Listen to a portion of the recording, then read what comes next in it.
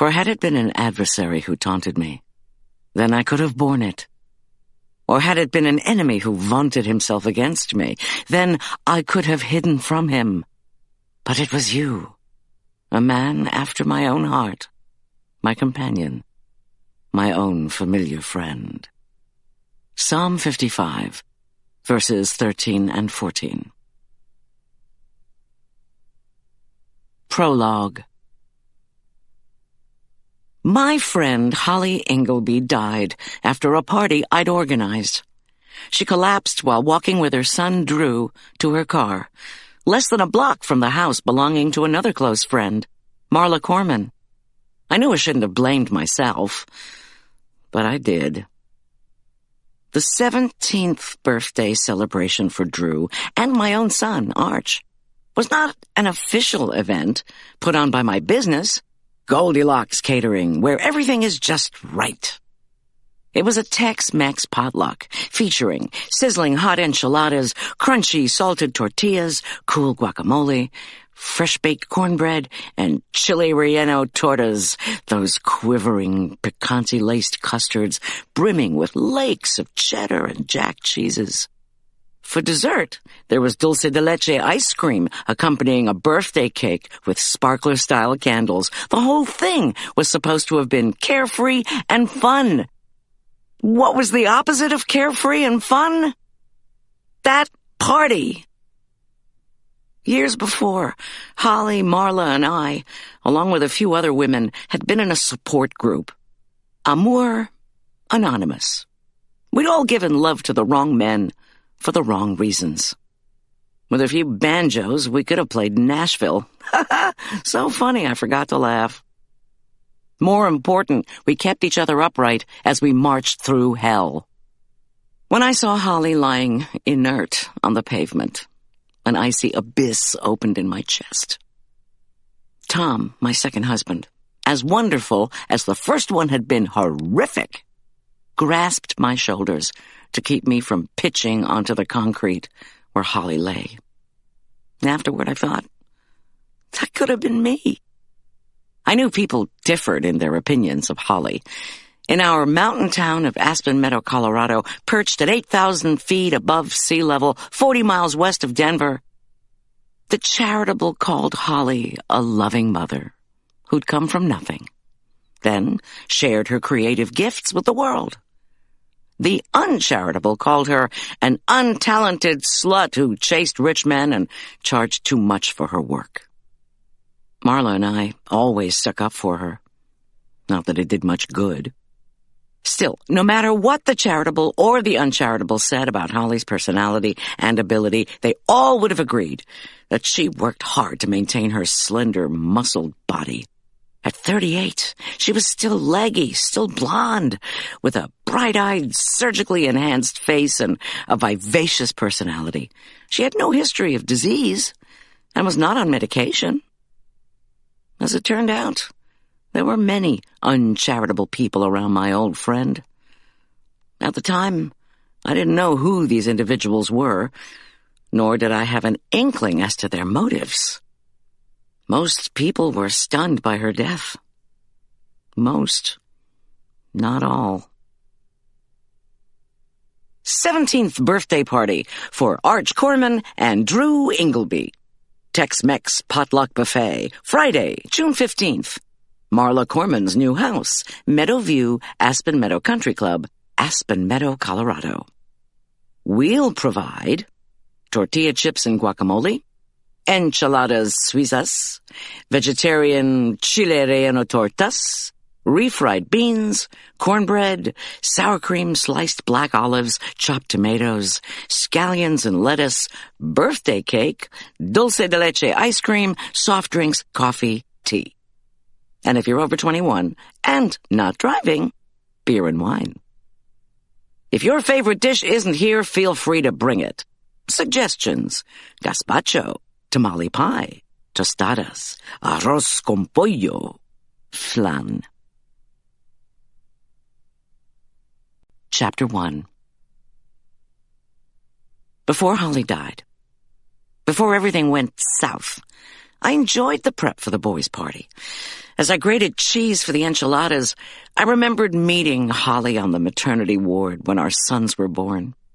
She was standing very still outside the newborn's nursery, staring through the glass as tears dropped from her high cheekboned face. I put her despair down to postpartum blues and hugged her. She was quite a bit taller than yours truly, so we made an odd picture. Within moments, Holly and I also discovered that neither of our doctor husbands had bothered to show up. She dabbed her eyes and said, "I feel so sorry for Drew. He has to know his own father doesn't care."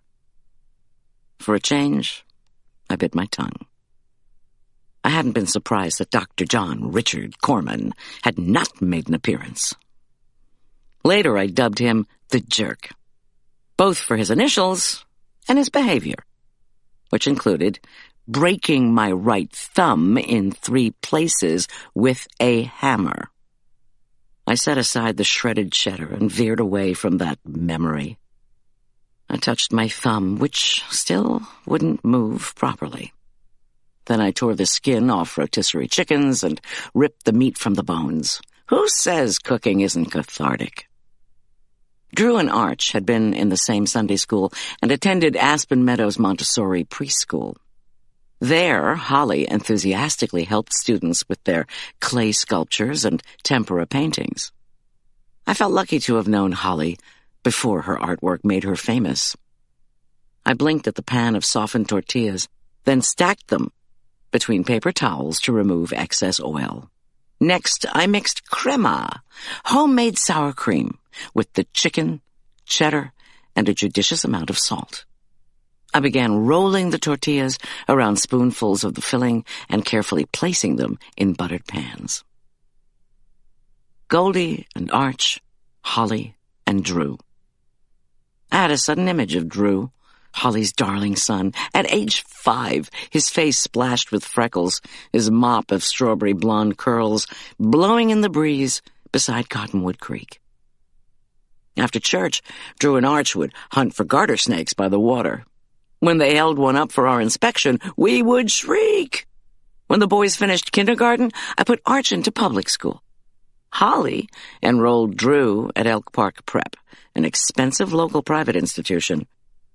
But the boys remained church pals until they were 9. Back then, Holly swooned over the cookies I brought in for the Sunday school class. She even begged for the recipes. She gleefully admitted she never made them herself, but gave them to the cook who worked for her mother-in-law, Edith. The cook was one of the benefits of living in the red brick plantation-style house that Edith's deceased husband had built. George the First, as Holly called him, had made millions as a genuine oil baron. When I said it must be nice to have somebody else prepare meals, Holly replied that living with Edith wasn't worth a dozen chefs. Holly also confided that she'd discovered too late that her husband, George II, was a mama's boy and a cheapskate. Despite Holly's pleas, George refused to buy a house for their little family.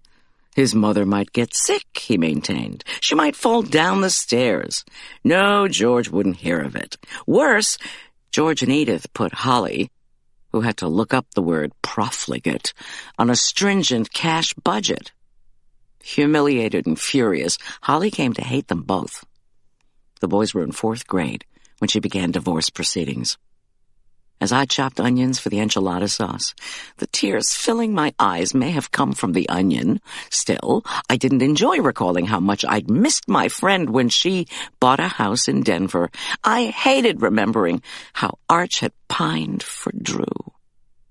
I found a tissue, blew my nose, and washed my hands again. I heated oil in a Dutch oven, then tossed in the onion. When it was almost done, I ladled in minced garlic. I stirred and inhaled the luscious scent. Next, I added chopped Italian tomatoes, chilies, and oregano to the enchilada sauce, gave it a good stir, and smiled, for this was when the memories started their trajectory back up. Not much more than a year after Holly left George II, the boys had an opportunity to get reacquainted. Holly sold the place in Denver. She purchased a fire engine red 4-wheel drive Audi and a house in Aspen Meadow Country Club. Then called to say she was back.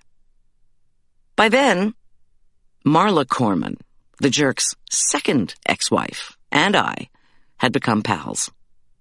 I invited Holly to join Amour Anonymous. While the group met, Arch and Drew moved from remote-controlled cars to board games. In winter, the two of them sledded down nearby hills. Drew, tall and athletic like Holly, began to tower over Arch. Sometimes the boys would build a jump for their sleds and plastic saucers and laugh themselves silly when one of them wiped out. At the beginning of each Amour Anonymous meeting, we would check in with a brief description of our current physical and emotional health. Then, we took turns choosing discussion topics. I was the secretary. This was all before laptop computers became commonplace, so I wrote the notes by hand. I sighed, poured the sauce over the first pan of enchiladas, and put them in the oven. I made myself an espresso and sat down. What came next was my best memory of Holly from those dark days. Not long into my own years of singlehood, Marla was out of town when a sudden snowstorm postponed an Amour Anonymous meeting. Arch was spending the night with a friend whose parents invited him to stay on. I couldn't have picked him up anyway because my tires had once again been slashed. I suspected the jerk, of course, but could prove nothing. Holly called to check on me. I told her I'd gone back to bed, and I stayed there as the blizzard raged on, day after whiteout day, with school canceled and Arch remaining with his friend. Holly called, and called, and called again. When I said I was too tired to talk or even to get out of bed, she showed up on our street. She banged on the door. Cursing, I answered, still in my pajamas. Holly whirled inside and said she'd left Drew with a helpful neighbor. Looking me up and down, she tossed her long blonde hair over her shoulders and ordered me to shower and dress. Meanwhile, she arranged for my car to be towed to the local tire place. Then she dragged me out of the house. The roads had been plowed by then, so she sped down the interstate to Denver. Along the way, she caught sight of my raggedy, torn purse, which wasn't going to do me much good anyway because I was low on money. The jerk having once again forgotten to send the monthly check for child support. Holly shot me a grin and asked, "Why do elephants have trunks?" When I said I had no idea, she said, "Because they'd look silly with handbags." I was so tired and depressed I couldn't even smile. Holly announced we were having a spa day. After our manicures and pedicures, her favorite colorist put highlights in my hair. While my hair was processing, a word I'd always associated with curing pork, the colorist went to work on Holly's elegant mane. Holly, meanwhile, chatted about how she was seeing 2 men just then.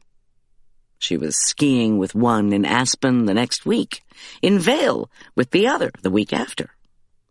The hairdresser looked at me and winked. Afterward, Holly and I gazed in the mirror. My friend hugged me, laughed, and asked if we were having fun yet. I couldn't help it. A grin creased my face. Holly then piloted the Audi through slush to Cherry Creek Mall. She insisted on buying me a new leather purse and several outfits. The clothes were much too chic for the reduced circumstances of my post-divorce life. I didn't go out for lunch anymore. I didn't ski in winter or play tennis in summer. Worse, my catering business had barely gotten off the ground. But that day, none of those issues mattered. Holly drove me back to my car with its new tires, which she insisted on paying for, as she had for everything else that day. She waved my thanks away. "I have money and you don't," she said. "It's that simple." For Holly, it was that simple. In our group, she flatly stated that at age 21, she'd married George. 10 years her senior and smitten with her, because he was loaded. With no close relatives, she had been working 2 jobs while attending art school on scholarship. She loved being creative, but had trouble making rent. George was a cardiologist. So even if Edith's oil wells ran dry, they'd be set. Anyway, Holly reasoned, Edith was a 67-year-old widow, so how long could she actually live? Forever, she told us acidly, years later. I softened the tortillas for the next pan of enchiladas and thought back. At another meeting, Holly told us that while she was with George, she'd thought she could make her own money if she established a career. That did not work out, at least not during the marriage. When Holly didn't make a fortune from her paintings, it surprised her. She was into astrology and had had her chart done. The stars had apparently predicted that she was going to be a very successful artist. I'd found this interesting. Whenever my catering business teetered on the brink of collapse, I was afraid to consult anything but a cookbook. By the time Drew was 7, Holly had sold only 3 canvases. I learned this not from Holly, but from Edith, who'd begun telling anyone who would listen that her daughter-in-law was a dilettante who couldn't be bothered to raise her own son. Inevitably, some of this was reported back to Holly. Holly told us she confronted Edith for talking behind her back, and that the older woman loudly retorted that Holly sure had an awfully expensive hobby. But I had to give Holly, or her chart, credit. After divorcing George, she started over. During her year in Denver, she went back to art school and started fashioning something she called portrait collages. She sold so many works, she developed a lengthy client waiting list. When the Denver Post interviewed Holly, she gleefully repeated Edith's expensive hobby comment. Intuiting a sensational story, the Post sagely snapped photo after photo of Holly, as gorgeous as ever, posed seductively in front of her latest work. I wondered how long it had taken Edith, who now shared her mansion with George and his second wife, Lena, to tear that article into teensy-weensy pieces and burn it, maybe in a discarded oil drum. Unlike what I was sure Holly's ex-mother-in-law thought, I was happy that my friend had found career success. We all seemed to be healing and moving on, and the meetings of Amour Anonymous became less frequent. Still, when we did meet, Holly would invariably confide that she was skiing, hiking, or playing squash with somebody special. She would say her latest client was making her beaucoup bucks. She would bring out photos of Drew scoring goals in soccer. At the time, I wasn't seeing anybody, and Arch was giving me fits. In the career department, I found that my catering clients could be willful, demanding, or suddenly bankrupt. But I did adore my friend, and I was happy for her. The snowy day she'd pulled me out of a funk remained a high point of that painful time. I took the first batch of enchiladas out of the oven, set them aside to cool, and began rolling the filling around the new batch of softened tortillas. I frowned, because this was where my story about my friend went off track. Whose fault was that? I had asked myself the same question repeatedly, but hadn't yet come up with an answer. In January of this year, Holly had abruptly pulled Drew out of Elk Park Prep, where she'd kept him all these years, and put him into Denver's Christian Brothers High School. CBHS was an enormous Catholic school that was not nearly as glamorous or expensive as EPP. But Arch had found a home there. He'd made friends, discovered a sport, fencing, and made the varsity. Drew tried out for the fencing team and made it, and the boys, who could drive themselves to school, began carpooling. They again became close pals. I phoned Holly several times after Drew transferred to CBHS, but she returned fewer than half my calls. She finally agreed to come to a reunion of Amour Anonymous. Everyone but Holly and Marla had moved away, and our conversation centered around the fact that Holly couldn't believe I had taken notes on all our meetings. Imagine, in this day of every imaginable technological device, she said she wasn't really in a relationship, whatever that meant. She drank a glass of wine, ate a cheese puff, and left. Maybe it was harder to resume friendships when you were older. Even though Holly came back to St. Luke's, she rarely stayed to chat. She remained mum on why Drew had changed schools. So unlike the old days, Holly didn't talk about herself much. She didn't want to get together. She didn't talk about anybody special. I found all this very odd. Still, I'd been happy when Arch said he and Drew wanted a joint party. April, when their actual 17th birthdays occurred, was full of school commitments. If they held the party 2 months late, Arch worried, would that jam me up with the wedding season? Would a potluck work? Absolutely, I said. April in Aspen Meadow could be bitterly cold, extremely snowy, or both. This year, Aspen Meadow Lake had stayed frozen well into spring, delighting a small band of risk-taking skaters. May had brought snowfall, followed by rain, which brought hopeful anglers. By mid-June, though, daytime temperatures were reaching the 70s. Brief showers punctuated the afternoons. Those same fishermen were happily pulling wriggling trout from the still frigid waters. The risk-takers had shed their blades and were riding their 12 speeds too close to the tourist traffic. Once the boys decided on their bash, as they called it, Holly phoned me. She apologized, but said she was too busy with her work to help with the festivities. I told her that was fine and not to worry about it. Marla, bless her, had insisted the celebration be held at her new house in the Meadowview area of Aspen Meadow Country Club. The boys wanted Tex-Mex food, and I'd volunteered to put together chips, guacamole, enchiladas, or whatever they wanted. Arch said he didn't want me to do it all. I replied that other parents had offered to bring Mexican dishes, and I loved not having to clean and set up our house, or my nearby conference center, which was, thankfully, almost fully booked for the summer season. So, here I was, the day before the party, reminiscing, sashaying around our home kitchen, beating golden cornbread batter, and making enchiladas. They weren't the typical beef bean type one had at restaurants, but my own variation of enchiladas suizas. They were a favorite of Arch's. When I tried to explain to him that the dairy-rich dish had been developed in Mexico for the Sanborn coffee shops, he'd said, "Great, Mom, thanks." His pale cheeks flamed, and his toast-brown eyebrows quirked. "And please don't string up a piñata. I'm not 5. Okay.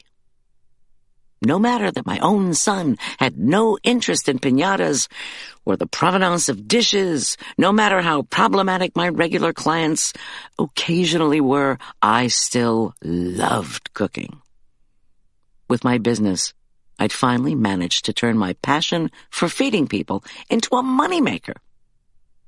Or at least, it was a moneymaker most of the time. I still had the occasional drunken host or crazed bridezilla, either of whom could cause a scene or have a full-fledged meltdown.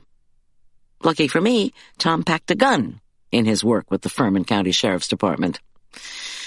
Of course, he wouldn't bring it out at one of my parties. Whenever anything threatened to go wrong, if Tom was there, he used that tone of voice. It scared the innocent and the guilty alike. I was happy that the boys' party would give the fencing team and parents, plus friends, a chance to get together before summer began in earnest. And would Arch really kill me if we strung up a piñata? I asked Tom. Yes, Tom replied he would. For the Tex-Mex celebration, my vegetarian assistant, Julian Teller, had set himself the task of making chile relleno tortas. In his mid-20s, Julian was compact, muscled, handsome, and perpetually grizzled-looking, although I tried just to taste my own cooking, to season it. When Julian tossed together cheeses, picante, and chilies, then poured a smooth mixture of eggs and cream on top, my mouth watered. Once the first batch of pies came out, I knew I would want to find a large spoon and dig in. That Thursday afternoon, as Julian waited for the first 2 tortas to finish baking, he tapped the toe of one of his high-top sneakers on the floor. He said, "I'm just going to check what else we have going on this weekend." The 3rd and 4th tortas sat on the counter, awaiting their time in the oven. I spooned the cornbread batter into buttered pans and checked the timer for when they could go in.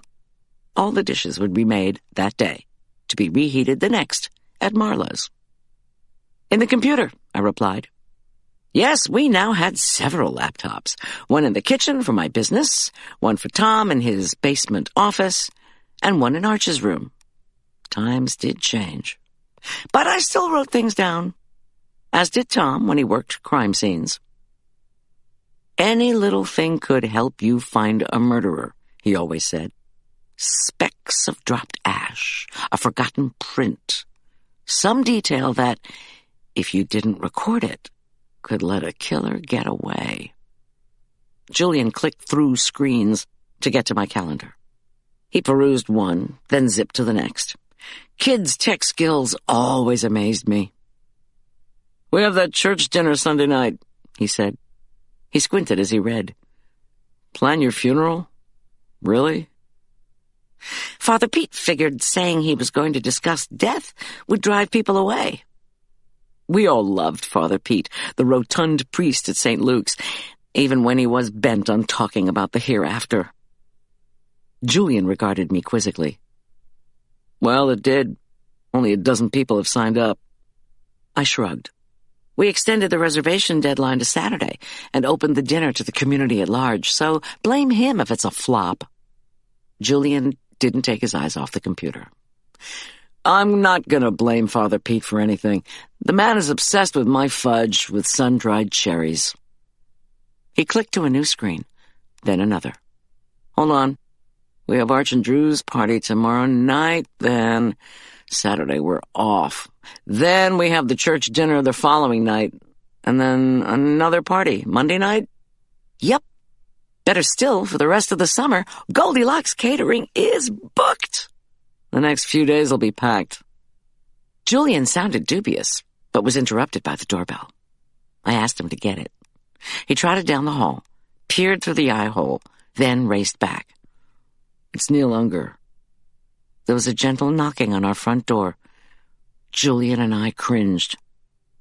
"Better let him in," I whispered.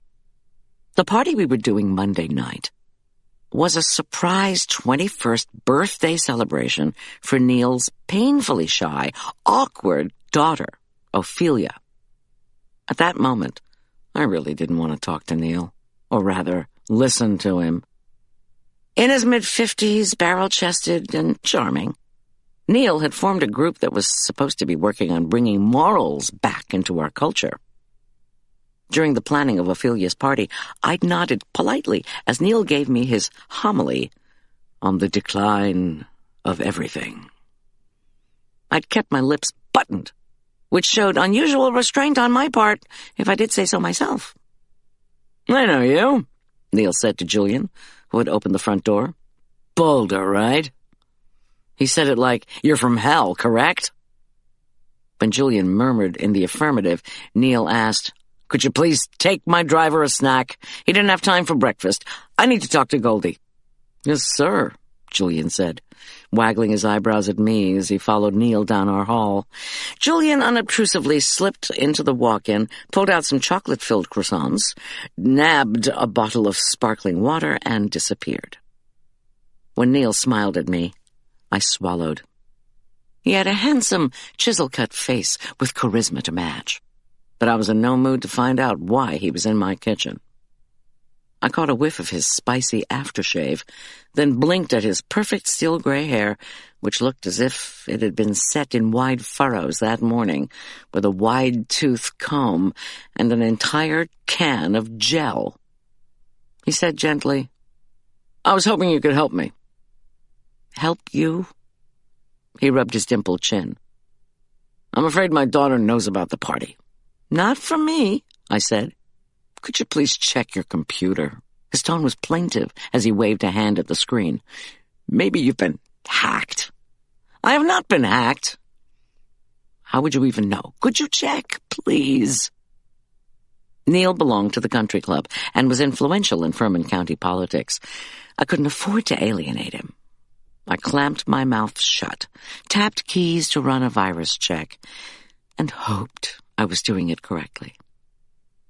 "I wanted to give Ophelia a book on fiscal responsibility," Neil said as he ranged around the kitchen, nervously opening cabinets, then closing them. But her stepmother vetoed that idea, so I bought her a gold bracelet with charms. "That sounds wonderful." I squinted at the screen and cleared my throat. "My first wife died of cancer when Ophelia was very young." He exhaled. "I just want the party to be a success." "It will be. Please sit down." Neil Unger continued moving around my kitchen. He was behind me, so I ostentatiously took my hands off the keyboard. He finally scraped back a chair. He said, "I think my daughter's fiancé is a rhino." "A rhino?" "Republican in name only." I haven't said anything. I just worry for her. I said, still staring back at the screen. I prayed the virus scan was working its way through my files. Do the fiancé's politics really matter? I suppose not. Ophelia just seems so unhappy. I thought back to Arch's years of misery. I'm a big believer in counseling. "The talking cure?" he groaned. "We tried that once. She refused to speak." The scan ended, with no viruses detected. I turned around and looked at Neil Unger, who at that moment resembled a puppy who'd just been rescued from drowning. He seemed to want to talk to someone. But right then, I didn't want to listen. Julian re-entered the kitchen and took in our little tableau. Short caterer looking sympathetic. Political heavyweight looking pathetic. I said softly, "My computer hasn't been hacked. If Ophelia knows about the party, she heard it from someone else." Neil corked his silver eyebrows, glared at the floor, and shook his head. He nodded at Julian and me, then left as quickly as he'd come in. "That guy's a jackass," Julian said, as he slid the last 2 tortas into the preheated oven. "A jackass with a big checkbook and lots of friends." "They're the worst kind." Julian set the timer. "Boss, we have a full schedule for the next few days. You can hire another caterer, give him or her the food you've ordered, and forget Unger. When I did a party for him, I had to listen to his political views. It's not an experience I'm going to forget anytime soon." "We'll be fine."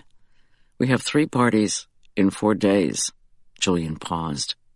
"You sure you know what you're getting into?" I actually laughed. Chapter 2. When I woke the next morning, gray light suffused the bedroom curtains. Tom was still asleep. So I moved through my yoga routine, then tiptoed to the kitchen. A mountain breeze moved languidly through the pines and aspens surrounding our house. I opened the back door for Scout the cat and Jake the bloodhound, and reminded myself that today we were celebrating my only son's 17th birthday. Okay, we were 2 months late, but so what? I smiled and reflected that it was probably a good thing that I'd stayed up past midnight to frost the cake. Tom had recently said he wanted us to have a baby. I would welcome an addition to our household, but I worried. Catering, not to mention being the mother of a teenager, often left me feeling old and tired. I pulled myself a double espresso, sat at the kitchen table, and stared into the dark liquid. I sighed. Among other things, I'd long been in denial about my intake of caffeine, even though Marla, Holly, and I frequently referred to our knowledge of health and disease as coming from what we called Medwives 101, I somehow never thought that knowledge pertained to me. My doctor had sternly ordered me to cut back. After my primal scream, I'd promised to switch to decaf on the third cup. It was the best I could do. I chugged the coffee, let Jake back in, and put him in the animal containment area. Scout had disappeared, as usual. When I was washing my hands, Julian pushed through the swinging door to the kitchen and took in my dour countenance. "Do I detect a negative vibe?" he asked, mildly. To my surprise, he'd shaved. In a few hours, his heavy beard would begin to darken his lower cheeks and chin. But at least he'd made the effort. He wore a pale blue Oxford cloth shirt and khaki pants, purchased, he'd proudly told me, from Aspen Meadows' second-hand store. "Negative vibe," I echoed. "You're not in the People's Republic of Boulder anymore." Actually, Julian had come back to live with us in late May, when the vegetarian bistro, where he had been performing his culinary miracles, had unceremoniously shut. Our first party would be the boys' Mexican fiesta. Julian's calming presence, brilliance with food, and efficient help made short work of the chores. His high-top sneakers squeaked across the floor as he hustled around me to the espresso machine, clattered a cup into place, and pressed buttons. As the stream spiraled downward, he hunted for the sugar bowl. Then he doused his espresso with so much of the sweet stuff that I had to close my eyes. My business line rang. Marla. "Some guy called me late last night," she began without preamble. "I just supervised the lawn being mown and the delivery of a volleyball net and new lawn furniture." "Marla, you didn't have to do all that. I'm just trying to explain," her raspy voice went on, "why I'd drunk 3 glasses of wine. Okay, maybe 4. Had dinner and gone to bed. The phone woke me up. This man said he needed directions to the party." Julian cocked his chin, but I shook my head. "A fencing team parent? That's what I thought," said Marla. "I was a little out of it. And actually, I thought he was a little out of it, like he'd lost his directions or didn't have access to the emailed invitations. So I told him how to get here, then asked for his name. He wanted to know if Holly Ingleby was going to be a guest at the party. I said yes, and by this time, I'd grabbed a pen. I asked him again who he was, but he hung up. Caller ID? Unavailable. Maybe he was an old boyfriend of hers. I shook my head. Marla said rapidly, "The diggers for the horseshoe pitch has just arrived. Sorry, Goldy, see you in a bit." I hung up, groaned, and told Julian about an uninvited guest showing up that night. "Nothing we can do." His voice wrapped around the door to the walk-in, where he disappeared to bring out the first pair of tortas. When he reemerged, he put down his load and gave me a look. "Tom will be there if there's a problem, and I'm sure we have more than enough food." As we placed more covered pans and bowls into cardboard boxes, I admitted to myself that Julian was right. For a kid, you're awfully wise. It's from all that time being laid back in Boulder. Please don't say being laid back to me. We packed my van with the boxes of Mexican food, the birthday cake, the gifts for the boys, and a dozen gallons of dulce de leche ice cream kept ultra-cold in coolers.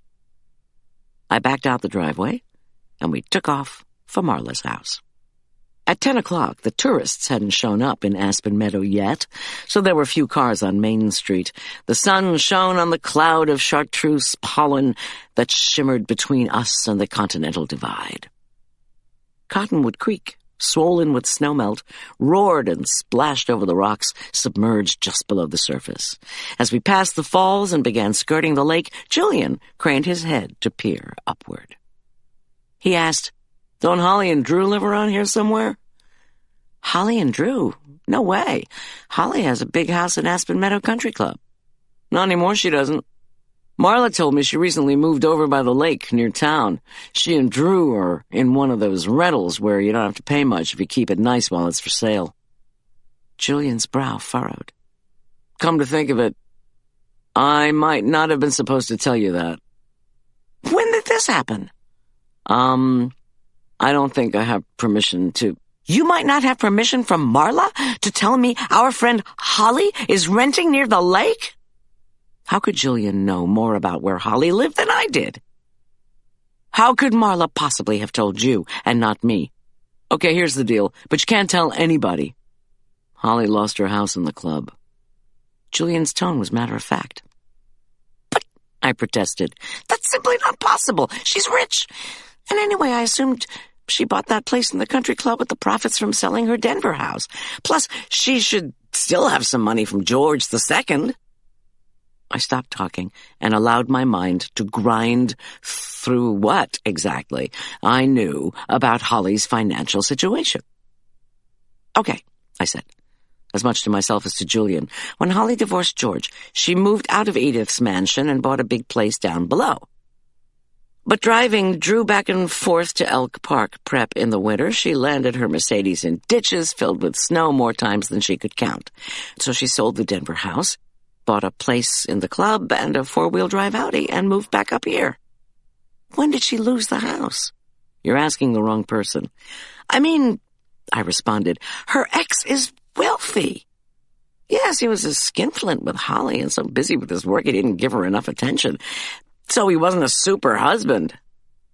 But I don't think he'd let her lose the country club house where she and his son were living. I shook my head. Did I think George would do that? Well, Julian replied, I don't know if George was involved in it. According to Marla, Holly refinanced the place in the club. Then she couldn't make her payments. She tried to do a short sale with no luck. The bank foreclosed. How do you know so much about Holly? Watch where you're driving, boss. Julian's revelations had so disconcerted me that I drifted into the wrong lane. I corrected the van and glanced over in time to see a grin pleat Julian's cheek. He said, Marla told me about Holly's situation because I asked.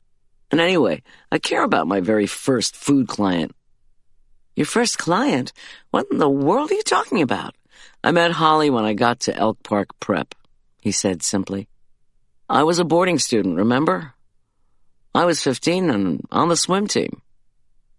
You were at EPP when you were 15? I thought you arrived later. Nope.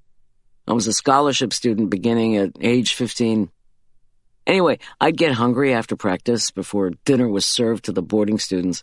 Since I was a vegetarian, I got permission to use the kitchen to make my own meals. One time when Drew was, 9 or so, he suddenly appeared beside me, said he'd smelled something yummy, and what was I doing? He said his mother was late picking him up and asked if he could have a plate of whatever I was fixing. So I gave him a bowl of vegetarian chili. He raved about it to Holly. She came into the kitchen the next day, all breathless, saying her husband George was a vegetarian too. She hated having to prepare food for him on Edith's cook's one night off. So she paid me each week to make a vegetarian dinner for the four of them, which I did, until the Inglebys got divorced and I moved in with the Farquhars. It had been at Adele and Beau Farquhar's house, where I'd briefly been a live-in cook, that I'd met Julian. You're telling me Edith never figured out that it wasn't Holly making the food on her cook's night off? Julian shrugged as we zoomed through the stone walls, marking the entrance to the Meadowview area of Aspen Meadow Country Club. Maybe Edith knew it wasn't Holly cooking. Maybe she didn't. But if Edith suspected her daughter-in-law wasn't actually making that meal each week, she didn't say anything about it. Holly wasn't a very good cook, I guess. It was worth it to Edith to keep mum if she was going to get a decent dinner on the one night a week when the cook wasn't there. I reflected on all this as my van turned onto Arnold Palmer Avenue, and we sailed past gigantic gray, beige, and white homes, all dusted with pollen. Holly had lost her house after refinancing. I had not known that. What I had known was that she'd transferred Drew from Elk Park Prep to the Christian Brothers High School and had not been forthcoming about her reasons. I'd put it down to a problem caused by Edith, not something related to money. The tuition for the Christian Brothers High School was half that of Elk Park Prep. But could Holly really be having financial problems? How could Marla not have told me? And anyway, how was it possible? After all, Holly was an artist whose works reportedly commanded large sums. She'd been at pains to point out to me that she had lots of clients, plus Drew was only 17. Holly had told us, I knew it was in the Amour Anonymous notes somewhere, that George had had to give her a big settlement and was duty-bound to pay child support until Drew was through college. And George made loads of money. There was always the Ingleby oil fortune, just in case. So what was going on? Boss, you just passed the turnoff to Marla's. Yo! He howled. Look out! A man darted out from behind a chokecherry bush beside the road. I swerved to avoid him. With a fierce thud, the van hit a boulder. I shrieked to Julian to check if the guy was okay. Hey! Julian shouted. He jumped from the van. The sandy-haired, beefy man, dressed in jeans and a sweatshirt, ran off. Julian tried to give chase, but the guy had too much of a head start. You all right? Julian hollered after him. Come back, I cried.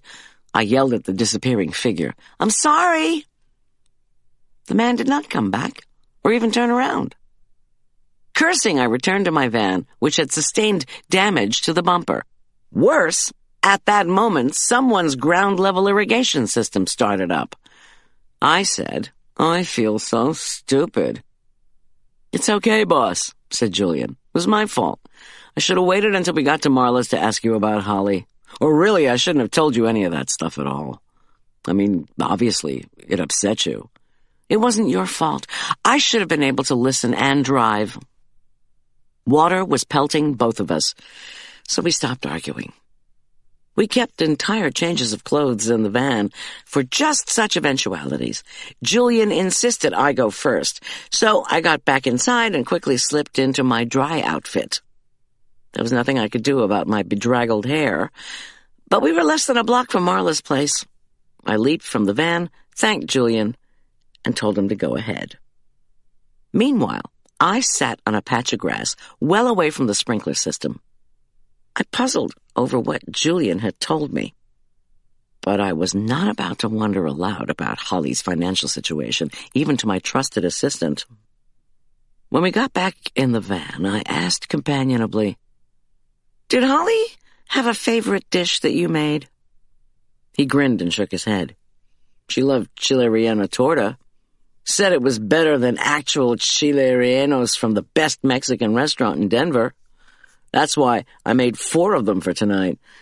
Not that she'll eat that much. She never does. I turned around carefully, made it onto Marla's street, and signaled to pull into her driveway. The pitch diggers, riding in the back of an enormous exhaust-burping truck, waved to us as they left. Woo! Marla called, waving from her garage doors. After losing 40 pounds on a low-carb diet, she'd been forced, she told me, dramatically, to buy all new clothes. Today she wore a royal blue short-sleeved turtleneck and black pants. Sapphire barrettes sparkled in her hair. She looked us up and down as we hopped from the van. Did it rain and I missed it? She asked, smiling. When she caught sight of my face, she said, Uh-oh, you're pissed. Look, I know I should have gotten that mystery guest's name, but What happened to the front of your van? I almost hit a guy when Julian was telling me about your friend and mine, Holly Ingleby, and her recent financial problems. What guy? Marla peered at my van. You hit something. Yeah, a boulder. Then somebody's sprinkler system started up. That's why we're soaking wet. Think I'll make myself scarce, Julian said quickly. He slid open the van's side door and heaved up the first ice cream cooler. Front open? He called to Marla. Yes, look, Goldy, Marla began. Don't you want to have a shower? Julian? But he had disappeared. I'm sorry you hit a boulder, and I'm sorry I called you so early, but I figured you would want to know. About some guy who may or may not turn up looking for Holly? Do you suppose he's a creditor? Maybe he's the one I just about killed down on Arnold Palmer Avenue.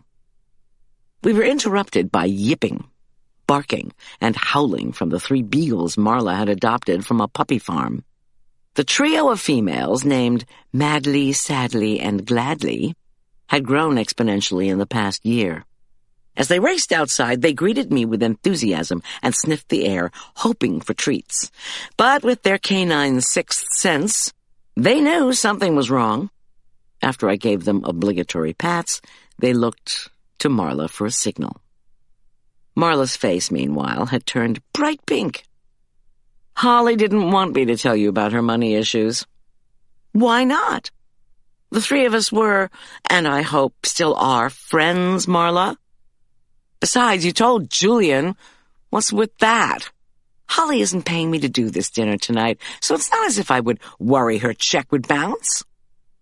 Marla put her hands on her newly slim hips. The dogs began to whine. Julian wasn't supposed to say anything to you.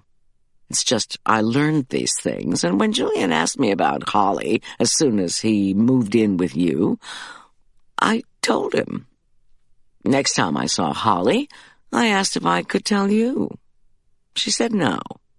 She didn't want anyone to be aware of her financial issues. But why is it a secret, even from me?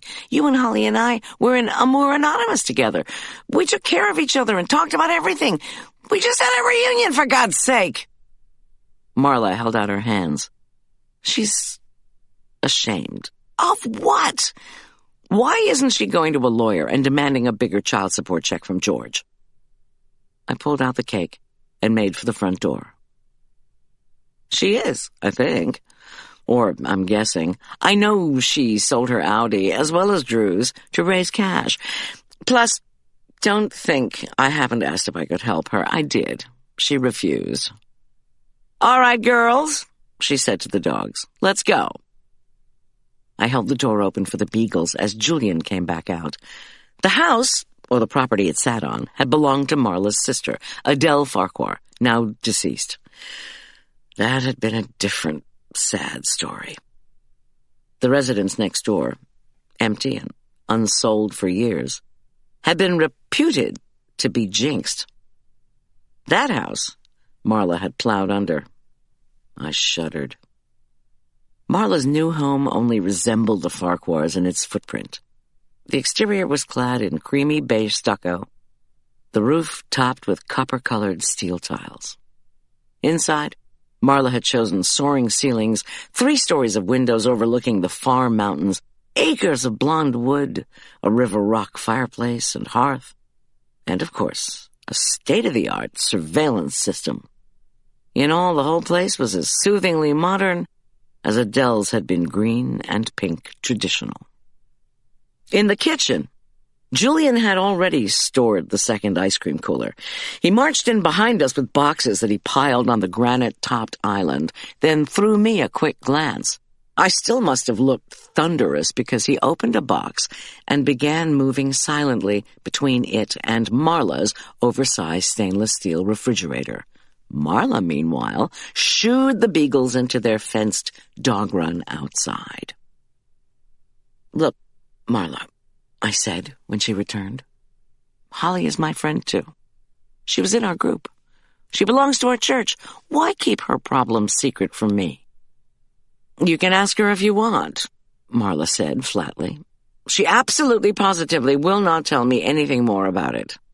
And Julian, you shouldn't have said anything either. Sorry, muttered Julian. I guess I thought Goldy would know, like from Arch or something. I mean, don't Arch and Drew carpool to school? Yes, I said acidly, but Arch doesn't keep me up to date on the real estate market. He also refuses to share any gossip at all. Marla held out her hands again in explanation. The only reason I found out about Holly's house and the club is that it's a matter of public record. When I was thinking about moving over here, the house I was selling had to compete price-wise with her attempted short sale. You want a shower and some coffee? Sure, I said. Thanks, decaf. I groaned. Killing a boulder, getting soaked, and no caffeine. No wonder you're in such a bad mood. I had a quick shower, dried my hair, and drank Marla's iced decaf, which was marginally better than what I had at home. Julian said he would shower after he'd had a swim in Marla's pool. By the time I came back to the kitchen, he'd schlepped in all the boxes.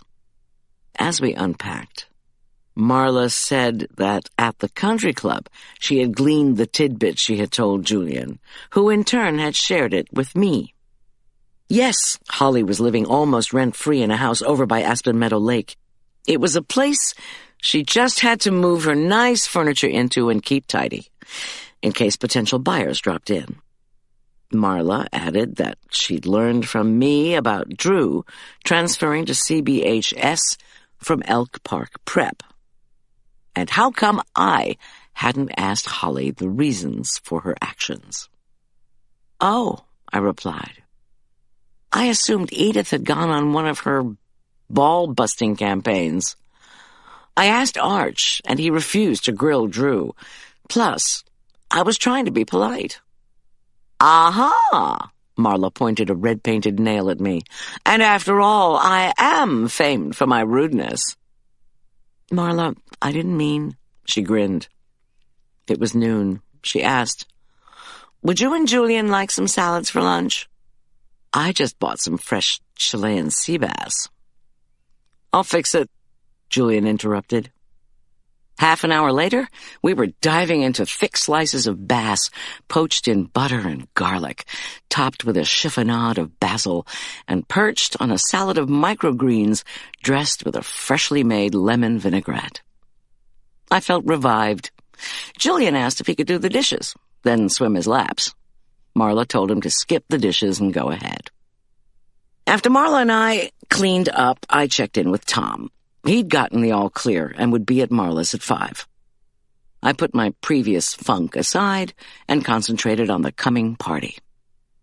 The slap-slap of Julian's methodical swimming gave me extra energy as I bustled around checking my lists, fluffing linens out over rented tables, and setting the buffet with what Marla had insisted on, china and flatware with plastic cups for drinks, so that the kids and parents could have their beverages out by the pool.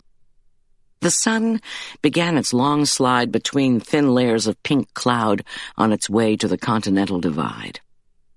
Those jagged peaks above timberline, still sheened in snow, glowed in the afternoon light. When I answered the door to pick up sword-shaped floral decorations, thick with red carnations and dark blue delphiniums, playing children were calling to each other from the street at the end of Marla's driveway.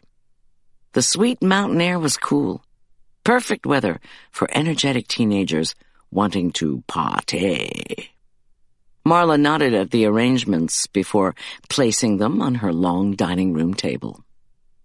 I told the florist to make them masculine. Okay, look, Holly called. Afraid I have some bad news. Not about the party. No, you know a local caterer named Kathy Bellier? I thought Kathy Bellier was a substitute teacher. Marla shook her head. Not anymore. She's opened a catering company she's calling Goldy's Catering. What? She phoned Father Pete when Holly was in his office and offered to do the church dinner for half of whatever you were charging. But I'm not. I know. Holly told Father Pete, who was confused, that I was still paying for that meal. So Holly left a scurrilous message on Kathy's voicemail telling her not to try to undercut you. Kathy then called Holly back, saying she would do tonight's party, which she'd heard about from somebody at the club, for half of whatever you were charging. But I'm not— Wait, said Marla, motioning to her own laptop, which she kept on a desk in her kitchen. Did you not register your business as a domain name? I shook my head while looking in wonder at www.goldilockscatering.com. There was Kathy Bellier, whom our local librarians had often said looked like me, with her hair cut and curled like mine. Why anyone would want to look like an aging Shirley Temple was beyond me. But there was my doppelganger, standing in front of a van that had been decorated to look like mine, with a phone number only 1 digit off mine. I said, "But her name's Kathy." Marla said, "So, your actual name is Gertrude." I sighed. I can't deal with this right now. My business is almost booked for the summer anyway. Marla said gently, "I know. I just thought you should know, in case anyone brings it up tonight." Thanks. I swallowed and tried to refocus my attention.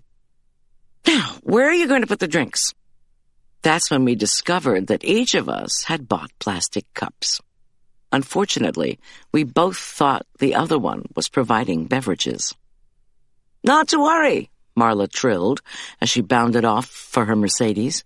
She called over her shoulder that she would buy cases of non-alcoholic drinks for the kids and beer and wine for the adults. She promised to be back before the food was served. Tom, handsome and smiling, appeared just before 5. Julian, his hair wet from his shower, joined us. A few moments later, Arch piloted his Passat up the driveway, and the first batch of his pals spilled out. "Drew's mom is bringing him," Arch announced.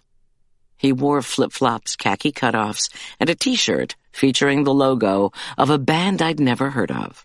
"The rest of the guys are parking down on the street." He nodded to me, but his eyes contained a warning.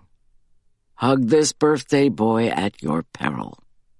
I hadn't been paying attention to my driving and had almost hit a guy in Marla's neighborhood. I'd run my van into a boulder. A rival caterer in town was trying to steal my business, starting with the name. But at least I hadn't strung up a piñata. Chapter 3. By 5:30, most of the fencing team, parents, and kids, plus assorted girlfriends, had shown up. The boys' bald heads always gave my heart a jolt. They'd all shaved their scalps in sympathy with one of their teammates. He'd been stricken with leukemia and was going through chemo. The boy was doing well, but wouldn't be at the party. The parents marched through to Marla's kitchen, proudly holding their favorite Mexican dishes aloft. Tom asked them how long their entrees needed to heat and if anything ought to be refrigerated. Then, as carefully as he took notes at a crime scene, he wrote down everything in his notebook. Marla honked the announcement of her arrival. Parked behind other vehicles in her own driveway, she called for Tom to push out a dolly so he could haul in 3 cases of Dutch beer, 2 of non-alcoholic brew, a case of wine, and several 24-packs of juice, water, and pop. Tom placed all the drinks in Marla's second refrigerator, located in the garage. "I'm having a shower and getting dressed," she said, then disappeared. 15 minutes later, while Julian and I were assembling the chips and guacamole, she trotted into the kitchen. That had to be another record. She flicked her highlighted gold and brown hair back from her ears to reveal dangling chocolate diamond earrings. She cocked a hip and presented herself, swathed in a leopard print pantsuit with a sequined belt. "You look fantastic," I told her. "Anyone who can lose that much weight." But I didn't finish the thought because Marla wasn't listening, suddenly distracted. She gazed over my shoulder, through the kitchen windows, with their magnificent view of her pool and her flat land and beyond the mountains. She asked, "When did Bob Rushwood and Ophelia Unger arrive?" "Bob Rushwood?" I asked, puzzled.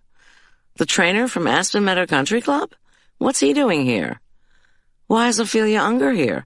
Her party isn't until Monday night." "They came while you, boss, were helping the Smythes bring in their dishes. You were out getting the drinks, Marla." Julian tilted his head to indicate the windows. "Ophelia is engaged to Bob. They're going to do their pitch when I'm trying to make my first round of the appetizers the parents brought." "What pitch?" I asked. "Okay, this was not my idea," Julian said defensively. "Arch came in and said Drew had worked with Bob last summer digging trails. You know, pails for trails."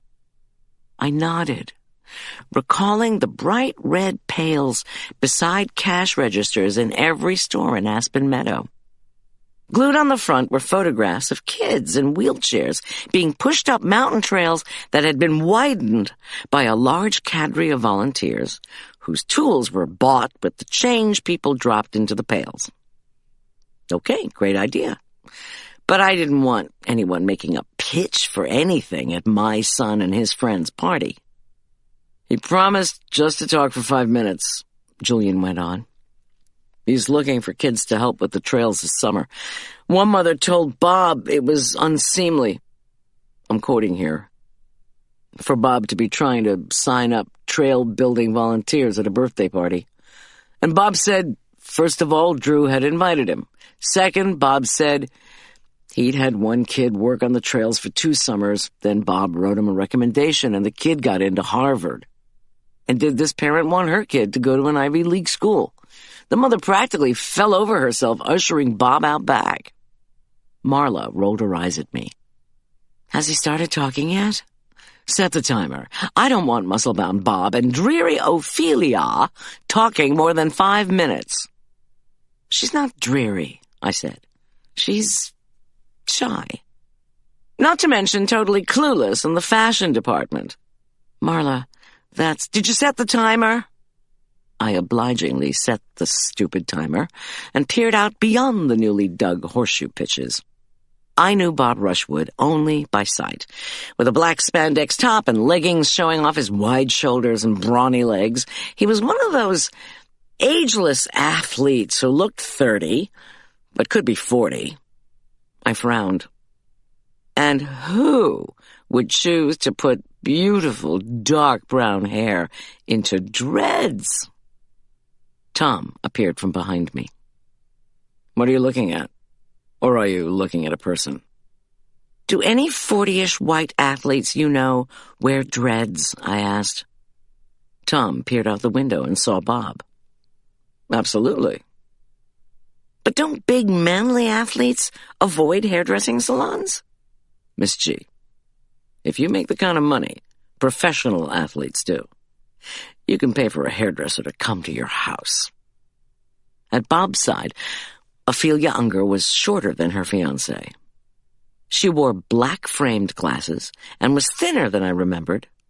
Her shaggy dark hair was longer than I recalled, too. Her attractive face was set in a bored expression. Clearly, the trail-digging enterprise didn't make her want to go to Harvard. Where Bob's tight outfit stretched across his pecs, abs, and other muscles I didn't have, Ophelia sported a lime-collared shirt, lime Bermuda shorts, and sandals. I wondered about what Neil had said, that Ophelia seemed so unhappy. She certainly looked miserable enough. On Marla's grass, the kids and parents listening to Bob lounged in various states of repose. 2 boys appeared to be asleep. I said, "Apparently the idea of building trails isn't meeting with enthusiasm." "Do you think?" Marla replied from beside me. The timer hadn't gone off, but never mind. With the parents watching, she pulled out a frying pan and a metal spoon and raced onto her back porch. Julian snorted with laughter as she banged on the pot and shouted to Bob and Ophelia that their time was up. I glanced around for Tom, who had disappeared. Then I spotted him, setting up Marla's new volleyball net next to the horseshoe pitches. What a guy. It was time to start baking the entrees. Tom had preheated Marla's ovens and left the schedule where I could see it. I put dish after dish onto the racks. Julian's foil-covered chile relleno tortas, my enchiladas suizas, the Boatfields tostadas, arroz con pollo from the Smythes, empanadas from the Mikulskis. The adults who hadn't been listening to the presentation on trail digging were milling about Marla's kitchen, stirring gazpacho, grating cheddar, queso, and Monterey Jack cheeses, spooning soft dollops of sour cream and guacamole into crystal bowls. A few of them wandered into the backyard to help Tom with the net. With her usual fanfare, Holly arrived. She dinged unnecessarily and repeatedly on Marla's doorbell. Summoning her audience, I thought, with a smile. It was 25 minutes after the party was supposed to have started. I'd never known Holly to be on time for anything. When I opened the door, instead of seeing her smiling face and hearing her humor-filled voice, I saw only Drew, who had high cheekbones, was 6 inches taller than his mother, and sported the same shaved head as his teammates. "Where's your mom?" I asked. Drew pointed, and I looked around. Holly, huddled beside Marla's door, wore a sparkly silver designer pantsuit with complicated folds and creases. The shimmery fabric had been skillfully cut away to show off her tanned, buff shoulders, which she'd draped loosely with more glittery fabric. She'd swept her blonde hair back. Holly didn't look like a parent. She looked like a model who'd been given the wrong outfit for a backyard barbecue. Stringed bags hung from each of her hands. She glanced fearfully down the driveway, where, I now realized, a tall, well-built, balding man was standing. I was willing to bet his male-pattern baldness was owing to age, not choice. A fringe of sandy hair around the man's collar made me look twice. Was this the guy I had almost hit that morning? If so, he was no longer wearing jeans and a sweatshirt. Oh, how I wished I'd gotten a good look at him before I hit the boulder. "Let me in quickly," Holly said to me. "Mom," said Drew, "who's that guy?" "Nobody," she said. It was clearly a lie. "Goldy, don't look. Don't give him the satisfaction." I couldn't help myself. I craned forward to get a better view of the stranger, but in the gathering gloom, I could only make out an unmoving male. Apart from the bit of sandy hair, all I could tell was that he was perhaps in his early 50s. He had a pale, moon-shaped face. He may have been tall and brawny, but his ill-fitting, long-sleeved shirt and rumpled pants did him no favors. His expression was gloomy, as if someone in his family had just died. "Holly," I began. "What the—" Holly slipped through the door. Drew quickly followed. I continued to stare at the odd-looking man until I heard Holly's bags hit the floor. One of her powerful hands pulled me back inside. She firmly shut the door. "He's a son of a bitch," she hissed, her blue eyes ferocious. "Is he a dangerous son of a bitch?" Holly looked unsure, and I recalled the moon-faced man's unhappy expression, his body slouched in apparent defeat. Was this the guy who'd wanted to know where the party was? Who'd wanted to know if Holly would be here? Had he been lurking on Arnold Palmer Avenue that morning? And could he really have been one of Holly's former boyfriends? He hadn't been particularly good-looking. Like Ophelia, he lacked fashion sense. Even George Ingleby was handsome, in a broad-faced, bearded Russian army officer sort of way, and always dressed in khaki slacks and a tailored shirt.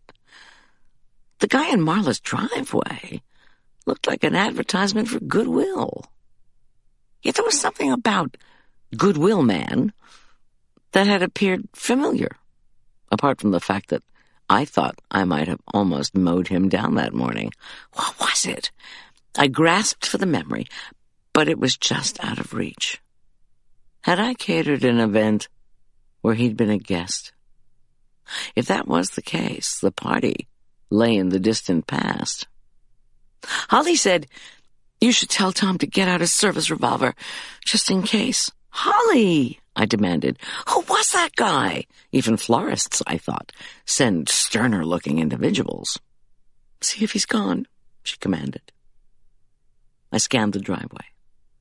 The man had turned his back on Marla's house and was slowly, carefully, making his way toward the street. "Crisis over," I said. my tone reassuring. "Come see Marla's kitchen." I hugged Holly, but she remained stiff. I added, "Really, Holly, that guy looked as if he'd rather be anywhere than standing out in the driveway. You have to trust me. He's crazy." "I don't know about crazy. He certainly didn't look happy." I tried to make my voice comforting. I picked up her bags as she scooted into Marla's living room and peered back down the driveway. "Damn it!" she exclaimed. "He stopped walking. What a nightmare." Pink with embarrassment, Drew hovered in the foyer. "Where is everybody?" he asked, his voice fretful. I said, "Out back. Tom's there too, Holly. So if you'd be more comfortable being near my big, strong police officer husband, you could follow your son." No, that's all right." "Sorry," Holly said, as she lifted the glittering wrap off her shoulders, shook it out, then rearranged it over her shoulders like wings. She smiled at us, and for a moment, it was the old Holly, mischievous and jokey. "Did you hear about the guy selling chickens? He ended up with egg on his face." Drew rubbed his scalp, gave a sideways grin that revealed a dimple in one cheek, and opened his eyes wide. Watch my mom being her usual self. He shifted from foot to foot, impatient to be away. "All right, Drew," said Holly. "Go ahead." "Are you going to tell me who that man was?" I asked. "I really don't want to talk about him," said Holly. "I'm more worried about you," I replied softly. I didn't mention losing her house or transferring Drew, but I wanted to give her an opening. "Are you all right?" "Yeah, I'm fine." She smiled again, but her tone was guarded. She came close to my left ear and whispered, "I need to talk to you in private." Chapter 4. Holly and I walked quickly into Marla's kitchen. She greeted friends, then she stepped out to the screened porch, where she scanned the group out back. I wondered if she was looking for the man from the driveway. I slid up beside her. "Let's have some wine," I whispered. "Then we can talk." "Okay." Her velvety blue eyes darted right and left. She said under her breath, "I'm in a relationship mess." "With that guy out front?" "Not him. Not—" She seemed about to add any more, but changed her mind. "That guy's just a nutty manipulator who's trying to get money out of me." "A nutty manipulator?" I repeated, trying to think of a place in Marla's new house where we could have a confidential conversation. At the same time, I wondered if I could hand over the timing of the oven to someone reliable. Ever eager to glean gossip, Marla spotted us and hurried out to the porch. To Holly, she said, "Does this have to do with George?" "God, no," said Holly. "Bull," said Marla. "I wish George were dead," Holly said. "I can't wait to hear this," Marla murmured, ignoring curious glances from the folks in the backyard. Holly put her strong hands around Marla's and my upper arms and pulled us close. "Why do you wish George were dead?" Marla asked, sotto voce. "Did you hear the one about the farmer who slapped a mosquito off his donkey?" Holly replied. "The bug was a pain in the ass." I thought, not again. "Don't say another word," Marla warned as she turned back to the kitchen. "I've got a good Cabernet in the kitchen. And no more jokes. I want the whole story." While Marla poured us glasses of wine, I wondered where, in fact, George Ingleby was. Had Holly seen him, hence the whisper? All the guests seemed to have arrived, and yet I had seen neither George nor Lena. As Holly checked out the people standing around the pool, as well as splashing in it, I reflected that I didn't like or dislike Dr. George Ingleby. Years ago, he'd been a legend in his own mind, never less than an hour late for any appointment, intent on impatiently interrupting patients as they related their tales of woe. He'd marched importantly down every hospital corridor he'd ever found himself in, but after, he'd stumbled badly in the relationship with Holly. It was my guess that he'd gone into therapy. George seemed to be living proof of another of Holly's favorite riddles. An oldie but goodie. How many psychologists does it take to change a light bulb? One. But the light bulb has to be willing to change. George had actually started showing himself to be a good dad to Drew. He may not have taken his son to church, but he came to every fencing meet this spring. He even attended some of the practices. He must have reworked his schedule so he could be present at CBHS parent-teacher conferences, with Holly sitting stiffly on Drew's other side.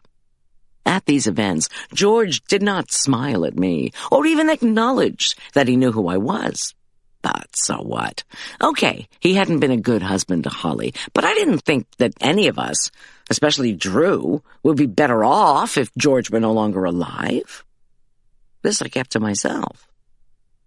Actually, you know what, Holly, Marla said, after she returned and we toasted with our plastic cups.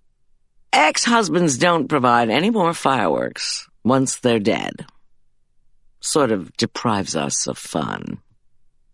Deprives us of fun? I asked, disbelieving. Father Pete was out back with the other parents. Holly had invited him. But if our good priest heard us rejoicing over the death of a former parishioner, no matter how dissolute that churchgoer had been, he would not be happy. Marla shrugged. Not having an ex to complain about is sort of a loss. Like you know what I'm talking about, Holly said dryly. Not at the moment, Marla replied smoothly, but I'm hoping you'll tell me. Holly did a careful survey of Marla's backyard. Her eyes seemed to catch on someone or something because her face turned tense. Oh, God, she said. What the hell is he doing here? He who? I asked. But Holly became suddenly quiet. I followed her gaze. There was a group of about 20 adults beside the kids. Among them stood Dr. Warren Broom, his head above the rest. Patsy Boatfield had her arm protectively twined through his. Wait, I said. I knew Patsy Boatfield was bringing her new husband. Did she marry Warren Broom? You really don't keep up, do you? Said Marla. Patsy was a member of St. Luke's. They didn't get married at the church, I said, as if this excused my ignorance. I'm pretty sure Father Pete refused to do the service, Marla countered. I groaned. Poor Patsy. Or at least that was the way I saw it. Warren Broom, oh God. He was a Denver psychiatrist who'd become infamous a couple of years before. The reason? He'd slept with at least one of his female patients. That patient had reported him and claimed there were other victims. She'd gone to the papers, even asked for help from the public in identifying these other women. But no one else had come forward. Broom had been suspended for 6 months, as I recalled. And then he'd gone off my radar, which wasn't nearly as keen as Marla's. At the moment, Broom was staring at Holly. He was quite tall, and in addition to his sexual misadventures, was a reputed ace on the tennis court. He had the kind of straight, ash-blonde hair most women would kill for. Beside him, Patsy chatted amiably to the gaggle of guests. Warren, his thin-lipped mouth open, seemed to be ignoring her. If anything, as he stared up at Holly, he resembled a drooling kid who was pressing his face against the candy store window. Focus, Holly, Marla ordered. You're in a relationship mess. You're dealing with a manipulator, and you wish ill to your ex. And besides all that, you're going to explain to us, your friends, what your financial situation is. Goldy wants to know why you're in a rental. And we both need to find out the reason you transferred Drew from EPP to CBHS. I have money, and Goldy is good with advice. So spill it. Just at that moment, though, we were distracted by Tom announcing loudly that the volleyball net was ready for use. The kids burst upward like exploding confetti. They called to each other, tossed around the volleyball, and picked teams. A few of the kids, including Arch, I noted, moved to sign Bob's clipboard. Bob appeared crestfallen that he'd recruited so few volunteers. Ophelia had retreated to the shade of one of Marla's trees, where she sat on the ground reading a book. It didn't seem like the most logical activity for a young woman to do at a birthday party, especially with her handsome fiancé just a few feet away. A squiggle of worry wormed its way into my brain. How would she act on Monday night? Sullen? Shy? Or studious? "Oh, God, he's inside," Holly said, as her gaze traveled back to Marla's kitchen. The man from the driveway was hovering over the stove. With his sandy-haired fringe, he resembled a monk attending to a pan on one of the burners. "You have to get Tom to get rid of that guy," she begged. "He's nuts, I'm telling you." Marla's forehead knotted in puzzlement. "What's he doing?" "Goldy," Holly said sharply. Below in the yard, a bunch of kids looked up to see what was going on. "Do something! Get Tom!" "I'm here," said Tom. His voice was low but authoritative. When had he arrived at my side? I shivered. Had he been on his way up here and heard Holly when she yelled about the balding man being inside? He said, "What's the problem?"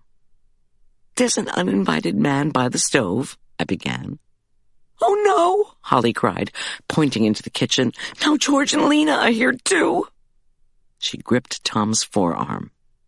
"You have to get rid of that balding guy in the kitchen. The one who looks out of place. He's wearing a shirt with long sleeves, and I don't know how in the hell my ex-husband and his bitch wife Lena came to be here." "Didn't you invite them?" I asked, bewildered. "It's Drew's birthday. He's your son's father, Holly." Holly turned her face away, as if she couldn't hear me. Marla said, "Oh, for heaven's sake, Holly," echoing my tone. "Goldy's right.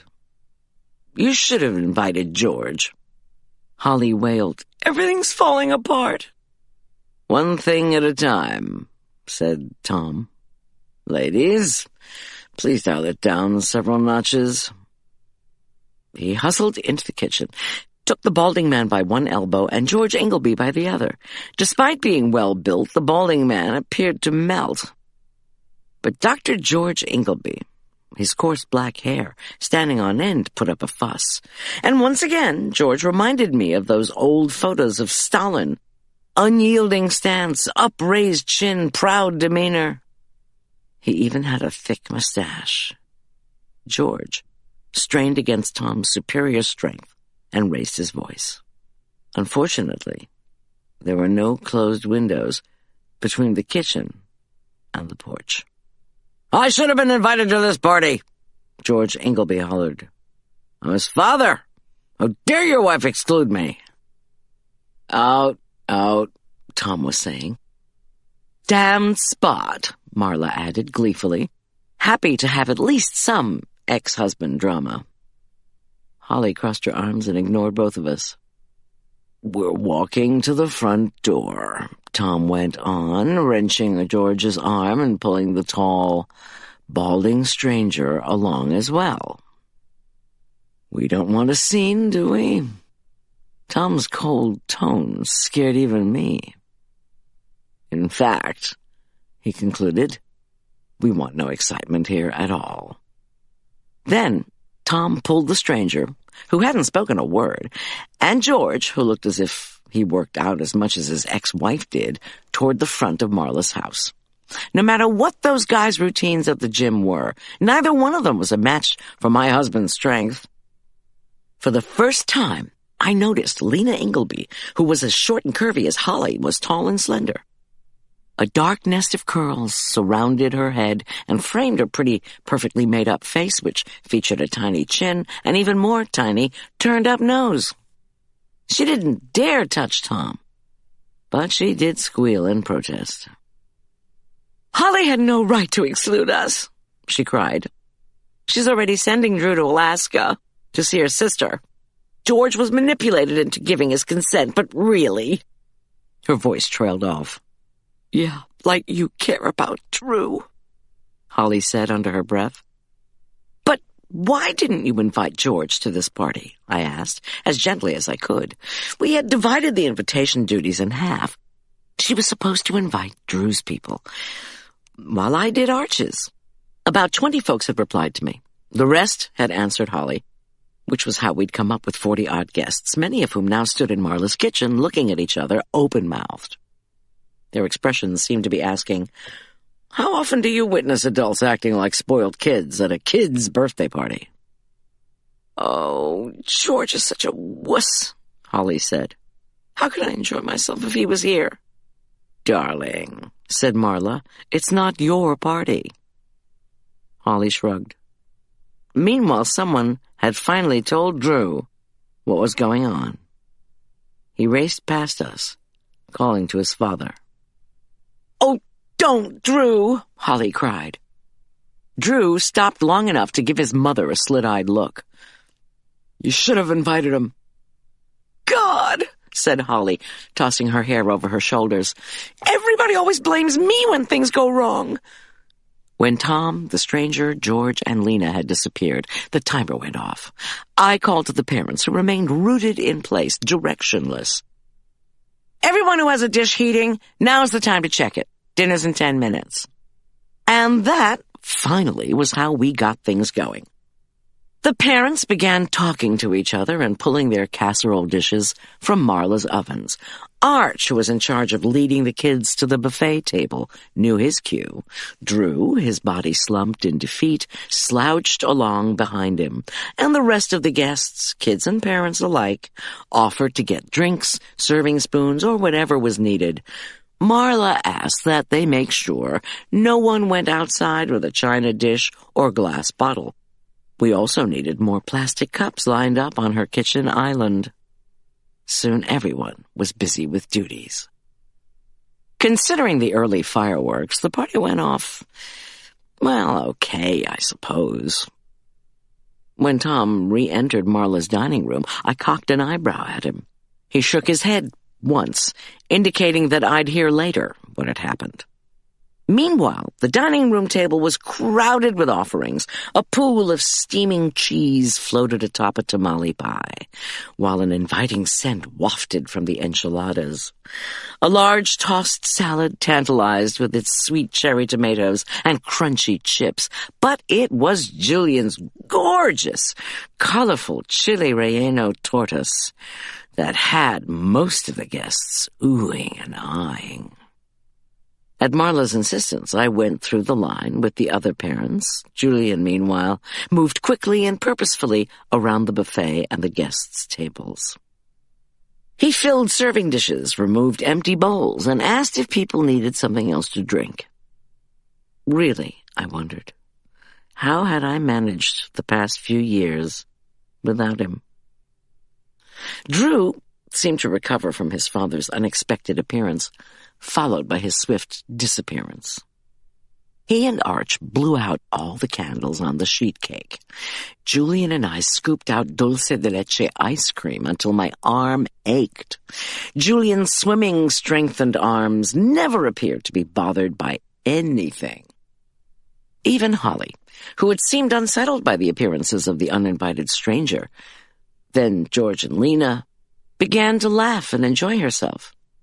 To be honest, I would have been upset too if my ex-husband had made a scene and I were being stalked by a nutty manipulator. I did notice that Holly conscientiously gave Warren Broom a wide berth, even walked away when he leaned down to talk to her. I made a mental note to ask Marla about that. Could he be the one with whom she was having the relationship mess? For Patsy Boatfield's sake? I certainly hope not. Before I could stop him, Bob Rushwood, holding one of the red pails for trails, made the rounds of the parents asking for donations. He'd given one to Ophelia, who stood resolutely beside Marla's fireplace.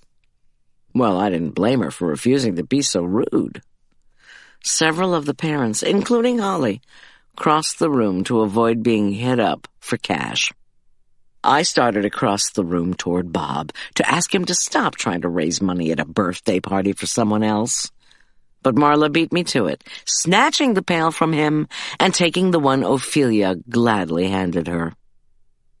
Holly giggled with friends and said no thanks to cake topped with ice cream.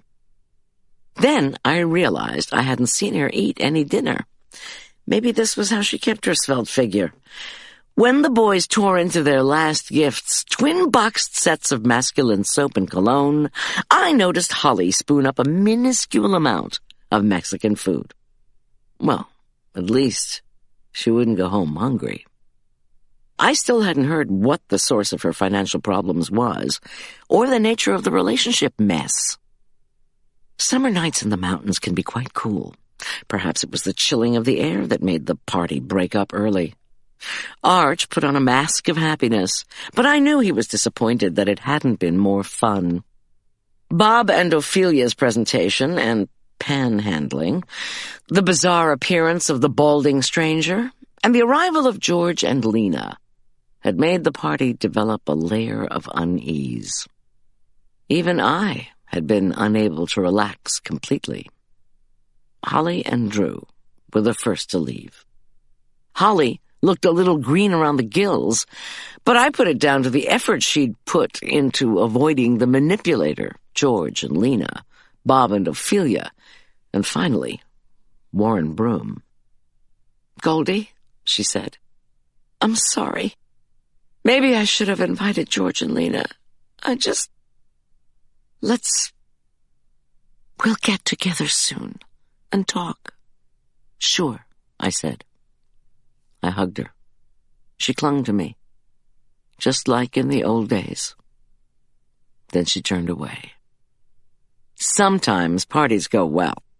Sometimes they don't, I reminded myself as I helped people into their jackets. And then I and everyone at the party, everyone who lived on or near Marla's street, heard Drew screaming. Chapter 5. "Mom!" Drew yelled. "Mom, what's wrong? Wake up! Somebody help me! Mom!" A human wave erupted down the driveway. Some of us trotted, some walked. The kids, worried about Drew, raced, but everyone suddenly stopped by Marla's mailbox. It was there that Julian, who'd arrived first, put out his arms. He ordered everyone to stay where they were, then called for Tom. When I saw Holly sprawled on the street, I stopped breathing. I was close enough to know something was very wrong. The logical part of my brain was asking what, but my emotions were way ahead of that, and I found myself gasping for breath. Drew was screaming, "Mom! What's wrong? Mom! Talk to me!" My knees buckled and I pitched forward. Tom grabbed me. "Miss G," he said softly. "Sit down. Don't move." He called to one of the parents to stay beside me. I barely registered Patsy Boatfield putting her arms around my shoulders. Bob Rushwood was hollering something about knowing CPR. Tom called for him to help, and they dashed past us, as did Marla. I was having trouble getting oxygen into my lungs. Someone handed Patsy a paper lunch bag, and she ordered me to breathe into it. I did so, then shakily stood. "I have to be with Holly," my voice squeakily announced. "I'm coming with you," Patsy said. She felt my wrist, and I finally looked at her. She had curly red hair that she had allowed to grow into a long, attractive mop. Her clear blue eyes matched the sleeveless dress she wore. "Your pulse is thready," she added. "Goldy, do you remember I'm a nurse?" Yes, I mumbled, mentally adding, I think so. Patsy held me up until we got to the bottom of the driveway, where Julian let us through. Drew was kneeling next to his mother's prone body. Marla sat on the curb, stunned. Tom's presence gave me a chill of relief. Tears spilled down my cheeks. Bob Rushwood was performing CPR on Holly. This isn't happening, my logical mind said. Tom took Drew's cell phone from him and began speaking to someone I assumed was the emergency operator. Drew, his hands empty, leaned in close to his mother and sobbed. "Patsy, help me," I finally said. I choked up and couldn't speak for a moment. "We have to get Drew away from this. Holly needs air." "I'll do it," she said authoritatively. "You go be with Marla." This I did. Marla and I sat next to each other, shivering. Despite Patsy's pleas, Drew would not move. Big-boned and strong, he barely registered Patsy, who finally gently pulled on his forearm. He wouldn't budge. Even shoved her away with such force, she almost toppled over. She righted herself, pressed her lips together, and came over next to Marla and me on the curb. Arch, whom Julian had allowed through, tugged my sleeve. "What happened?" he said. "Is Drew's mom okay?" "I don't know," I told him. We were about 10 feet away from where Bob, his dreads incongruously hanging over Holly's shoulders, was still working on her. Patsy spoke again, the voice of authority. "Arch, you need to help Julian keep everyone away from this. Tom and Bob have to work on Holly. The ambulance will be here soon." "Father Pete," I said, my voice disembodied. "He's here. Let him through if you can." "Sure, I'll go get him," Arch said. "But what happened to Drew's mom? Did she lose her balance on the driveway?" When I didn't reply, Patsy shook her head grimly. "Please go get the priest, Arch. He needs to be with Drew." I stood and motioned for Arch to follow me. The parents and kids were rubbernecking to see what was going on. "Something else?" Patsy called after us. "Make sure no one films this with a cell phone." But Julian was already telling the guests to put their phones away now or he would confiscate them. Arch walked to the driveway and added, "Can somebody please send Father Pete over to where Drew is?" When I turned back, Drew had finally moved to the curb. He sat huddled next to Marla and Patsy. Patsy had a hand on his shoulder and was talking in a low tone. Paying her no heed, he was staring open-mouthed at his mother. When he stood, he immediately leaned against a pine tree whose roots snarled the ground. When he teetered, Patsy snagged him, then steered him away. "Everybody better sit a little ways off so the ambo can get through." She corralled us to a small spew of stones. When I sat down, the gravel bit through my slacks. Drew watched Bob working expertly on Holly. I knew CPR, but I don't know if I could have been that good at it. I wondered vaguely if anyone had collapsed on the treadmill at Aspen Meadow Country Club. And Bob had to bring the would-be athlete back to life. Tom was holding Holly's wrist while he barked commands into the cell phone. Holly still hadn't moved on her own. Like everybody else, I wanted to ask Drew what exactly had happened. Was it possible Holly had lost her balance, fallen on the driveway, and been knocked unconscious? Sirens sounded from far away. This sent Drew into a fresh torrent of sobs. "God, oh God!" Father Pete, his olive skin glistening with sweat, trundled over and lowered himself to the gravel beside us. He shook perspiration off his black curls and put one of his large arms around Drew. "We were walking," Drew explained, without any of us asking. "She usually goes faster than me, but she didn't this time. She was going so slowly that I asked her what was wrong. She said she was just so tired all of a sudden." He dissolved in tears again, then wrenched himself away from us and lunged toward his mother. "Oh, what is the matter with her?" "Come here." Father Pete caught the back of Drew's jeans.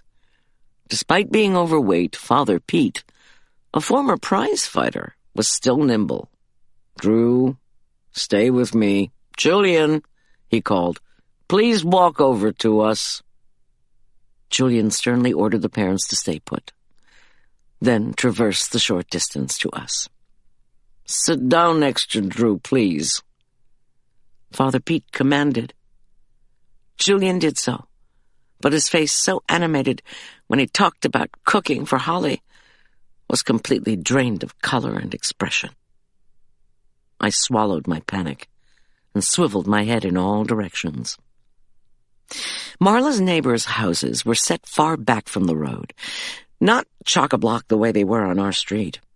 Still, there had been kids who'd been playing out front when I set up. Had anyone besides Drew seen what had happened to Holly?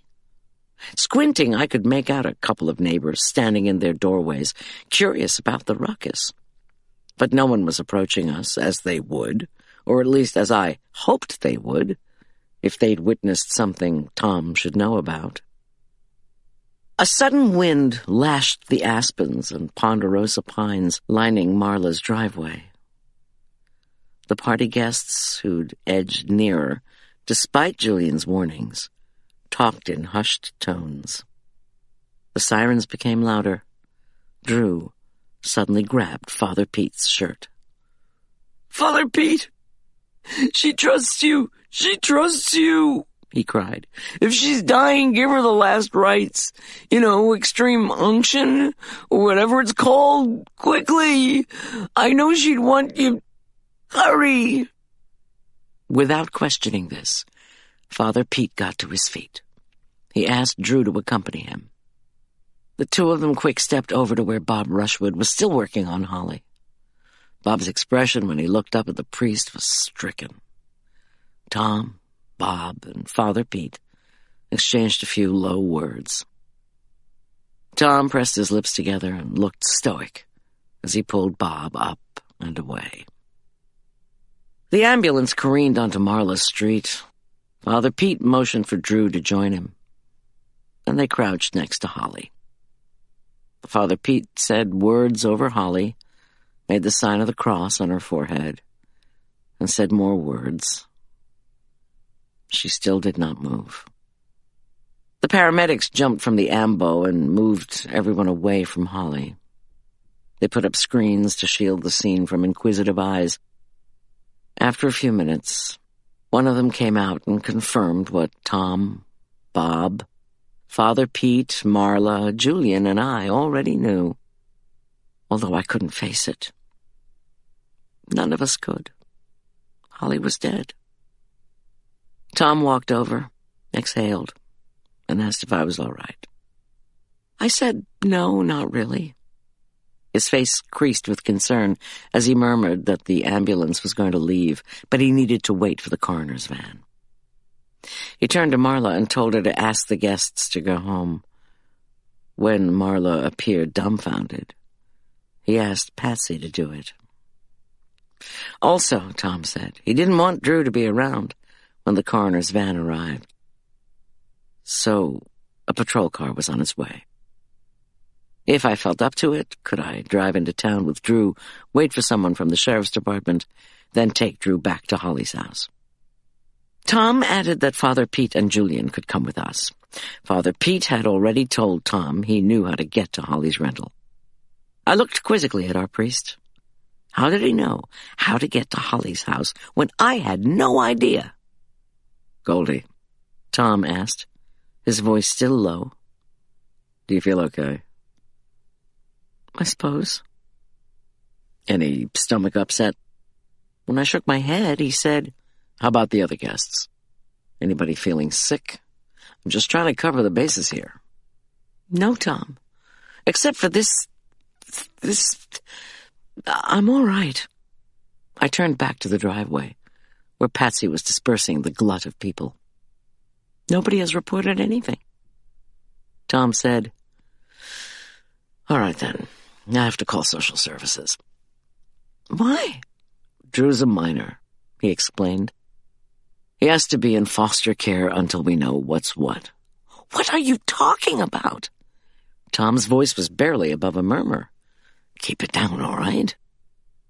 After that fight between George and Holly, I can't let Drew go to George's house. We both know there was no love lost between Edith and Holly. Probably Lena hated Holly too, so it's not a good environment for the kid. I don't know what's going on here. Neither do you.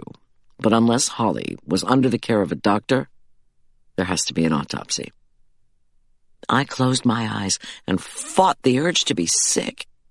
Tom said, "Miss G, you with me?" I opened my eyes and nodded. "Yes." Drew's a minor, so what I'm talking about is the law. I've already asked Drew if he has relatives in the area, even in the state, besides his father. He does not. So listen. He has to be with an approved foster family for the time being. He'll be okay. We have families who help when kids' parents die suddenly. I can give the deputy directions as to where Drew should be taken after he's ready to go. But can you take him home to pack?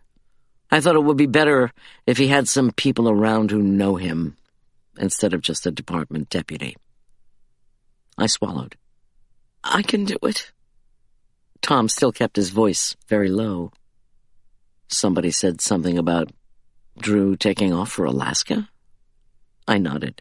Lena did, but I'm sure he won't. I don't know when.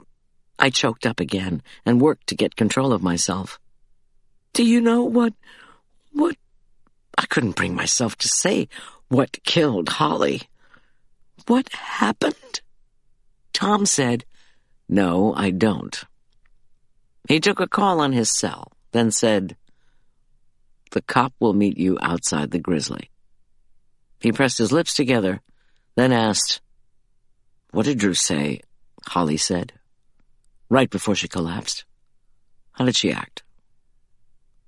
He didn't elaborate, I said, but apparently Holly said she was suddenly very tired.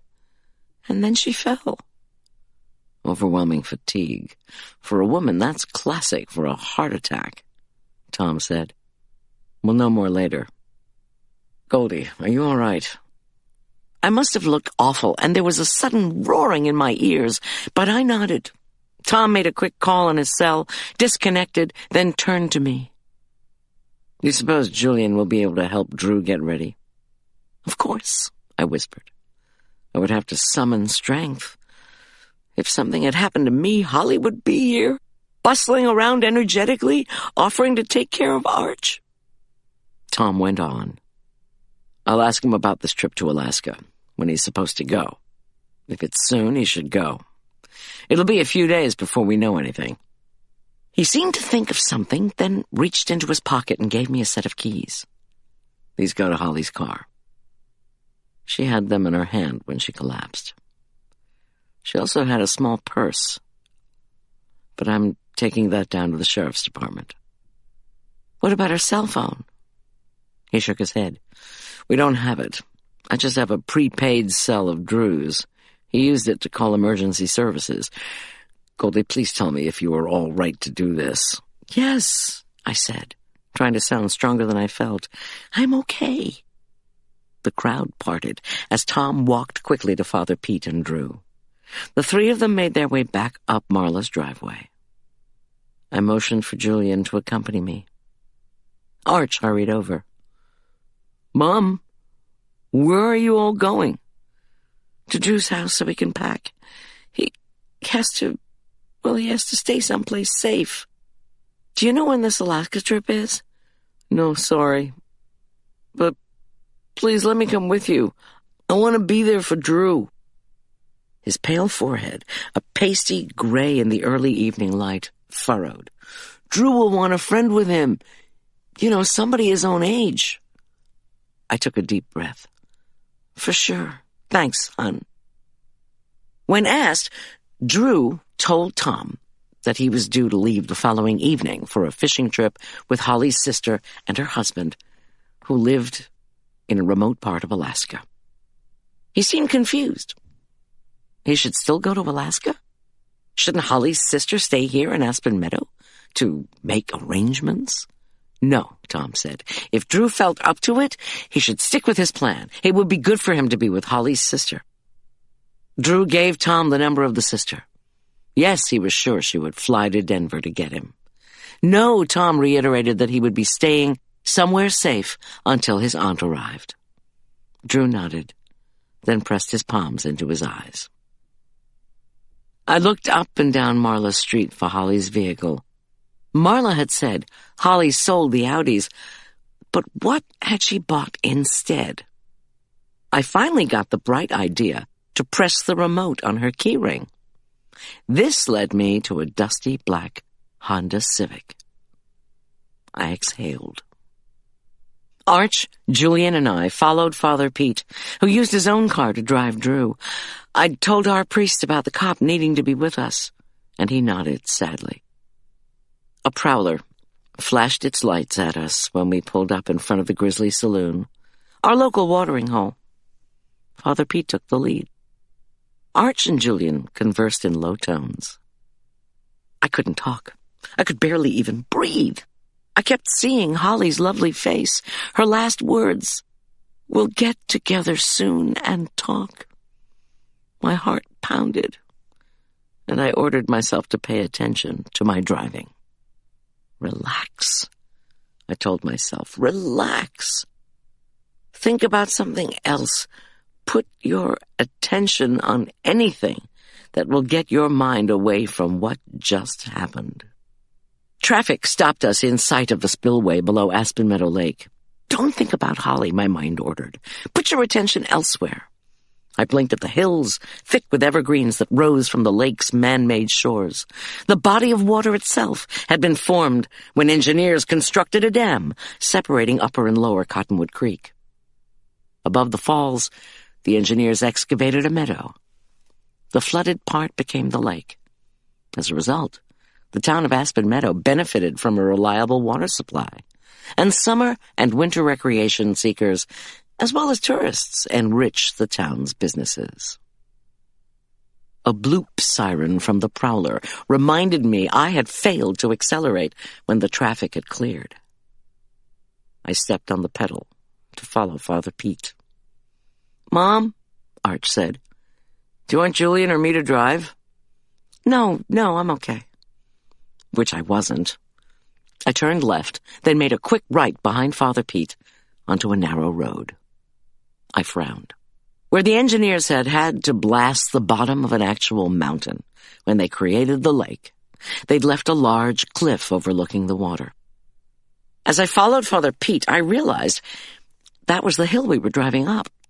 The engineers had, perhaps intentionally, created a cove where, it was rumored, trout liked to hide.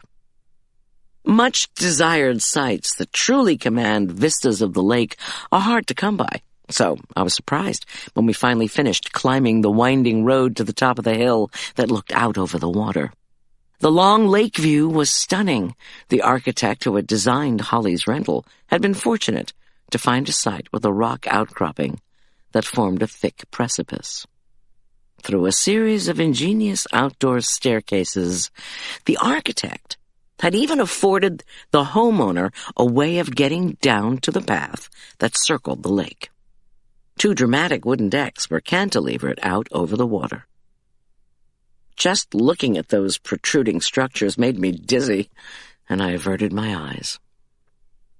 When Julian, Arch, and I got out of the van, Father Pete was holding on to Drew, right in the driveway. Drew, his tall body leaning into Father Pete, was sobbing. The priest gave an almost imperceptible shake of his head. The cop was actually a tall black policewoman named Sergeant Jones. She had a head of black ringlets that didn't seem to go with her being thick and muscular, which she certainly was. I was willing to bet she could take down any criminal any time. After she introduced herself to Julian, Arch, and me, she walked over to Father Pete and Drew to do the same. She took the keys I handed her, and she and Drew climbed up to Holly's front porch. "Poor Drew," said Arch, his voice low. "I don't know how he's going to make it. He loved his mother so much." "Oh, Mom," he said, and unexpectedly hugged me. And in that gesture, he seemed to say, or maybe it was my imagination, I know that I can be difficult, but I would miss you so much. I clung to him a moment. It's okay, hon, I assured him. Does Drew get along with his dad? Arch replied in a low tone, I suppose. When I waited, he elaborated. Drew doesn't talk much about him, but I know you've seen how George comes to all the meets, so it's not like he's, absent. Drew told me that Lena, George's new wife, she's always criticizing him. But his grandmother, his dad's mom, makes up for it by smothering him with love, which drives him just as crazy. We arrived on the porch, which was cluttered with lawn furniture. Sergeant Jones was inspecting the front door. She pointed to a panel of buttons. Was this installed with the house? No, said Drew, his face blank. He stared at the panel, as if trying to remember the code or even why we were there. The architect went bankrupt building the place. No system. But we had a break-in a little over a week ago. Mom insisted the owner pay for a security system to be installed, even though the guys already reduced the price. And the place is still for sale. You had a break-in, Sergeant Jones repeated, deadpan. Her large brown eyes regarded Drew. Did you tell Investigator Schulz about that? Drew shook his head. Nothing was taken, and only a file cabinet was wrecked. But Mom said she had antiques that were more valuable than a bunch of files. There's a panel for the outside, and one right inside the door. He rummaged through his wallet and handed Sergeant Jones a ragged piece of paper. Sergeant Jones painstakingly entered the exterior numbers 0904 and threw open the front door, then entered the second code, 0415, inside. Everyone wait here, she ordered us curtly. She drew her weapon, which did not give me a good feeling. Wait a minute, said Drew. He pointed to a large rectangular cardboard box leaning in front of some chairs against the far wall of the porch. Oh, geez. That's one of my mother's collages, back from framing. Well, I began, when no one said anything. What should we... No, I don't know what to do with it, cried Drew. I don't know what to do with anything. I walked over to the box, which was the size of a dining room tabletop, and read the label. It had come that day, addressed to Holly. Father Pete said mildly, Not to worry. We'll put it in the living room in case it rains. He still had one arm around Drew when Sergeant Jones returned and said the house was clear. Father Pete addressed his remarks to her. Drew is still leaving for Alaska tomorrow. Investigator Schulz explained to Holly's sister that no arrangements could be made for a memorial service or anything else for at least a week. He gave her my number and she called on our way over here. Drew doesn't want to stay with a foster family any more than necessary, so the sister is getting the first flight out of Anchorage. Drew wants to be with his aunt and her husband the way they planned. He gave the policewoman a significant look, so she would understand the emotional importance of following this course of action. Meanwhile, Drew has to finish getting ready for his trip. We're going to sit in the kitchen for a couple of minutes first. Can someone manage the garden? Yes, said Julian, who was blinking.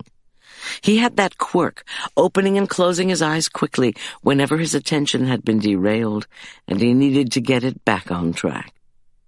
He picked up the package and shuffled inside with it. Drew, Sergeant Jones, and Father Pete settled in the kitchen, which caught the last of the light from the setting sun. Bits of their conversation floated out to us in the living room. Were there relatives or other people to be notified? Did they have a pet to be cared for? Did Holly have end-of-life plans? Arch and I sat uneasily in the living room, which was very neat, but was even more cluttered than the porch. In addition to all the furniture from Holly's former spacious home, there were numerous tables and shelves holding religious objects, small, ivory-colored sculpted Madonnas, mounted crystal crosses, tiny wooden statues of saints, ceramic lambs and fish, both symbols for Jesus, and lots of baby Jesuses themselves, plus other items I recognized from Holly's previous residence. We knew Father Pete would call us when we were needed. Julian laid the box against the front wall and mumbled something about asking Drew where Holly's studio was. He returned a moment later, shaking his head. Drew says his mother never worked at home. Even before they rented this house, she always leased space down in Cherry Creek. Julian's handsome face contorted in puzzlement. Does that make sense to you? I thought about Holly, about her financial problems, about a recent break-in at this rental, about haggling for a security system, about the price of real estate, any real estate, in that phenomenally expensive part of Denver, Cherry Creek. I said, none of this makes sense to me. Chapter 6. Julian stared in the direction of the kitchen, where the murmur of Father Pete, Drew, and Sergeant Jones's voices were indistinguishable. After a moment, he sat down beside the china cabinet, on the Bijar rug covering Holly's living room floor. The rug, which I remembered Holly had inherited from her grandmother, was a gorgeously intricate maroon, navy, and cream design. She'd also inherited the furniture, the cherry end tables and butler's tray, now covered with statuary, plus a china cabinet whose shelves displayed rows of Holly's plates. I recognized a pattern we'd eaten off of once. Some of Granny's Haviland, Holly had airily called the dishes, with their sprays of tiny pink flowers on a white background. Interspersed with those plates were others with a religious, specifically a Roman Catholic theme. An angel on one, a lamb and fish, more symbols for Christ on others. I couldn't bear to look at them and turned away. The room was also crowded with pairs of wing-back chairs and 2 love seats, all upholstered in a creamy satin to complement the jewel tones in the rug. The pale beige walls held the oil paintings from her old living room, plus one of her portrait collages. The brass and crystal table lamps looked familiar, as did a square table pushed into one corner. All of this had worked well in the large living room of Holly's big place in Aspen Meadow Country Club. Here, it resembled a jumble sale. Why, it occurred to me out of nowhere, would a thief want your file cabinet, but not Granny's Haviland or your precious Oriental rug? I swallowed and sat in one of the chairs. Holly was never going to be back here. She would never sweep in with the energy of a tornado. She would never tell me a joke and fling her blonde hair over her shoulders. She would never look with concern, pride, or exasperation at Drew. The realization hit me hard. Julian got up from the rug and sat gingerly on one of the love seats. As he scanned the room, it seemed his thinking was going along the same lines as mine. I blinked at the Italian oil paintings of bucolic scenes that hung on 3 of the walls. They were probably copies, but Holly would never... Pull yourself together, I ordered myself. In the corner of the room stood that square mahogany table. I noted that it had carved legs. 2 dining room chairs had been drawn up to it. "Boss," said Julian, "you don't look too good." "Breathe," My inner voice commanded. Get up and move. With effort, I hauled myself up and walked over to the table. A handmade wooden jigsaw puzzle lay on top, with most of the border done. It looked like one of the puzzles Holly had made for the Montessori school. The pieces to this one lay about higgledy-piggledy. Had Drew and Holly started on it? It was a colorful map. And just not finished? That would explain why there was no TV in evidence. But Drew and Holly had only gotten so far. This detail of family life, forever unfinished, made my heart lurch. Arch said he was going upstairs to help Drew pack. I looked over at Julian, who had his lips pressed together and was still glancing nervously around the room. Finally, he said, "If she was having money issues, why not sell some of this stuff? Why did the burglar not take these things?" I don't know. My gaze fastened on the living room's fourth wall, the one that contained the portrait collage. Like all of her works, this one contained pieces from the person's life, bits of clothing, mementos, photographs, as well as painted images applied here and there. I walked away from the puzzle table and stepped up close to my old friend's work. The collage was not framed, but hung inside a plexiglass box. I almost gasped when I realized the subject was Drew, from when he was little. There were 6 different squares inside the plexiglass. They contained 2 photographs, one of Drew as an infant, and one from the time when I remembered him best, as the tyke who loved Hot Wheels. Holly had put one of the miniature cars into a square. Another held a swatch of the denim jacket he was wearing in a birthday party photo, as he proudly held up an empty goldfish bowl that he had just unwrapped. There was also a tiny stuffed gray kangaroo and a gold and blue badge from Scouts. Holly had painted fanciful shapes, blue rams, pairs of goldfish, in each of these colors around the squares, pulling them into an aesthetic whole. Tears bit the back of my eyes. I fumbled in my pants for a tissue. The piece looked vaguely familiar. Had I seen it before? I couldn't remember. Probably I had, when I'd visited Holly's country club house, after she'd started making the collages. I blew my nose and again ordered myself to get my act together. Julian came over to stand next to me. "You all right?" "Not at the moment, but I'm going to be. We have to help Drew." Julian leaned in close to the collage. He whispered, "This is Drew, isn't it?" "Yes." I glanced at Drew, who was looking disconsolate as he stood next to Sergeant Jones. He was emptying his pockets. I caught a bit of what he was saying, something about needing to wash his shorts before he could finish packing.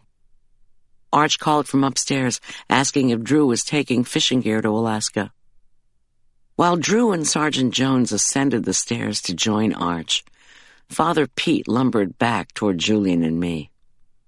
At the sight of him, I reminded myself, "You're here to help, remember?" What could I do? Well, there was the box with the framed collage. What about asking Father Pete if it was ethically okay to open it? What if it did indeed contain a collage that someone was expecting to be delivered? Wouldn't that help with the money Drew was sure to need?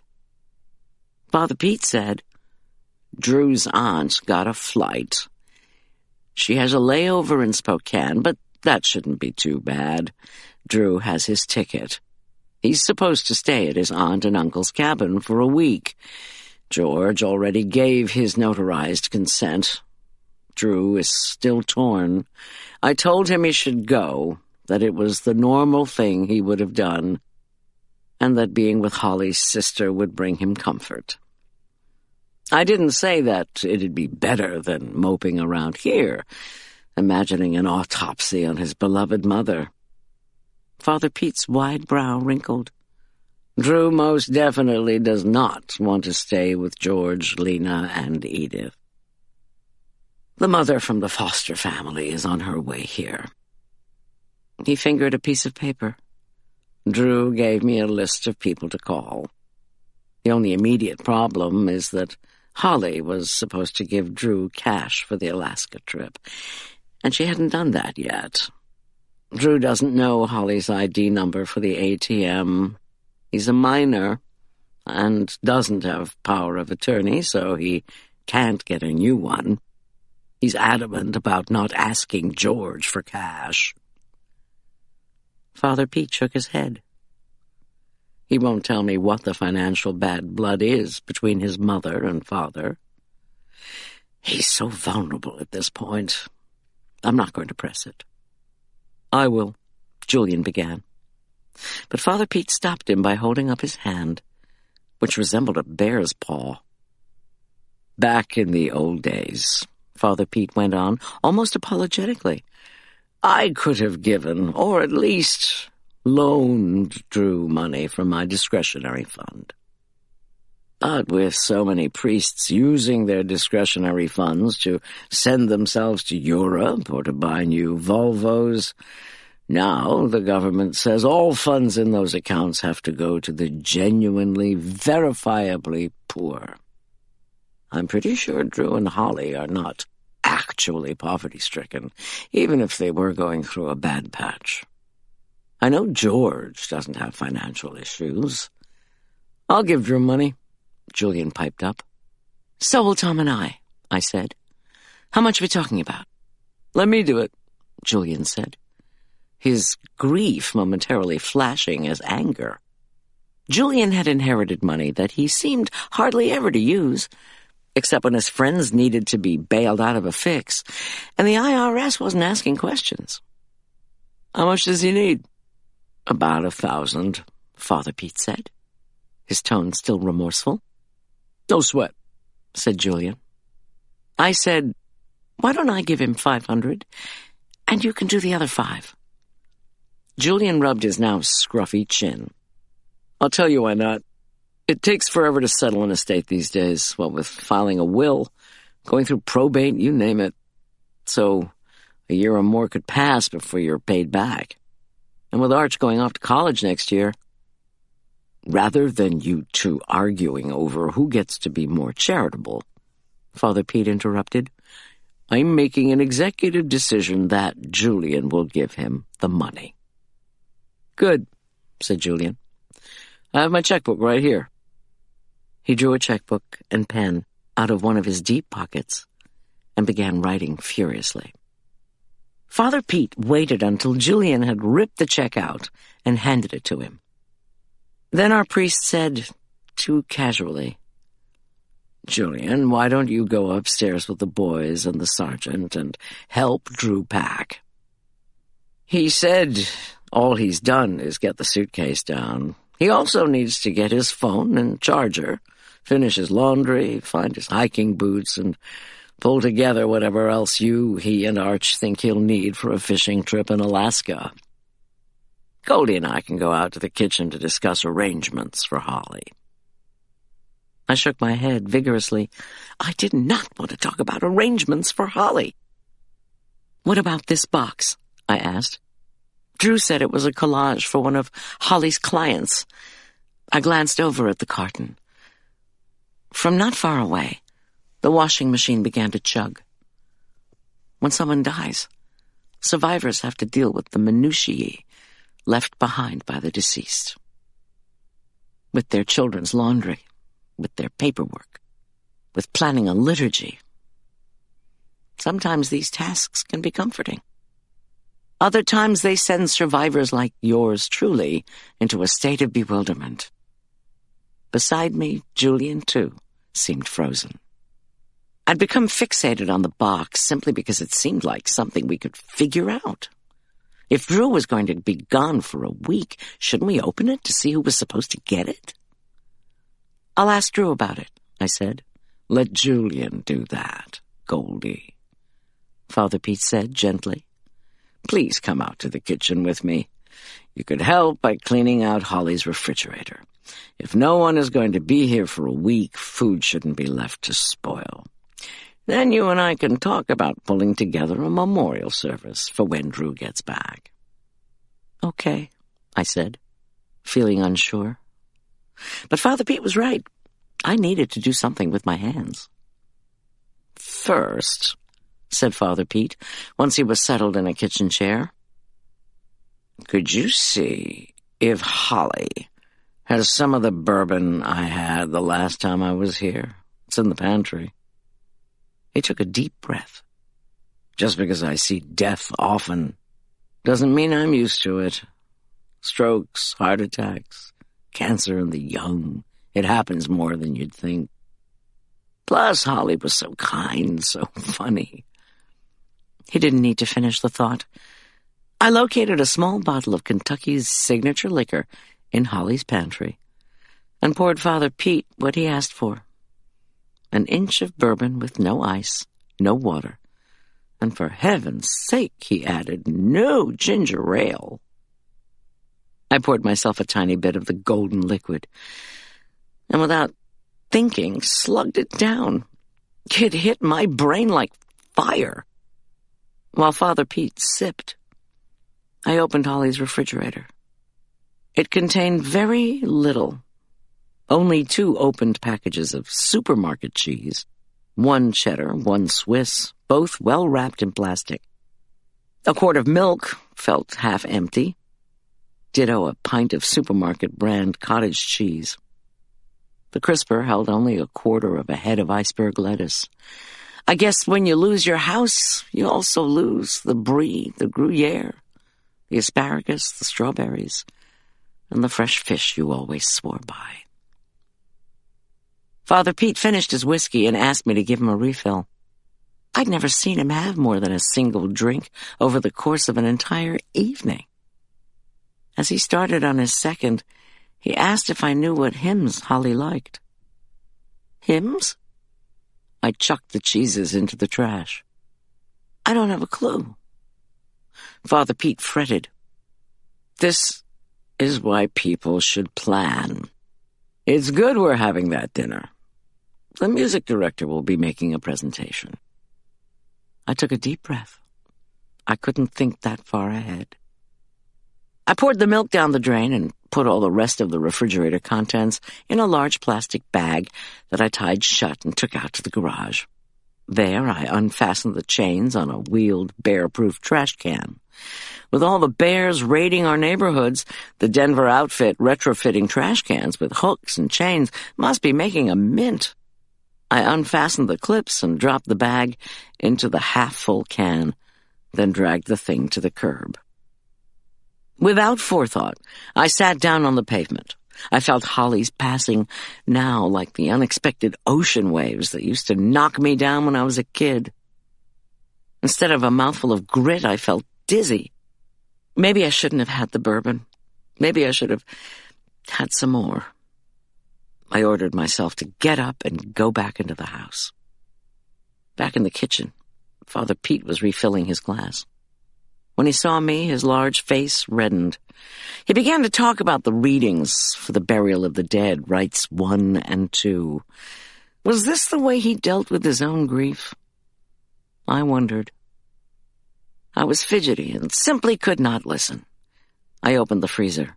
It held only frozen spinach, peas, and beans, all supermarket brand, and frozen chicken thighs that had been divided into freezer bags. From the quantities, I guessed Holly had bought everything in there on sale. Questions about Holly's financial situation niggled the edges of my brain. Marla hadn't known anything apart from the fact that Holly had lost her house in the country club. Our friend hadn't had time to share what was going on. I saw her pretty face again, heard her earnest words, "We'll get together soon and talk." Did Drew know what was going on with Holly's finances? Or had he just picked up on the animosity between his parents and didn't want to agitate George or Lena? I doubted that he knew the particulars. I'd learned from experience that the last thing you wanted to trouble a child of divorce with were discussions of your financial problems. From behind me, it sounded as if Father Pete was talking to himself. He concluded, resignedly, that he supposed he should hold off on setting a date for the memorial service until after Drew returned. No matter what they initially thought the cause and manner of death was, there was that autopsy to contend with. Those always held things up. I picked up the bottle of bourbon, as much to get it away from Father Pete as anything else. I said, "Why don't we go out on the deck where Drew won't be able to hear us?" "Good idea. I'll just go up to his room to tell them we'll be outside." After he left, I poured myself a half-inch of bourbon in a plastic cup. It occurred to me that Drew might need me to do errands for him. But if I went up and asked, Arch might glare at me for hovering or intruding. So I glanced at the detritus that Drew had dumped from the shorts he'd needed to wash. It contained a cell phone. Hadn't Father Pete said Drew needed to take his phone and charge it to Alaska? And hadn't Tom told me that Drew had called 911 from a disposable, which deputies had taken down to the department? I picked up the phone. On the back was a piece of adhesive tape where Holly had penned "Moms." This was a cell phone Drew had had in his pocket? Or maybe Holly had it and he'd used it? Curiosity cut through my brain's fog. The whole thing had happened so swiftly and been so odd, so heart-wrenching. Feeling only slightly guilty, I pressed the button for reasons. There were calls to the church, to me, and to Marla. There were no voicemail messages. I tapped the icon for text messages. What harm could it do, I wondered? Holly was dead. There was only one.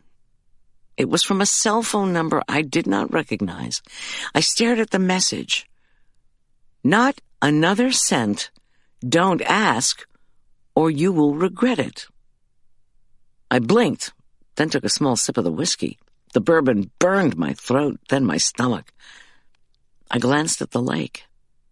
Would Tom want to know about this? Yes. Yet I did not want to call attention to the message to arouse more grief and curiosity from Drew by taking the phone upstairs to Sergeant Jones. My own cell was in the van. Better to call Tom from Holly's cell, I figured. Would Drew be able to hear me from the kitchen? What if he made a sudden appearance? No matter what, I did not want him to hear me phoning the sheriff's department. I slid through the glass doors to the upper deck, doubting I would be audible to Father Pete and the boys. The window on the second floor must have been to a hallway. The voices inside were muffled. Outside was better than the kitchen, but I would still have to whisper. Holly had planted long containers of pink and purple petunia blossoms at the far end of the deck. The blooms fluttered in the breeze, now sharpening with the advent of evening. Sticking up from the planter was one of those plastic holders that florists put in bouquets. Instead of a card, though, was a business envelope. I punched in the numbers for Tom's cell as I walked to the planter. Words on the envelope, written in marker pen, were legible. "Drew, here's your money." Oh, good, I thought. There was one problem solved. A few steps onward, there was a horrific, cracking noise. What the hell was that, I wondered. Then I felt myself losing my balance. As my body slid sideways, I tried to reach out for something, anything, but the deck railing was too far away. The boards under my feet gave way. Down I plummeted, down past the second deck, down past the outside staircases, down, down, down for what seemed like forever, or a blink. I could hear my own scream, but as in a nightmare, wasn't sure anyone else could. I choked on my shriek once I plunged into the icy lake. My leg hit something hard under the lake's surface. I screamed and inhaled way too much water. Then I blacked out. Chapter 7. Julian, that champion swimmer, hauled me out of the water. At least that's what the paramedic told me in the ambulance when I awoke, shivering with excruciating pain running down my left leg. I was on my stomach, and the medic was tending to my thigh. An IV drip snaked into my right arm. "How did you know Julian was a swimmer?" I began, before the ambo swayed precipitously. I leaned off the narrow stretcher and was sick. "Don't talk," the medic commanded. His gloved hand offered a wipe from my mouth. Actually, the guy looked familiar. Did I know him? I couldn't remember. "There was a note," I said, defying his command, "on the end of the deck. That's why I walked out." "Stop talking." He finished taping my leg. "You have to call the sheriff's department," I ordered him. He was right. Talking made my leg shriek with pain. "Sergeant Jones was with us, and..." "What?" "My husband's an investigator at the department. Tom Schulz." "I know who you are, and I know who your husband is," the paramedic said, trying to sound kind.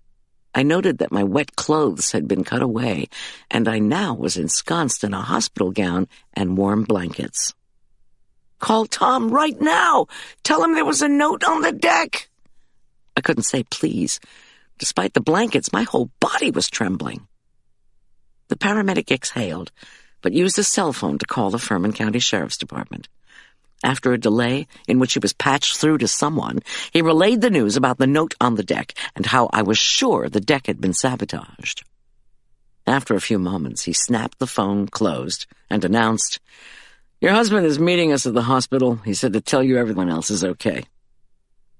I was dimly aware, or afraid, that bit, "Your husband is meeting us at the hospital," was one of those good news, bad news things. Tom loved me, no question. He would be worried for me. I was also keenly, embarrassingly aware of the look he would give me. Can't you even take a kid home without getting into a mess or plunging into the lake? I sighed. A few minutes later, the AMBO arrived at the emergency room of Southwest Hospital, the closest major facility to Aspen Meadow. That certainly hadn't taken long. I wondered, how long was I out? When is my leg going to stop hurting? And most illogically of all, have I gained so much weight this winter that I could collapse the boards of a deck? No, I told myself. Something was wrong with that damn deck. But who was the intended victim? Drew? The ER staff repeated the news that my husband was on his way. A policewoman was already there, they also said, and she would be staying with me. To make sure you don't get into more trouble was the unspoken message. I breathed again and allowed myself to be wheeled into a cubicle. Not that I could have done anything about it. A policewoman, tall, thin, with brown hair pulled into a bun, introduced herself. I assumed Sergeant Jones had stayed with Drew, but my mind was so muddled that I couldn't remember this policewoman's name 30 seconds after she'd given it. She would be outside the curtain, she said, if I needed her. A doctor pulled back the curtain, and this time I thought to look for a name tag. Walter Smith, M.D. That was a name I hoped I could remember. Dr. Smith, who was short and wide and had silver hair that he combed back over thick, curly black hair, said that the force of hitting the lake and suddenly inhaling water had caused me to lose consciousness. He told me that I had abrasions on my left leg and that the skin on that leg was badly scraped. Scraped, I thought. Is that a medical term, Doc? Apparently, Dr. Smith went on, my leg had hit something submerged beneath the water. Still, because I'd blacked out when I hit the lake, he wanted to check for a concussion. He also wanted to check my lungs, because I must have inhaled lake water. I took a blow to the leg, but didn't get my leg blown off. I thought again, but I kept my mouth shut. Smith listened to my lungs and nodded. He had me follow a mini light from one side to the other. I guess I passed because Smith began speaking in reverential tones about Investigator Schulz. Honestly, it seemed as if even the mere mention of my husband had people bowing at his feet. Smith asked me what month it was, who the president was, and what the main ingredient for bread was. I answered the first two questions, then said, "Do you mean the most important ingredient in bread, or the main ingredient?" He shook his head, smiled ruefully, and said everything he had heard about me was true. I did not find this reassuring. I asked him for a half-dozen aspirin, please. He said he would put something into my drip. Meanwhile, he needed to examine my leg. The medic had wrapped it well, he concluded admiringly, after a moment of painful pressing. They were going to unwrap it, though, put antibiotic cream on it, then rewrap it. All in all, Smith concluded, I was pretty lucky. "I don't feel very lucky," I said. "The leg will turn black and blue," Dr. Smith said crisply. "It will be sore. Give it a week of rest, and you should be fine." Week of rest? Clearly Dr. Smith had never worked as a caterer. "You must have hit a rock when you fell into the lake," Smith mused as he was leaving. "Did you see it?" You know what? As I fell, I didn't get that good a look at what was underwater. Now how about that painkiller? Smith disappeared. A nurse swished in and put what I hoped was a very strong opiate into the drip. She then stayed to keep me awake. I told her that Dr. Smith had ruled out a concussion. She flipped through the notes on the clipboard and said he had not ruled out a concussion, and she was there to keep me awake. Which was too bad, because within a few moments I wanted nothing more than to drift off to sleep. The nurse asked if I liked living in Aspen Meadow. Were we really getting a lot of bears this summer, and was climate change affecting us? I finally gave her my full attention, only because I was fantasizing about the amount of strength it would take to strangle her with my IV cord. "Shut up!" I snarled unkindly. "Oh dear, they said you were difficult," she commented. "They were right," I cried. "Do you want another warm blanket?" she asked, unfazed. I realized I was shaking from cold, from despair, from stress. I did not know. "Sorry. Yes, I'm so sorry." "Miss G," said Tom, suddenly beside me. The nurse whisked away, then returned with a warm blanket, which she tucked around me. Was it my imagination? Or was she opening her eyes wide at Tom? As if to say, "Poor you, to be married to this harpy." "Goldy," said Tom, once the nurse had left. "How are you doing?" "Better now that you're here, and I don't need a policewoman to keep me out of further trouble." The skin around Tom's green eyes wrinkled. This was a small indicator, a tell I had learned, that he was in emotional pain. "The deputy is here because I was worried about keeping you safe." Sergeant Jones found the empty envelope addressed to Drew. It was floating on the lake's surface. There was no money anywhere. Then the medic called, telling us that the envelope was what had lured you to the end of the deck. I would have been here earlier, but I wanted to get a look at the structure, or what's left of it. I also wanted to check out the lake underneath it. I seemed incapable of finishing a thought. Our guys found pieces of the deck floating in the lake, but no supports for the deck. We've got a certificate of occupancy on file from the architect, plus photos, so there used to be supports there. We're thinking whatever had been cantilevering that deck out over the water had been removed. No easy task, but you could do it. And the lake there is very shallow. The rocky bottom hit your leg. I tried to absorb this information, but couldn't. They found the envelope, the supports removed, the rocky bottom in shallow water. Wouldn't someone have seen a person removing the supports? I wondered. "Julian," I said. "If Julian hadn't been there," Tom said, his tone matter-of-fact, "and hadn't been such a strong swimmer, you would have hit your leg, inhaled even more water than you did, and probably drowned." He paused. We don't think you were the intended victim." I was wondering about that. It was probably either Holly or Drew. The envelope was addressed to Drew. Maybe he was the target. But it was a setup of some kind, no matter which of them was the target. He waited a moment, then said, "We're now treating Holly's death as a homicide." He lifted the warm blanket and touched my sleeve. "Hey," he called in the direction of the curtain, using that commanding tone of his. "Can someone please get my wife another blanket?" "Tom," I managed to say, "Drew said Holly recently had a break-in." "A burglar? Did they report it?" "I don't know. Whoever it was didn't take anything valuable. Just something about a file cabinet. Then Holly got the seller to install a security system. Ask Drew about it." Tom nodded.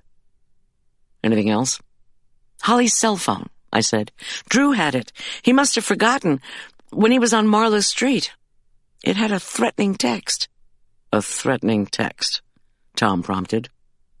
I grasped back into the far reaches of my brain. "Not another cent. Don't ask or you will regret it." Something like that. I was holding the cell when the deck gave way. "Miss G," said Tom. He squeezed my shoulder very gently. "This is very helpful. Please get some rest." I finally succumbed to a half-sleep. Sometime later, I was wheeled away. Nausea rolled through me. If I can realize these things, I thought, then my brain must be coming back. Did I want my brain back? My thoughts, such as they were, reverted to Holly. Tears pricked my eyes as I recalled her limp body on the road. Tom had actually used the word homicide, but there hadn't been a shot or stabbing or... Would the cops have talked to Drew already? Who besides George, Lena, and George's mother didn't like Holly? Oh, God, I had a headache. When I opened my eyes, Tom was sitting beside the bed, holding my hand. "Time?" I asked. "About midnight. Arch is out in the hall with Julian. Do you want them to come in? Arch is asleep in a chair," he added. "First," I said. "Wait." My mouth felt full of fur. "A cell phone, Holly's." Tom said, "Our guys found it in the lake. The lab's working on it." I said, "Drew?" "He's with the Foster family now. His aunt will be here today. It's technically Saturday, in the afternoon. Then she'll take him to Alaska. Julian gave Drew a check for $1,000 to use as spending money." Said that was what you agreed? When I nodded, Tom went on, "Drew and his aunt will be taking a flight together, changing planes at SeaTac. One of our guys will drive them to DIA. Get this, Drew wasn't sure he wanted to leave. He was worried about you. Also, he confirmed your report about a break-in, the 6th of June. Holly did call the department, but the deputy who wrote down the details said nothing of value was taken. The only things that were busted were the back door, which the owner had repaired, and a filing cabinet. Holly told our guys she couldn't tell if anything was missing. After that, the security system was installed. Oh, and she told Drew she was taking out an insurance policy, but the only thing she did was unpack some boxes and put out a bunch of religious statuary." Tom gave me a puzzled look. When I nodded, he said, "So that makes no sense. We got a warrant, and our guys are going through her stuff now. So far, there's no policy nor anything else of interest." Tom stopped talking, then fidgeted a bit in his chair. I said, "What?" "We just got an anonymous report that Drew and his mother had a big fight this week." "An anonymous report of a fight between a teenager and his mother?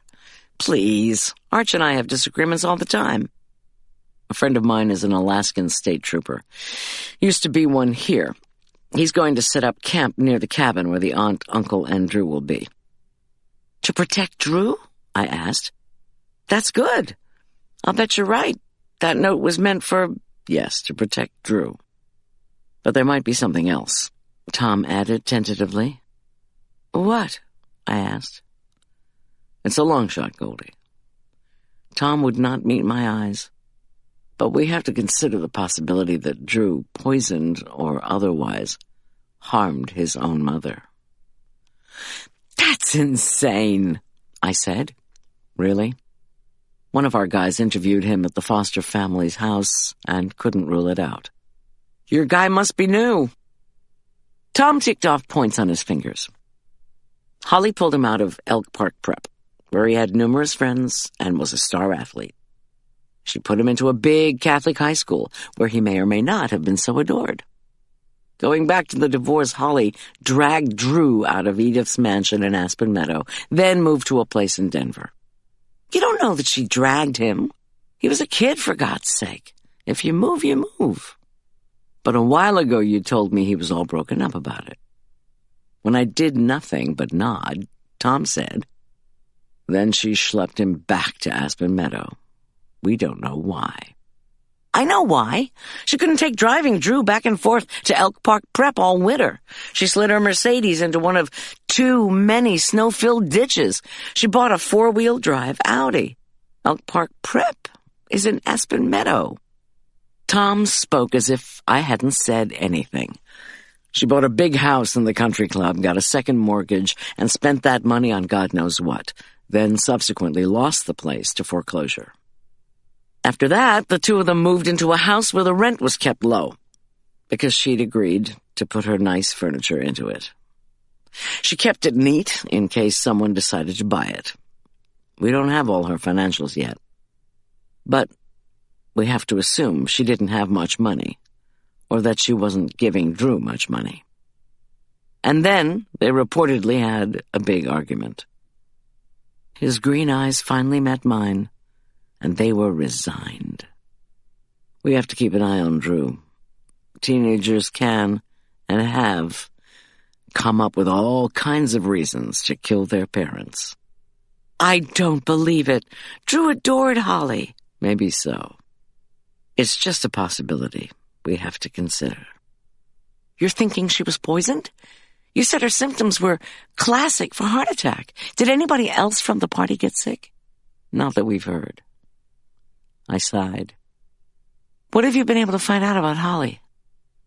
I ordered a full tox screen, but the medical examiner won't be able to get to the autopsy before late Monday, possibly Tuesday. I wanted to know what kind of medication she was on, just in case what we're looking at here is an adverse reaction that precipitated a heart attack. Aspen Meadow Drug cooperated, said they didn't need to wait for a subpoena. Holly wasn't on any meds. Her GP is in Hawaii, out of cell range, unfortunately. But we'll get hold of him. Still, Drew insisted over and over that Holly hardly ever went to the doctor. He said she didn't believe in them. He paused. Was there anything else? That you noticed, I mean. Tom trusted my powers of observation, and now that I knew I wasn't going to be bawled out for splashing into the lake, I tried to focus on what I'd seen at Holly's. Tom, I knew, would not want me to get over-involved in this case. That only happens from time to time, I would have insisted. It happens all the time, Tom would have said. But Holly had been my dear friend, so I was going to get involved. But I would have to be careful. There was a box, I said, on the front porch. Drew thought it was one of his mother's collages back from the framer. We have it, said Tom. The collages of Patsy Boatfield. She's wearing a blue-striped dress in a photograph in one of the squares, and some of the cloth is in another.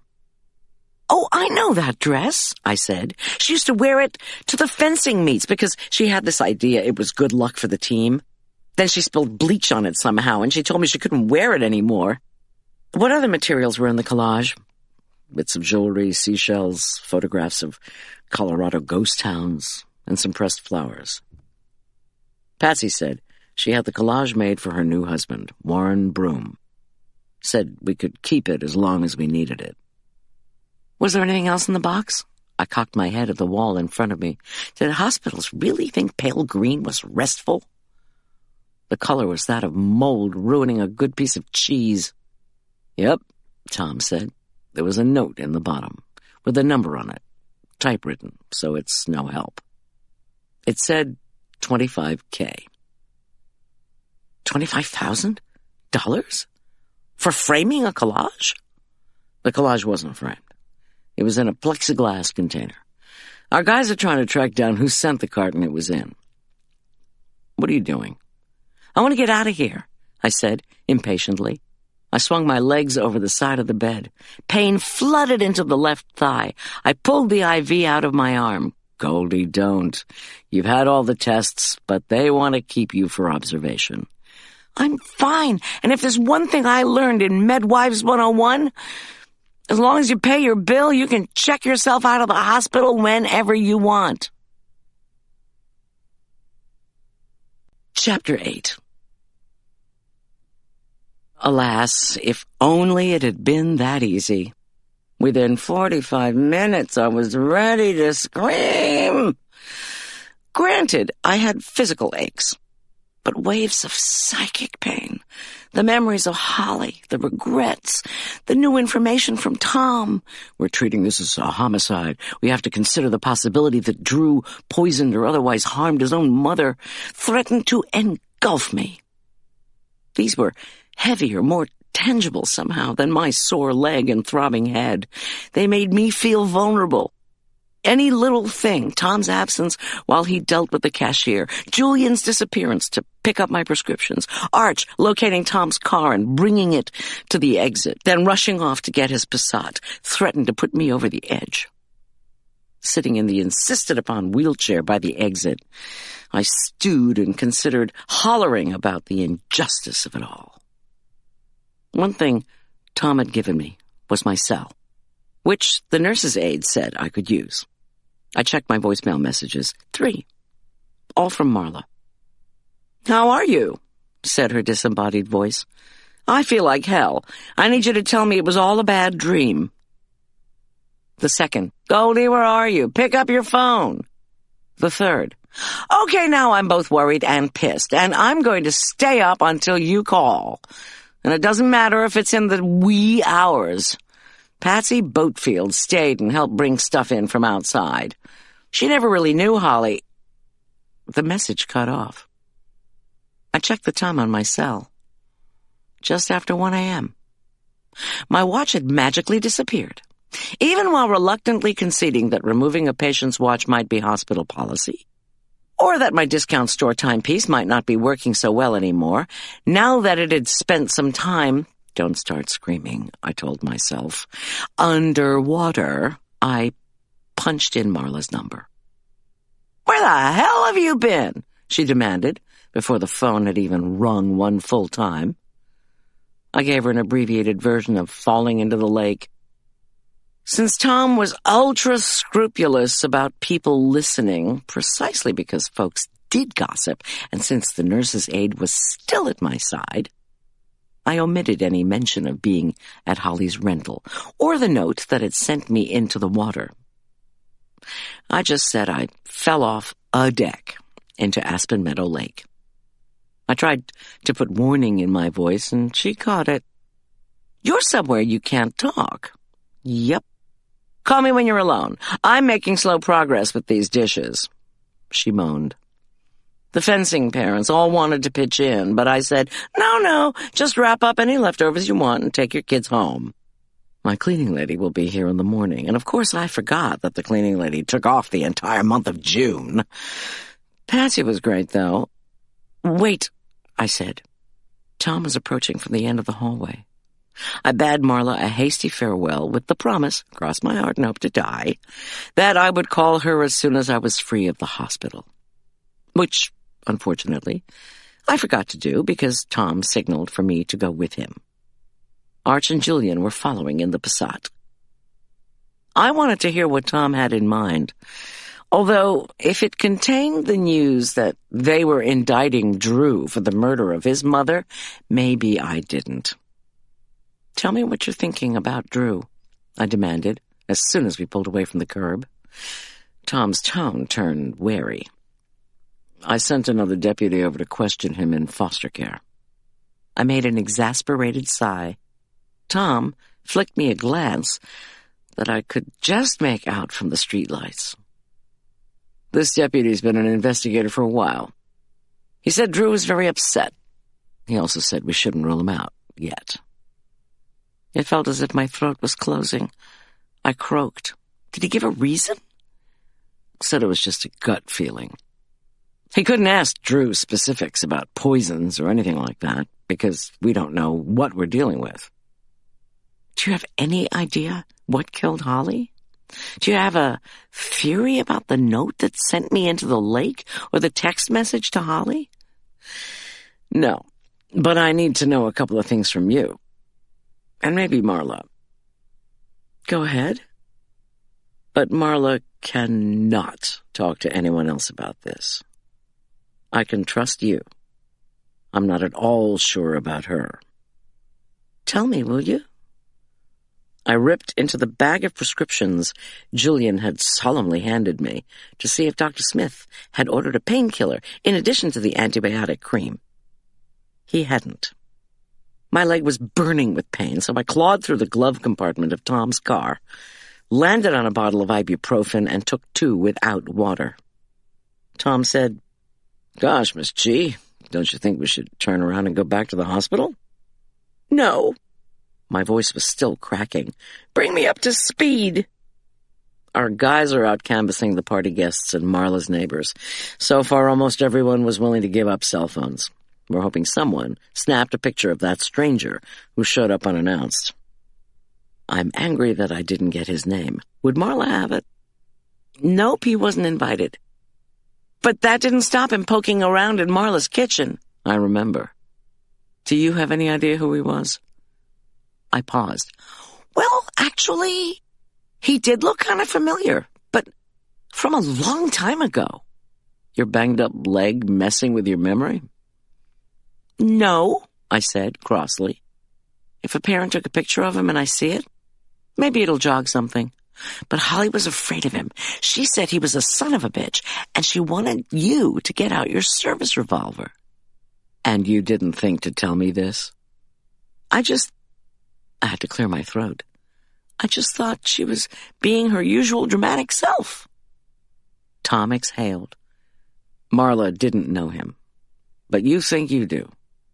I closed my eyes and saw the balding stranger, but couldn't come up with a name. Maybe something will jog loose. What about Marla's surveillance system? She says she turned it off before the party. You said almost everyone gave you their cell phones. Is that your way of saying someone refused to? 1. Warren Broom. Alexander Boatfield's stepfather? The guy who was caught with his pants down? The woman who exposed him? Tom! The woman who went public with his misdeeds said she was sure there were others like her. Okay, so Broom recently got back his license to be a practicing psychiatrist. I don't know how many patients he has, but he said he had confidential messages from them on his phone. If he gave us the cell, he'd be violating privacy laws, which I understand. We'd have to get a court order to find out his patient list, and we don't have enough evidence to satisfy a judge that we would need that. I said, womanizing Warren is full of it. If he just started working with patients again, he shouldn't have that many confidential messages. Tom lifted one of his large hands, a gesture of exasperation. We don't have enough for a warrant, Miss G. And Holly's money problems? We're still trying to dig into her financials. Tom bit the inside of his cheek. Did Holly and George have a tiff about child support? I don't know. You saw how they fought. Maybe he cut her off for some reason, and she was retaliating by not inviting him to the party. But unless I'm a complete incompetent at judging character, which you most definitely are not, George is devoted to Drew. He's been a faithful father, coming to parent-teacher conferences, attending the fencing meets. I paused. The rest of what I know is old. I remember from Amour Anonymous that George was ordered to pay Holly a big settlement, plus support, for a long time. Until Drew was through college, I think. That's what I don't get. Big? How big? I'd have to check the Amour Anonymous notes on that. You still have those? I was the secretary, I said proudly. They were all in a file in the basement. I added, handwritten, though. Oh, great. They'll be unreadable and tucked between your college French notes, your notes from teaching Sunday school when Arch was 7, and your art history textbooks. Honestly, Goldy, do you ever throw anything out? Art! I squealed, and moved my bum leg too fast. Pain shot up my spine. That's it! Art, Tom prompted. The stranger is an artist. Name? I searched my memory bank, but came up empty. Let me try to remember. Even to my own ears, my voice sounded feeble. Now, what about George and Lena at the birthday party? What was the big fight about? They hadn't been invited. Country club friends asked them what they were taking to Drew's party. Tom said simply, if I'd known Holly was going to drop dead an hour after George and Lena left, I would have gotten more details. But as it was, I was trying to get rid of the man you now say is an artist, plus 2 frustrated people, one of whom was the father of one of the birthday boys. Their tempers were frayed, and I just asked them to leave. A pair of deputies was due to talk to George and Lena tonight, but I haven't heard anything yet. Okay, let's get back to Holly's money. She lost the house, transferred Drew, sold their cars, all while supposedly getting big money from George and having lots of collage clients. Anything else? There wasn't much food in her house. She never liked to cook. Jillian used to help her out, providing weekly meals back when she was married to George. But that was a long time ago. So, how were they eating? No clue. Presumably, Holly was making money on the collages, so even if she and George were fighting over finances, they'd have enough to eat out. Cheaply. Tom took this in. What did Holly have to eat and drink at the party, did you notice? I shook my head and exhaled. She drank some wine, but I don't think she ate very much. She did try some of one of Julian's chili relleno tortas. He made the torta, especially for her, because it was her favorite dish from the ones he used to cook for her family.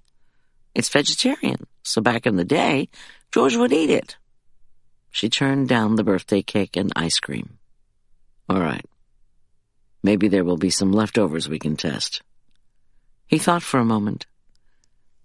Do you know of other enemies Holly might have had? Besides her ex-husband and his difficult new wife. Edith Ingleby has always hated her. I'm not ruling anyone out at this point, but Edith wasn't at the party.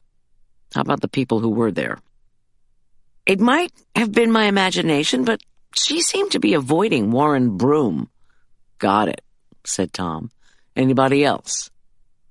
I scrolled back through what I knew of Holly's history.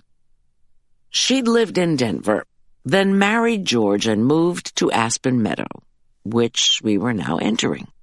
Fog blurred the streetlights. The digital thermometer on the bank said it was 48 degrees.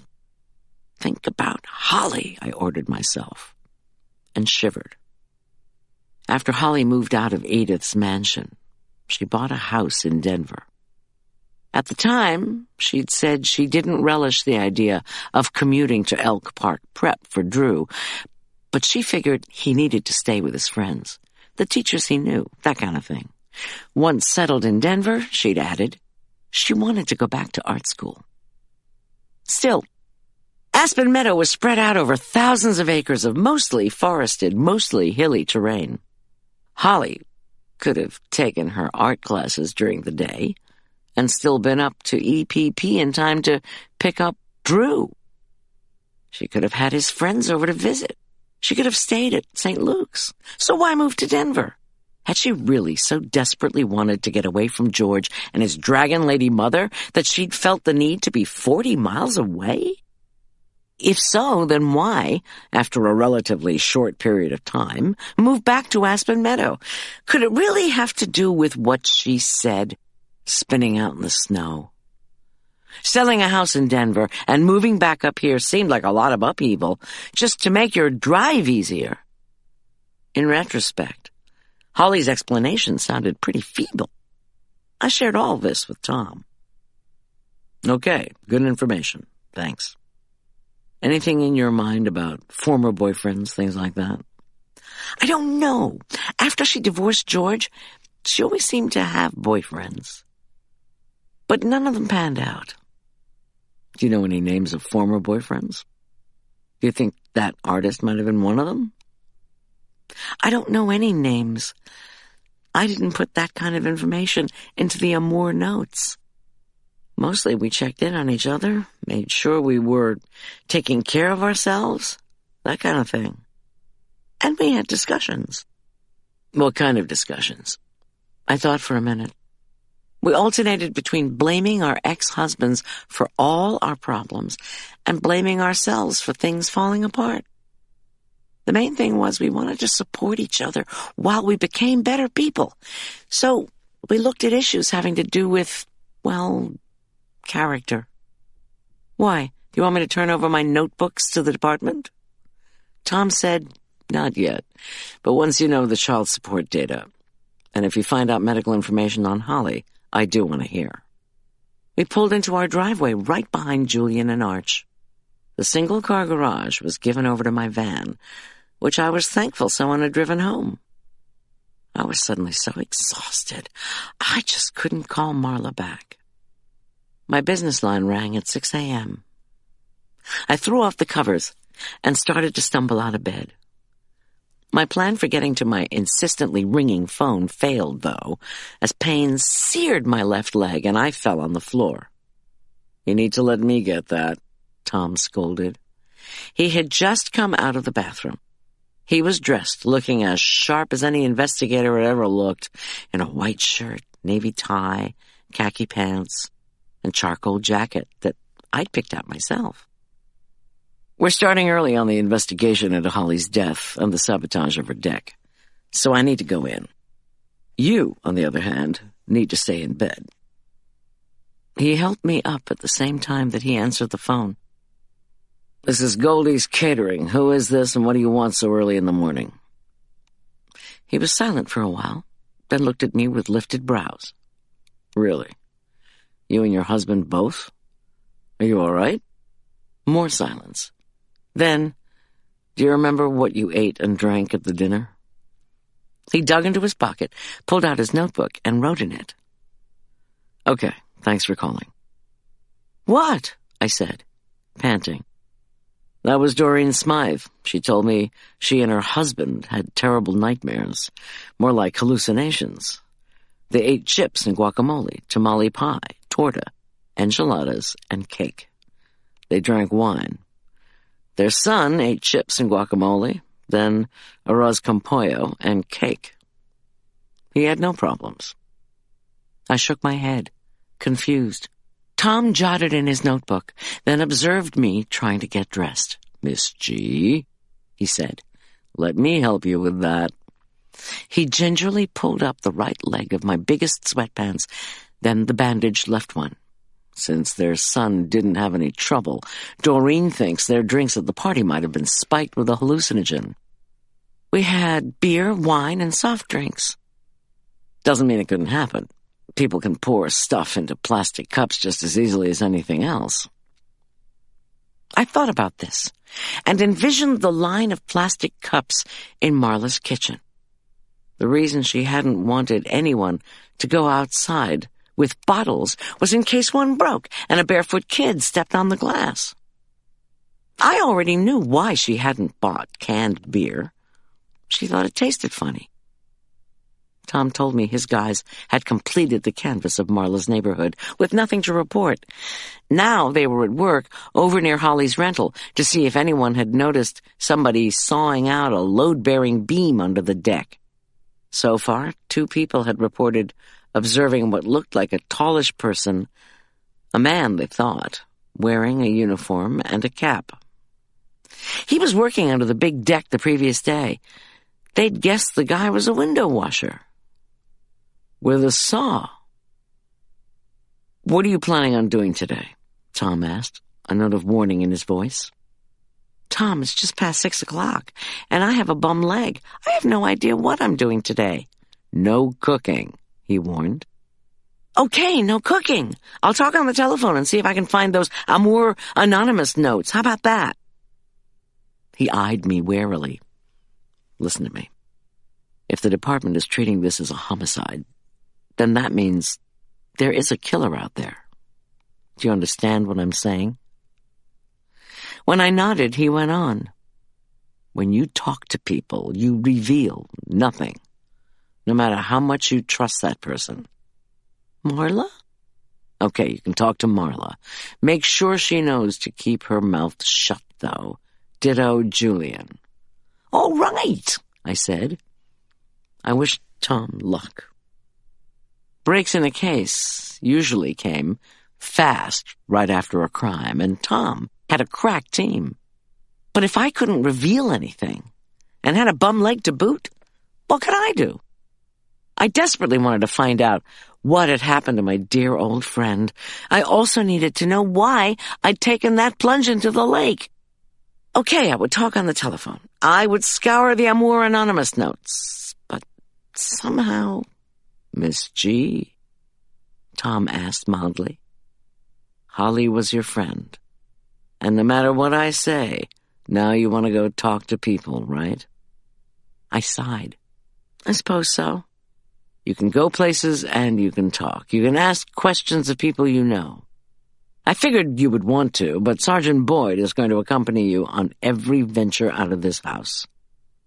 I know you so well. I already called him. He agreed. And now he's outside, waiting."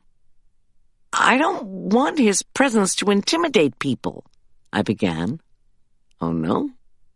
Tom replied, his eyebrows raised. "I don't want you dead. You can get Marla to drive you, but Boyd is accompanying you wherever it is you plan to go. Got it?" Chapter 9. I let out a resigned sigh and agreed.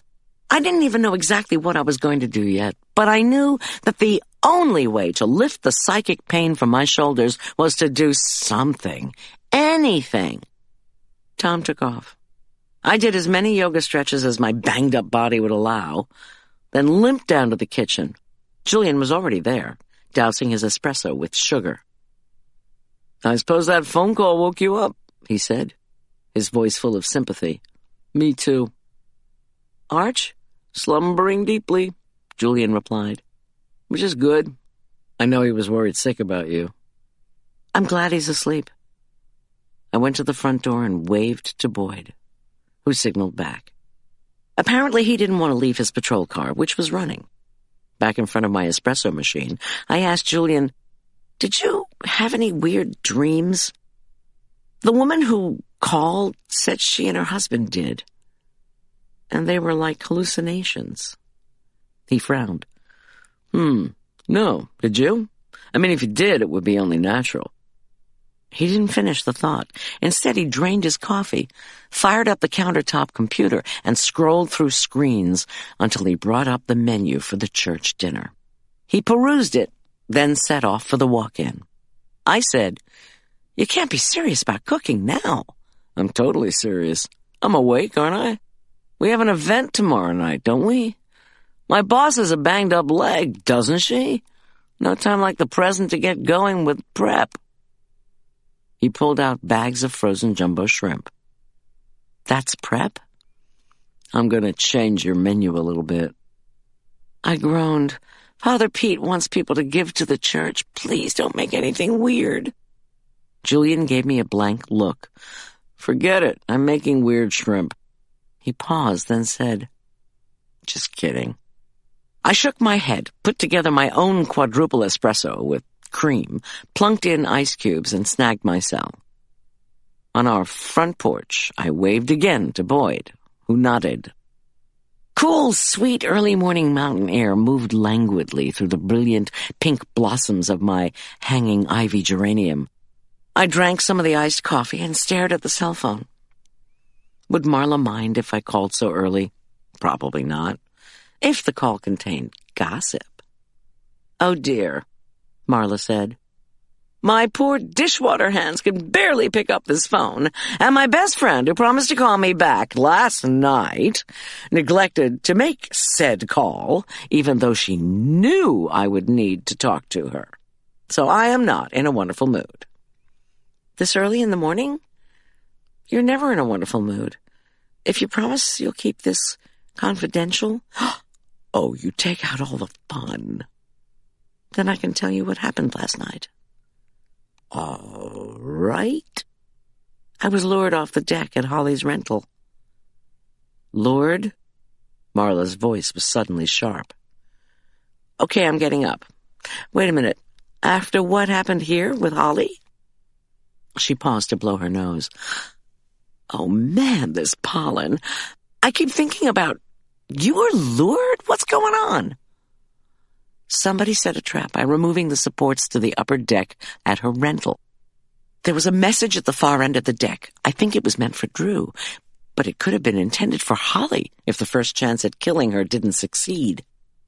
So, Tom is thinking homicide? Marla said. Disbelief audible in her voice. First of all, have you heard anything, even the tiniest murmur, about Holly and Drew fighting recently? Well, she said tentatively, I did hear that they were having disagreements, but only typical teen issues, especially when there's been a divorce. I need money and you're not giving it to me. Also, I heard he wanted to spend more time with George, and Holly was opposed. And you gleaned this information where? There was a silence. From Warren Broom, she said, finally. I think. At the party, he came over and asked me a question about the enchiladas. I think I told him to go ask you. Did he? No.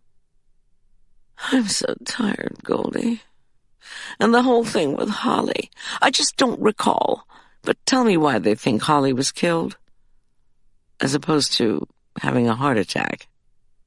Wait, first, do you have leftovers from the dinner?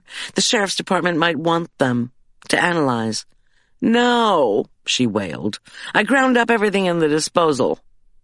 Don't worry about it, I said, trying to hide the disappointment in my voice. I'll give you all the pertinent facts when you come get me. I got scraped up when I hit the lake bottom, I explained. I don't trust myself to drive. Also, we're going to have a police escort wherever we go. Don't tell me. Boyd. You got it. So Tom doesn't trust you? Nope. Oh, what else is new? She added, maybe he's trying to keep you safe. Yeah, that's what he said. I'll be there, ASAP. But you better make me some of that iced coffee with cream. I know what you're drinking, and oh, do I need it. I had the worst nightmares last night. Wait, you had nightmares?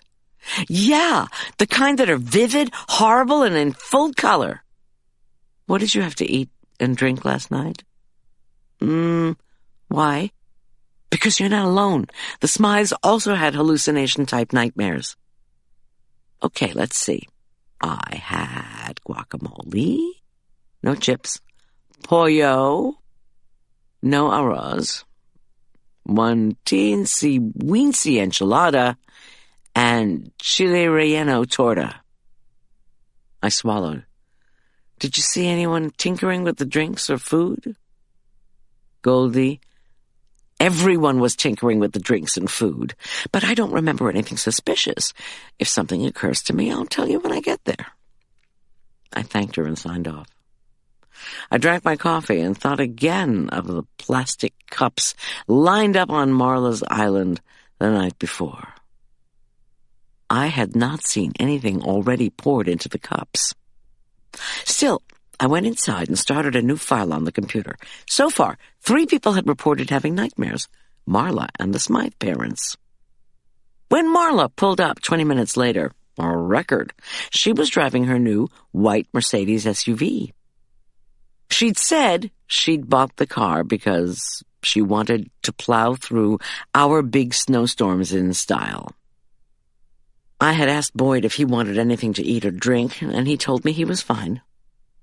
When I informed him a bit later that we'd be heading out soon and where we were going, he said that was fine too. "Thanks for coming," I said, handing Marla the iced coffee.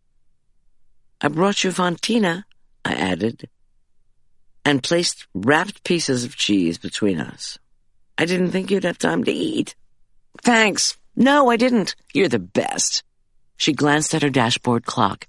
"But where do you want to go at this hour on a Saturday?" I'd been thinking about this. "I want to tell you where I want to go second, before where I want to go first."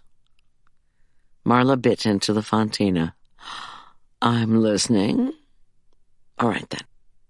The second people I want to talk to are the Inglebys. Things didn't end well last night with them." I patted a basket I'd brought into the car. "Edith loves my blueberry muffins, and I had some frozen. While we're talking to Bob and Ophelia, they can be thawing." "Bob and Ophelia? You remember that Bob Rushwood is the trainer at Aspen Meadow Country Club? After I talked to you, I called over to their new fitness facility. Boyd is going to follow us there." Marla revved the big car's engine and screeched away from the curb. "Go on." "Bob has one client at this hour, Ophelia. She didn't seem to like the athletic type, so I doubt she'll mind us interrupting her. Anyway, Bob was doing CPR on Holly right after she collapsed. I want to know how she seemed. Was she conscious?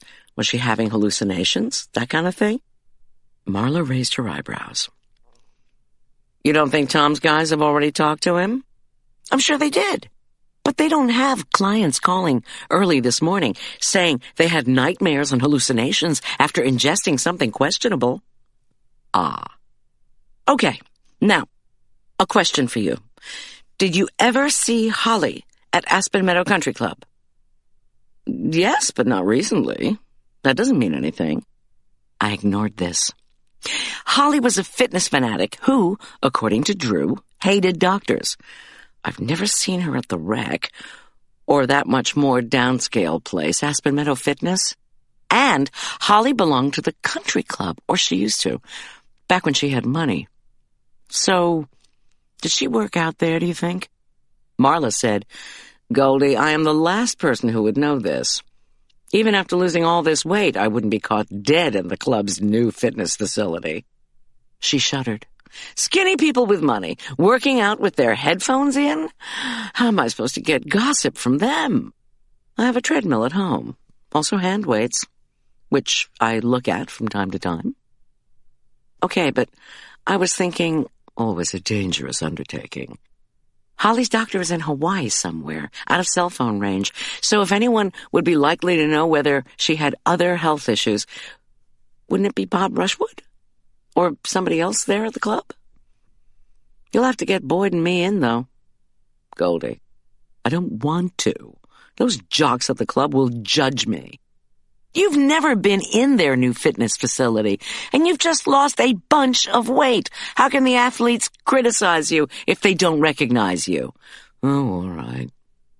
Plus, maybe one of them will be cute." On the way to AMCC, I filled Marla in on my visit to Holly's, along with Tom's investigation so far. I reminded her everything had to be secret and that we were to reveal nothing and trust nobody. I had remembered the uninvited stranger was an artist. Had he not looked familiar to her, I asked. She said no. "My sources did come up with something," she said, as she zoomed along. "Ophelia's father, Neil Unger, he won't pay for her to go to college. He's only given her money for clothes shopping for the past 2 years. No money for tuition. I thought of uber-wealthy Neil Unger banging around my kitchen on Thursday and trying to clean up America through his organization, the Guild. Now, back in medieval and Renaissance days, guilds had been good things, bringing together carpenters and stonemasons and other folks engaged in the same professions. Guilds were the precursors of unions, and I'd often wondered if there was a caterers' guild. But those weren't the kind of organizations Neil Unger had in mind. This spring, he had paid me to do a dinner for the Guild at my conference center. Even though I'd been well compensated, even though it had led Neil to contract me for Ophelia's party, his speech after the dinner had left me feeling queasy. He spoke disarmingly to an enthusiastic, all-white, all-male group about what he called those people. And who were those people exactly?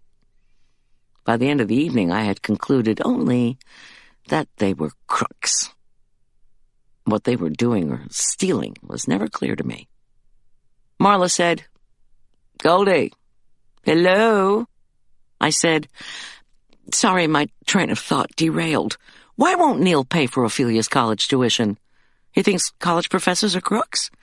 "No, my sources say he's punishing her. It had something to do with the former fiancé being a crook. Neil is big on crooks." Marla waved this away. At the country club, he announced on numerous occasions that if his daughter couldn't figure out the man she was going to marry was a thief, then clearly she wasn't college material. According to Neil, his daughter concurs in the not being smart enough assessment. I said, "But you're not sure she actually agrees with him? Does Ophelia seem like the stupid sort to you?" "No," I admitted. "But actually, I've never heard her say much. She averts her eyes whenever she sees me. And maybe she's not the intellectual sort. But with all that money for clothes her father gives her, you'd think she could dress like she wasn't an escapee from the 50s. Clearly her father's mindset is stuck back there." "Overbearing men with money," Marla said. "I think they're in every decade. But speaking of the 50s, I was pretty sure that was when Aspen Meadow Country Club had been built. Never updated. Its main building, with its stone and wood facade, always put me more in mind of a deluxe Holiday Inn than a country club. There was a neon green golf course, kept pristine in our arid climate by sprinklers that were now swishing arcs of water in rhythmic circles. Only a few cars dotted the parking lot, which was no surprise.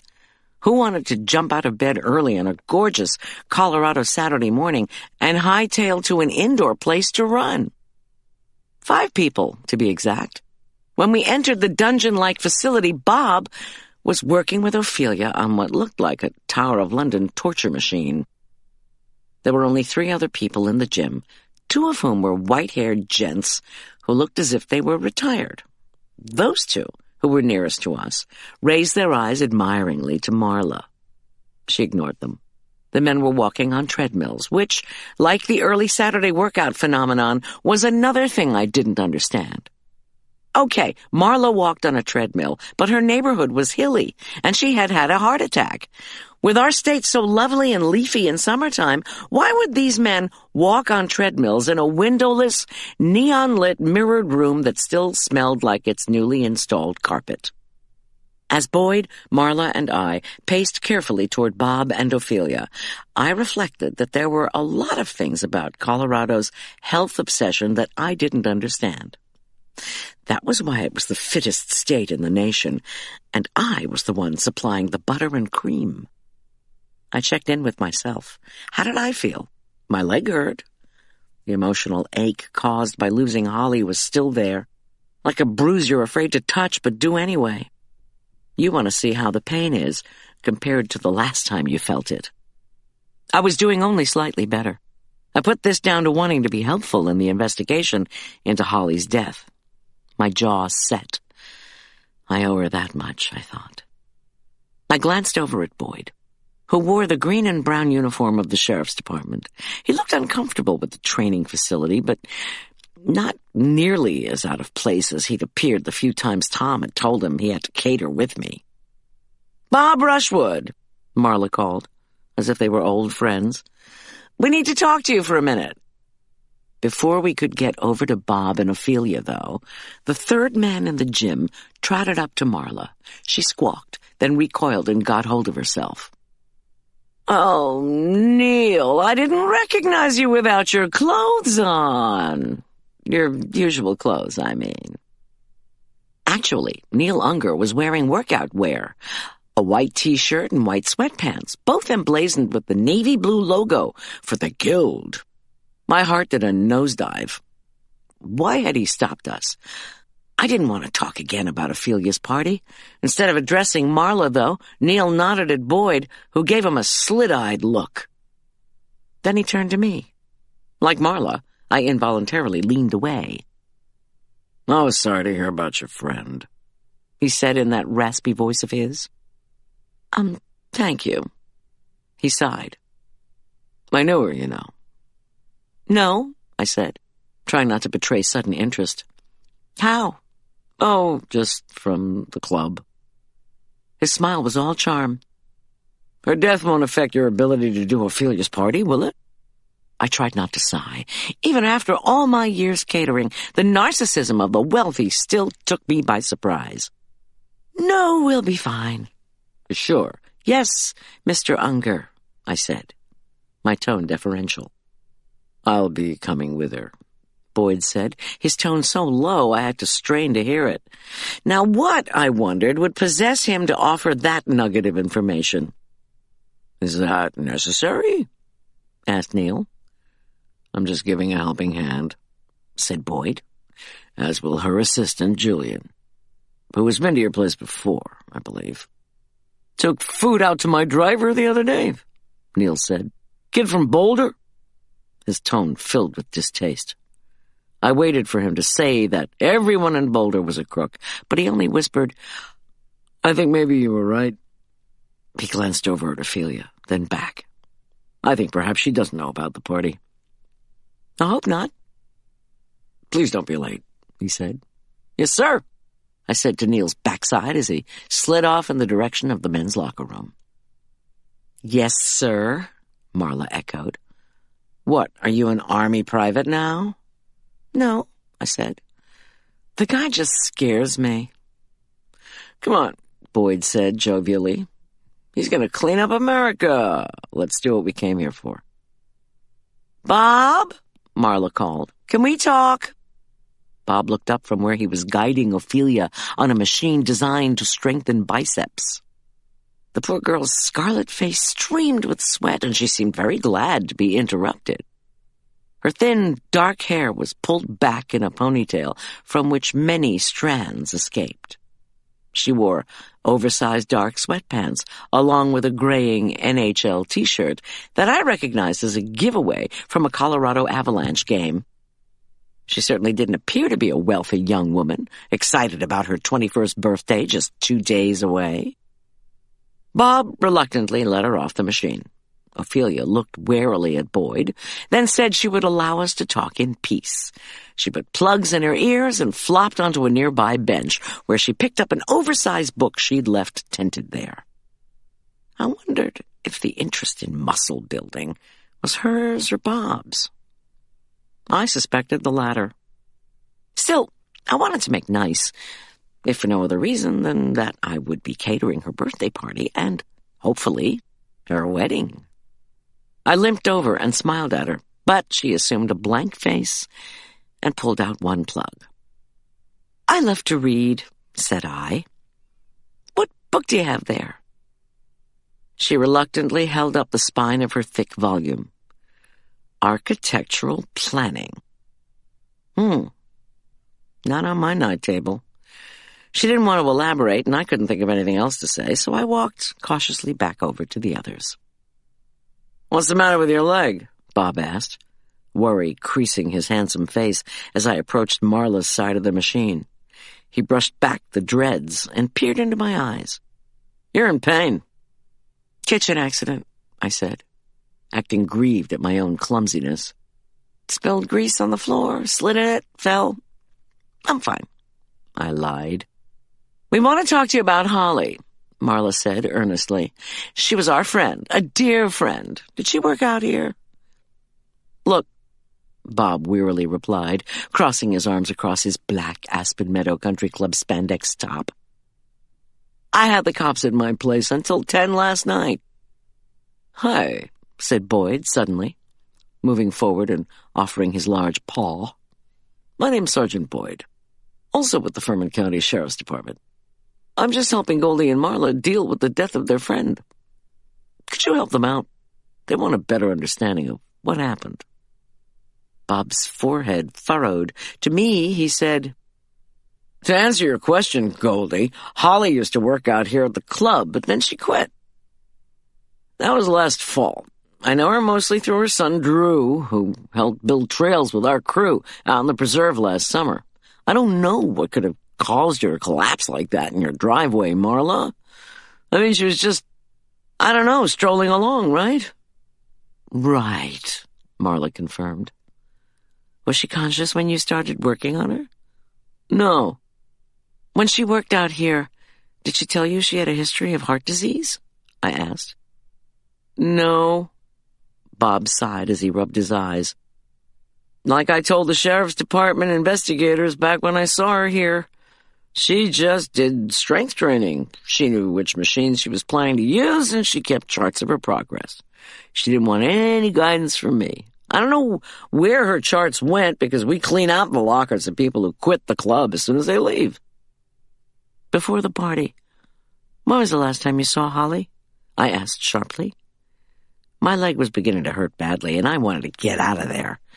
Did she seem ill or tired or anything? I talked to her on the phone on Thursday about doing the presentation for the Trails project at your son's birthday party. But I hadn't seen her in person before the party since the last time she worked out at the club.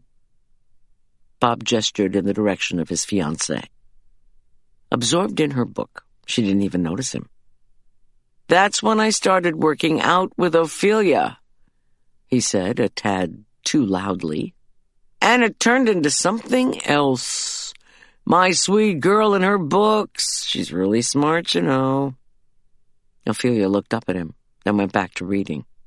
Most women would have beamed that flattery rained on them, especially from a handsome fiancé. Instead, Ophelia didn't look up when she said loudly, I'm almost done with this chapter. Maybe the earplugs didn't block out the noise after all. She asked, Can we skip the rest of the arm curls? Nope, said Bob. But we won't make these as hard. He winked at us. Ophelia pulled out the earplugs, inserted a bookmark, and walked back to the machine. Before getting on, she gave us a sour look. You know, I said thoughtfully as I hobbled back to the Mercedes next to Marla and Boyd. Marla said, I know what you're going to say. Okay, mind reader, what? That Ophelia, who's reading some book that makes you involuntarily sneer in disgust, is not the kind of person who would willingly forego college. Why, Marla, I said, admiringly. I think you'll do okay in this investigating business after all. Chapter 10.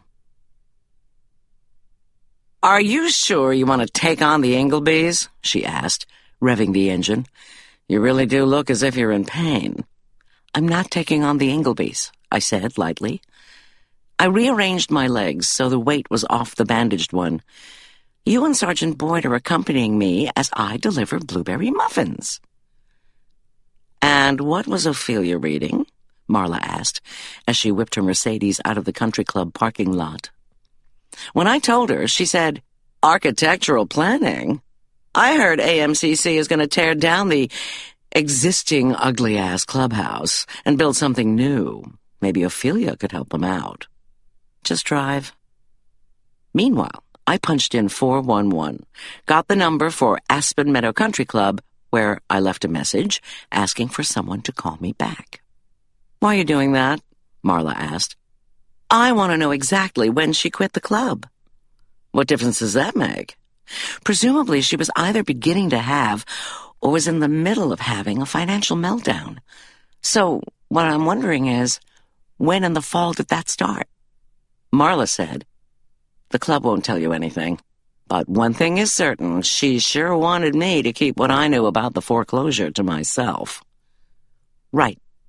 I'm just trying to figure out the time frame for these problems starting for her in the financial department. She quit the club. She sold her luxury cars and bought old used ones. In the middle of the year, she pulled Drew out of EPP and put him into CBHS. If an outsider were putting these events together, he or she would say she's short on funds. And so she was trying to get those funds, or more of them, from someone who wasn't happy about it, and sent her that text message. Maybe it was George, or someone else, a client for the collages, say, or somebody who owed her. It could have been from someone who had loaned her money before." Marla decelerated as she approached a curve.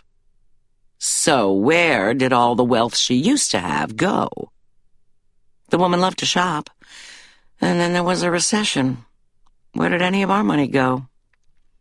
Marla shook her head. "She was having severe financial problems. She tried to extract money from somebody.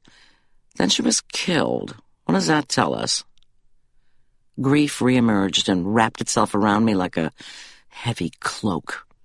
I gripped the basket of muffins and said, "I don't know." We pulled up to the entrance to the Ingleby mansion 15 minutes later. Too late, I remembered the last time I had visited Holly here. A high fence surrounded the property, complete with a gate and intercom. To my surprise, though, the gate was open, and we didn't have to wait to be allowed entry. At the same time, Marla and I wondered why this was so. Marla zoomed out the driveway. Boyd followed us through. When we got out of our cars, Boyd came over to us. "Now remember," he said, "we didn't let Drew come over here because George and Lena had a fight with Holly right before she died under mysterious circumstances, and you fell through a trap into the lake. So, if they push you to know why Drew isn't staying with them, you just let me say it was department policy, okay?" "Sure," I said. Marla complained. "This investigation work doesn't allow me enough latitude to dig for gossip." Boyd smiled. "Deal with it." Meanwhile, the answer to the open gate question came in the form of the sleepy-looking woman who answered the front door of the immense house built from red brick in complete defiance of Rocky Mountain style, which deemed that all houses above the elevation of Denver should look either like ski lodges or Mexican restaurants. "I'm the maid," the woman said, blinking. She was tall, white, mid-50s, with gray hair like steel wool. She didn't seem hostile so much as exhausted. "Who are you? How'd you get in here?" Boyd stepped forward, showed his ID, and introduced himself. "I'm from the sheriff's department. We drove through the open gate." The maid eyed Marla and me before saying, "Don't tell me you're from the press." She wore jeans and a faded T-shirt that had been silk-screened with a picture of a red Ford Mustang. "We're not," Marla replied. "But why would you think we were?" The maid, who had not given her name, stifled a yawn. Then she stared at the firearm on Boyd's holster. "Some other deputies from the sheriff's department were here until late last night. They said journalists might start poking around because George, Dr. Ingleby," she immediately corrected herself, "used to be married to Holly. You still haven't told me who you are." We introduced ourselves as Goldy Schulz and Marla Corman, friends from the church who'd brought blueberry muffins. Sergeant Boyd was accompanying us to be helpful, I added, although it was clear that bringing muffins didn't require a law enforcement escort. "We wanted to speak to George," Marla said. We did not mention we were friends of Holly. The maid said her name was Sally, and if we wanted coffee, she would make us some in the kitchen. "Oh, I got it, Mustang Sally." I said we would love some coffee. Tall, thin Mustang Sally led the way to the kitchen. My enthusiasm prompted her to say the only coffee Edith would allow her to buy was a discount brand called Frank's. I tried not to groan. The kitchen was not large. Maybe Holly's energy and vivacity had so filled the place when I'd visited before that I hadn't noticed how dated the house was. I did know one thing. This particular residence hadn't changed in 17 years, and maybe it had been this way for the past 3, 4, or 5 decades. Laminate wooden cabinets were peeling. Some poles on those cabinets were missing. The ones that remained featured ceramic roosters and other barnyard animals. I averted my gaze when Marla rolled her eyes at me. I sat in a chair with red vinyl splitting up the seat. It was one of 6 at a wood laminate table beside the kitchen wall. Boyd pulled out the chair opposite mine for Marla, scraping the metal legs across the puckered, pale lime linoleum floor. Then he walked purposefully to the far, shadowy end of the kitchen, where he stood stock still. "I've never been here," Marla said under her breath. "Do you think it's changed since 1958? No wonder Holly wanted to be an artist. She could start by fixing this place up." Mustang Sally began purposefully preparing coffee in an ancient drip machine that sat, tilted, on a buckled laminate counter. "Dr. Ingleby," she called into the chipped plastic intercom. When George didn't respond, Sally waited for the coffee to finish, then poured the dark, viscous fluid into 2 ceramic mugs emblazoned with the words, "Frank's Discount Coffee." Probably free when you bought 50 pounds worth.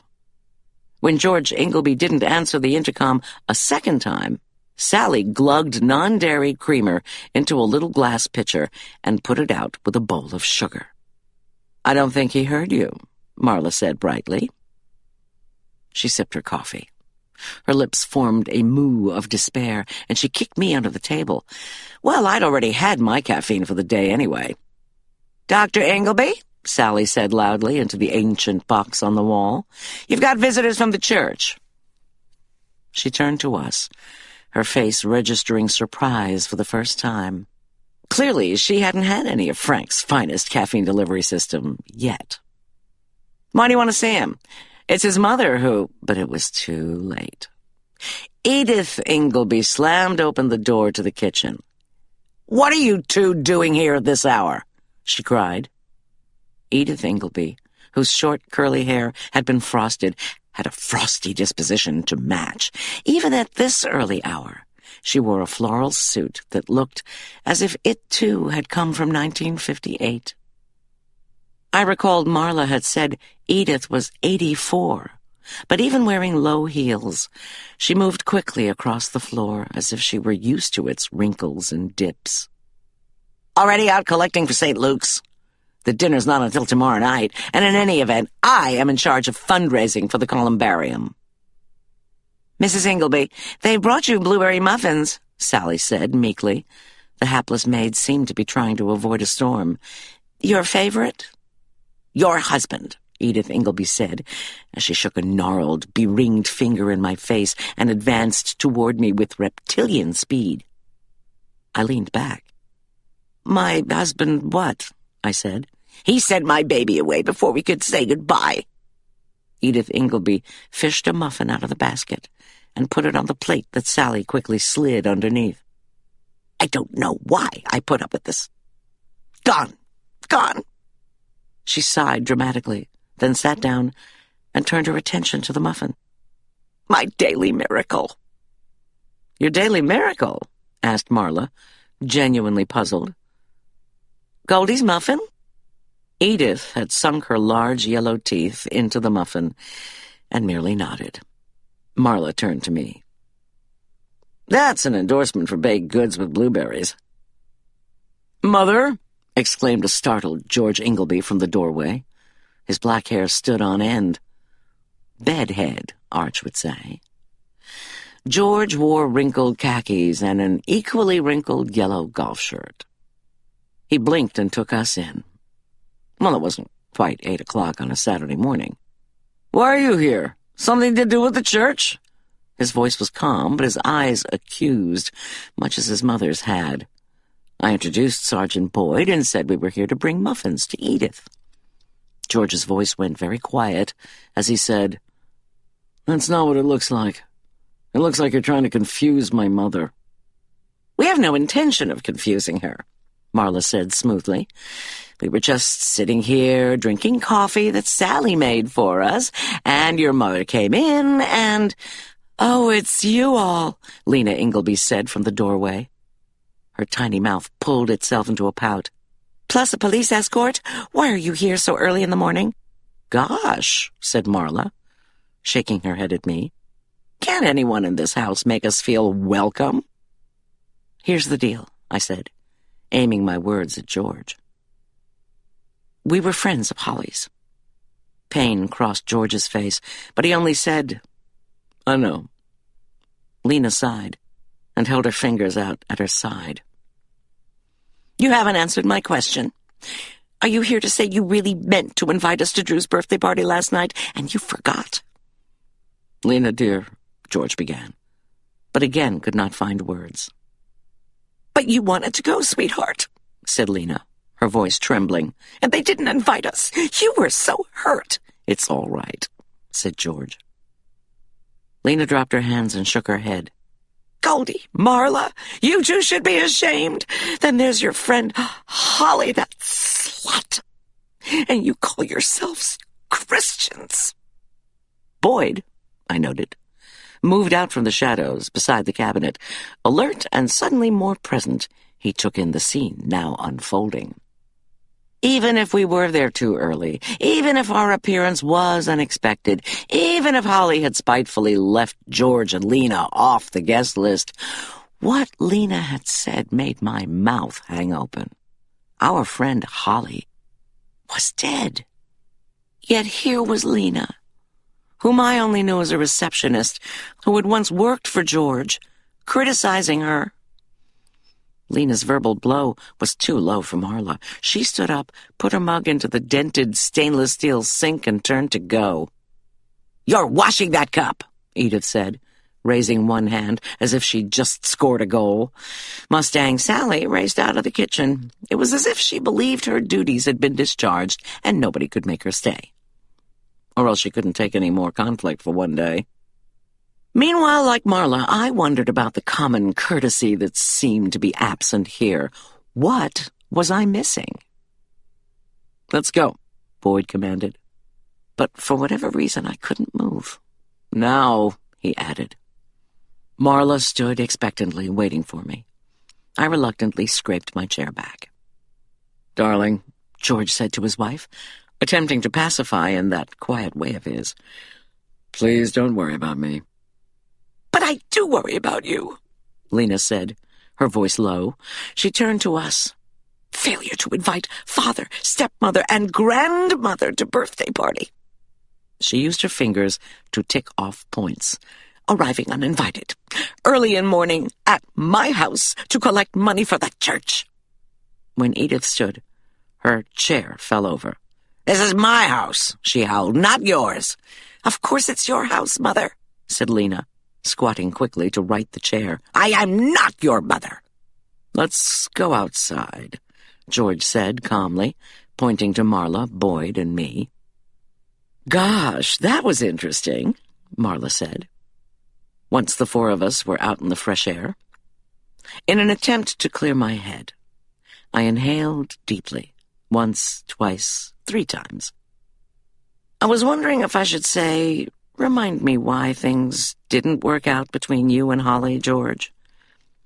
But of course no such words issued from my mouth because we were there to obtain information, not offend people, which we'd managed to do anyway, apparently. "I am not going back into that kitchen to wash a mug, George," Marla warned. She looked at me. "If I did, that would be a miracle. Like Goldie's muffins, right?" "What was your mother talking about?" "Nothing," said George, rubbing his forehead. "She gets addled," he said, in that low voice of his. I wondered if he used it on cardiac patients. "First the cops came last night, then the three of you arriving this morning just made it worse. And Lena really is very nice. She's just always been protective of me." "Look, George," I said, trying to match his soothing tone. "We're only here because we're friends of Holly's. And we're trying to understand how she could have—" "Oh, please don't," George interrupted. His voice shook, and his brown eyes filled with tears. "I loved her. I did." He pressed his hands over his eyes and sobbed. "I love Drew. I bleed for my boy. I don't know how this could have happened to his mother." "Nor do we," I said gently. "We're only trying to find out about Holly's situation." I paused. Could I bluff? I wondered. "I kept the notes from a support group we were all in, and I know the details of your, George looked up abruptly. No, I could not bluff. We shouldn't have come. "The details of what?" he prompted, rubbing his mustache. When I didn't reply, he said, "Why did your husband send my son off to Alaska so quickly?" "That's not what happened," Boyd interjected. "Drew had permission from you to go to Alaska." He did not want to tell them about the department's investigation, of course, or that Drew himself hadn't wanted to stay with George and Lena. He certainly didn't mention that Tom was considering Drew as a person of interest in the case. "Our department has a policy about minors traveling after the death of a parent, and we adhered to it." "But I'm his parent, too," George cried. Boyd held up his hand. "The victim's sister flew into Denver this morning. They departed together. We just wanted to keep Drew safe until he had packed and taken off, that's all." At this point, Lena pushed through the front door. Apparently, she didn't want to be left out of anything. She put a protective arm around George. "We have a policy, and we adhered to it," Boyd repeated. George said, "I tried to call him, but only got voicemail. The police were here," he pointed at the big house, "so I didn't have a chance to call him more than once." I said, "I'm sorry this has happened. I'm sorry you couldn't reach Drew and the police were here." Lena said, "You didn't know the police were here when George was trying to reach Drew? Goldy, I thought you were privy to all the investigations of the sheriff's department. Isn't that the rumor around town?" "Excuse me?" said Boyd. Marla warned Lena, sing-song fashion, wagging a finger in Lena's face. "Don't you go listening to rumors." "Says the town's most notorious gossip," Lena replied acidly. "Well," said Marla, "I think I've had enough insults for one day. How about you, Goldy? Sergeant Boyd?" I said, "We shouldn't have come. Let's go." Boyd said something under his breath that sounded a lot like, "Thank God." I waved to Lena as we climbed into Marla's Mercedes. "You all can keep the basket." "Holly screwed Warren Broom," Lena hollered after us. "I'll give you that gossip for free, Marla." Chapter 11. "Interesting," said Marla. She was zooming toward the open gates, whose doors began juddering closed before Boyd was even through. Someone had been watching to make sure we actually left and didn't come back. "Did you know that about Holly and Warren Broom?" Marla asked. I thought back to Warren Broom's forlornness at the birthday party. He had seemed to be feeling uncomfortable, as if everyone there knew his sordid history. But more importantly, he had stared, unblinking, at Holly. Yes, okay, maybe he appeared lovesick. I wasn't aware of any affair between Holly and Warren. You know, I depend on you to keep me up on these things. Warren was gaping at Holly at the party last night. Was she gaping back? Not really, I said. She seemed to be avoiding him. Patsy Boatfield's son goes to Christian Brothers High School, Marla protested. How come you don't know about this? I'm a full-time caterer. When you're not nosing into investigations. Thanks. That too. But there's no way I could or even would be aware of what goes on between the 1,000+ sets of CBHS parents. Well, what do you know? Not much. Patsy is one of those parent-type friends whom you see at your children's activities but don't really see outside of them. I'm figuring she and Warren married quietly, probably because they didn't want to alert the press. Warren and Patsy can't have been married that long. Anyway, how come you haven't heard about this supposed affair between Holly and Warren? Patsy's house is in Flicker Ridge. What do we know about Warren Broom, anyway? Not a whole lot, said Marla, apart from the fact that he was only temporarily disbarred, or whatever it's called when a shrink can't shrink people for a while. But when we get back to your place, I'll make some calls. What were you going to ask George? Marla asked. Details about the child support? Yes, but apparently even I have qualms when it comes to digging for information. But if I know you, Marla said, you have the details of Holly's settlement and child support situation somewhere, because you took the Amour Anonymous notes and have kept them all these years. I did indeed. I thought of George's face as it crumpled in grief. Poor George, I said. Oh, damn it! Damn this! Said Marla. A cry escaped from her lips, and she signaled to pull over. When her tires crunched on the dirt, she turned to me. Holly's dead, isn't she? She's never coming back. I held my friend as she cried. Boyd hustled up.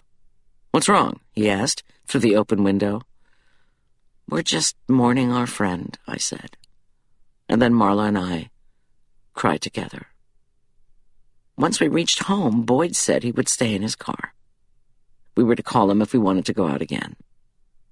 In the kitchen, Julian was grating a block of cheddar so orange it had to be for Arch. My son didn't like the sharp white variety. An omelet pan, butter, and beaten eggs stood at the ready. Arch was sitting upright at the kitchen table, his face drawn. It had been a hard 12 hours for him, too. A pristinely laid place, Julian's doing, no doubt, was in front of him.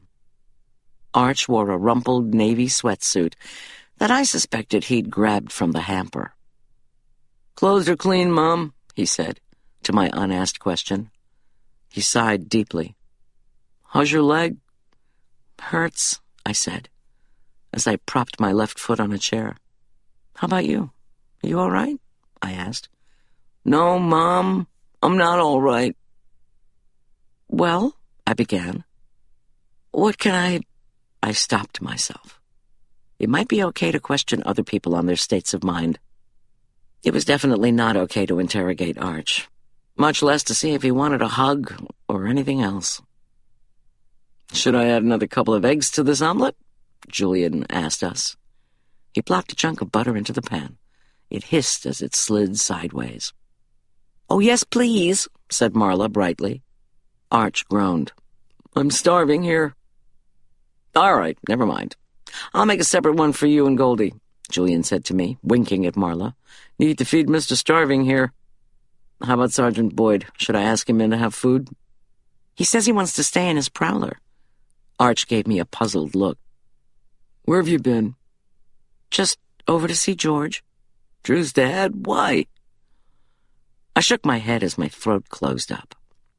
I rubbed my forehead, trying to figure out what happened to Holly. He couldn't help. Remembering Lena's parting shot, I weighed whether to ask Arch if he knew anything about Warren Broom, the stepfather of Alexander Boatfield, his teammate. My son might not want to talk about his own emotional state, but would he know anything about the Boatfields? Probably not. Arch was generally clueless on these matters, and even if he were not clueless, he would say he was. While Arch ate, forking up huge mouthfuls, so he must have truly been hungry, I checked our voicemail, which showed I had 2 messages. The first was an anxious one from Father Pete. Had I thought about working with Kathy Bellier on the church dinner? Did I really think she could bring a dozen more people to the dinner and the church? Miss Bellier had called him again, he said. St. Luke's so needed new parishioners, he added apologetically, and we could use the extra money for the columbarium. Did I, Father Pete tentatively asked, possess the advertising resources that Kathy Bellier claimed to have? She'd said I did not have advertising resources. I shook my head. Poor, naive Father Pete. When Marla announced she would put the kibosh on the co-catering bit, I hit pause on my machine. Marla called Father Pete as I washed my hands and set 2 more places.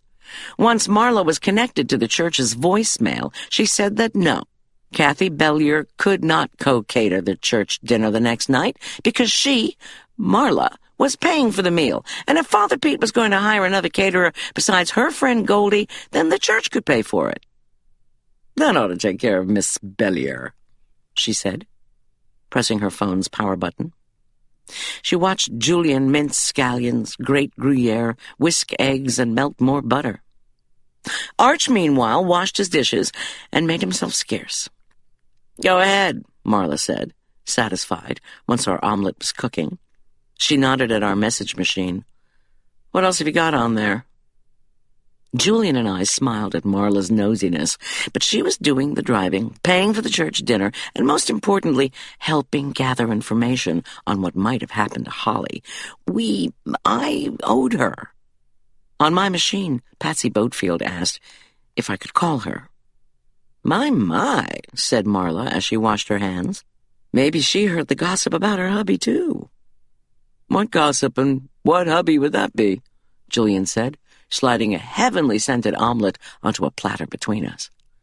Oh, nothing, Marla said, uncharacteristically close-mouthed for once. She picked up the platter and made for the door to our basement. Girls' club meeting in the basement. Julian, could you please bring down plates, napkins, and flatware? Thanks, Julian, really, I said, as he gathered up what we needed onto a tray, then added glasses of water. With genuine concern, he asked, What's the matter with Marla? Oh, Lena and Edith Ingleby were mean to her. People have been mean to Marla forever. He heaved the tray onto his shoulder with the professionalism of the restaurant trained. It never upset her before. It did this time, I said firmly, then followed him down the stairs. As I limped carefully toward our cellar, I remembered when Tom had moved from his cabin outside Aspen Meadow into our house. He'd lived with us a few months before tentatively asking if we could take on some home improvement projects. He promised we would have to agree on everything before he started. At first I suspected he wanted to toss all our old furniture and replace it with his lovingly maintained antiques. But as it turned out, the antiques had found pride of place in the house, and I was more than willing to donate the furniture that Tom's pieces had displaced. Our first big project had been cleaning out the garage so Tom could store his tools. Luckily, we'd ended up with so much extra space that when Julian moved in with us, he had been able to store his few boxes next to Tom's shelves. After the garage project, Tom and I started on the basement, with the idea that we would make room for his computer and files. Since that meant sorting through much accumulated stuff, I agreed, albeit reluctantly. The garage had been a piece of cake, so to speak. The basement was a whole bakery's worth of issues. Over Tom's ensuing days off, though, we filled dozens of bags with discarded toys, outgrown clothes, and assorted gewgaws. We saved what I was desperate to hang on to, all the notes and files I'd had forever, then donated what was usable, closed my eyes, and tossed the rest. Nevertheless, I'd looked with despair at the new space. It seemed dingy and barren, until Tom suggested we painted white, which we did. Then we put up bright red, yellow, and blue striped curtains in the half windows above the washer and dryer, his desk, and our combined bookshelves and file cabinets. In the end, it seemed like a whole new room. I'd been grateful, and still was. Once Julian clopped back up the stairs, Marla and I divided the omelet, which was creamy, tangy, and utterly delicious. Then we portioned out the tasks. We would call Patsy together. She had been a great help when Holly collapsed, and we both felt sorry for her for marrying womanizing Warren. So we would put my phone on speaker, we decided, then judge if our reactions to what she said were in sync. When I phoned the Boatfields place, Warren Broom answered, and I was very glad I'd put the phone on speaker. After I identified myself, he barked, "What do you want?" Should I call him Warren or Dr. Broom? "Your wife called me." "Why did she do that?" he asked, suddenly suspicious. "You live in the same house as she does," I said, suddenly fatigued by how cantankerous everyone was this morning. "Why didn't you ask her?" "He hung up." "Weird," said Marla. "Okay, let's give Patsy some time. Maybe she'll phone you back. If she doesn't, I'll try to call her." She eyed the wall of file cabinets. "Please tell me you have this organized." "More or less," I said, trying not to sound lame. "I'll take our dishes to the kitchen," she offered. "While I'm there, I'll go into your dining room to call a couple of people to see if anyone knows anything about this supposed affair between Warren and Holly. You see if you can find what we're looking for in the money department." So I did. I kept the file for Amour Anonymous next to one with the curriculum for teaching Sunday school with Holly. We'd hardly ever needed the church school curriculum, and as Tom had kindly pointed out, I'd kept both files for close to 10 years. But I was adamant. I might need my meeting notes someday. This morning, I hadn't commented to Tom that we were now seeing proof of this philosophy. I extracted the file and remembered why the Amour Anonymous members had started the whole note-taking enterprise in the first place. Even though we were anonymous to the outside world, we recognized early on that some of us were having great insights. We wanted to keep track of them. Since no one else had wanted to be secretary, I volunteered. At the end of each year, we had a big party where we celebrated each other's progress, and I read out our best insights. I was dismayed to see that the edges of the pages of the spiral notebooks were now brown and curling, and was glad I'd labeled the notebooks by year. Luckily, I'd also written down who was present at each meeting. Holly had only been a member for 2 years. But as I looked at my notes, it seemed as if I'd spilled coffee or that my ink had run on at least half the pages. Even I had trouble making out what I'd written. When Marla returned, she said gloomily that all of her regular sources said, yes, they'd heard Holly and Warren had had something going, but they all thought it had ended a long time ago. "Give me something to do," she said. I gave her 1 year's worth of notes. She flipped through the pages and made a face. "What am I looking for in this run-together chicken scratch, Sherlock?" I felt embarrassed that I hadn't at least typed up the notes when the group had ended, but back then there hadn't seemed to be any point. What we should search for at this point is Holly's settlement with George. Marla shook her head. "All right, I'll try to look for numbers." Half an hour later, neither one of us had been able to find the details of Holly's financial situation. But I was sure they'd been in the notes. Marla, convinced I might have written out the numbers in longhand, was taking longer to read my handwriting than I was. I offered to make coffee. "It better not be Frank's finest," Marla said, peering close at a page, "or I'm going to have a fit." When I brought iced lattes downstairs a few minutes later, she was puzzling over another page. "Now I know why lawyers make so much money." Marla was an expert on the law, at least when it pertained to money. "There's something in there about attorneys?" I asked. "Not yet. But they have to go through boxes and boxes of documents. They want to be paid for being forced to concentrate on what is excruciatingly boring, like details of divorces, wills, trusts, taxes, and lots of parties of the first part and parties of the second part. So, no lawyers yet? Nope. But I'll tell you this, I've never seen so many visits to doctors in my life. We were keeping tabs on each other, I said, defensively. Wasn't that worth mentioning? Also, we're trying to find out if Holly mentioned having any medical problems, especially with her heart. I suppose, she mumbled. I had no idea investigative work was so tedious. She sipped her latte and seemed to revive. Let's try calling the Boatfields again. But when she punched in the number, we got Warren once more. Marla shook her head and pointed at me. I cursed silently because I hadn't thought of what to say if he answered. Is Patsy there? I asked, trying to sound innocent. If possible, he was even ruder than he'd been the first time. Why do you keep calling? He said, his voice impatient. I'll tell her to call you when she gets back. Who is this, anyway? Goldy the caterer, I reminded him. I thought fleetingly of Kathy Bellier, but didn't figure the distinction was worth noting to Warren, who didn't seem to give a fig salad about who I was. Anyway, it was Patsy who had called me. Yes, all right, Warren barked.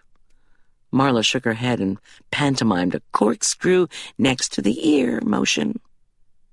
Actually, I hazarded, there's something else you can help me with, Warren. It has to do with Holly Ingleby. She, Holly, gave me a piece of information, I added, for you.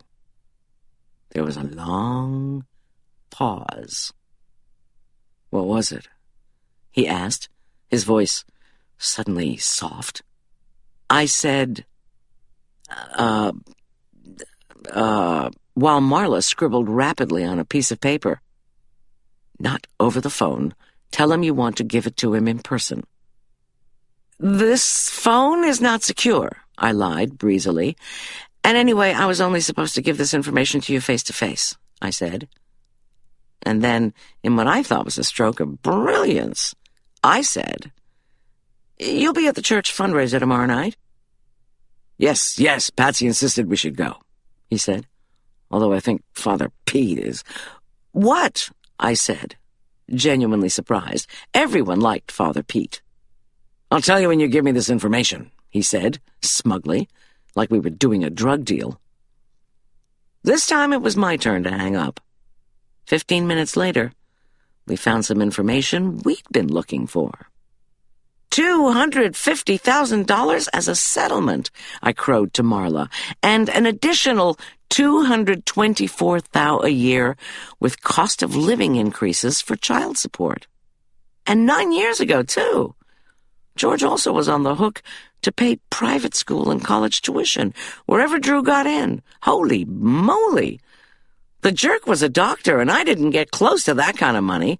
I had to work. The jerk didn't have access to inherited funds, Marla said matter-of-factly. George did. I see your point, I replied as the phone rang. I peered at the caller ID. Boatfield. Apparently Warren can't wait until tomorrow night to get his gossip fix, Marla said. But it wasn't Warren. It was Patsy Boatfield, who sounded out of breath. I dutifully put the phone on speaker. We exchanged mournful greetings. We both said how awful the previous evening had been, and how terrible it had been that Holly died. I thanked her for being so kind and helpful. After a moment, she asked, Has anyone reported to you that they were sick after the birthday party last night? Well, I said, not exactly sick. Why? Oh, I just had horrific nightmares, she replied. The worst I've had in my life. I thought it was because of Holly dying, but then I thought, this just isn't normal. I'm sorry. I grabbed a clean piece of paper. What did you have to eat and drink? Let's see. Chips and guac, arroz con pollo, salad, the torta, and cake. Plus a beer. It seems to go so well with Mexican food. Do you think there was something in the food? Did other people have problems? Yes, some guests had nightmares, I said. I finished scribbling the list, tore off the sheet, and stuffed it into my pocket. What about Warren? What about him? Did he have nightmares? Not that he told me. He sounded upset when I called you back. Did he know Holly? I asked, while Marla made slashing motions across her throat. She was writing furiously on a new piece of paper. Well, I think he did, but that was a long time ago. How long ago, do you know? We're trying to piece together her medical history. I honestly don't know. The way I heard it, they were at a convention together over in Boulder. Some doctor thing. Some doctor thing? I repeated. I was trying to get her to say more, but Marla was flapping the paper in front of me. I finally read what she thrust under my nose. No, we want Warren to tell us what was going on. Patsy won't know anything, and this will just give him advance warning that we're onto him, so he'll shut, was all she had written. So Warren and Holly were at a doctor thing in Boulder, I said. I wondered if it was the same conference that the jerk and I had attended. Holly and George had been there, too. Since I'd never seen Holly at a subsequent conference, it sounded as if Warren might also have been there. But you don't know exactly when this conference was? Can you ask him? I would, said Patsy, sounding perplexed, but he's in the bathroom and won't come out. Is he sick? She paused so long, I thought she might have hung up. I peered down at the phone. We were still connected.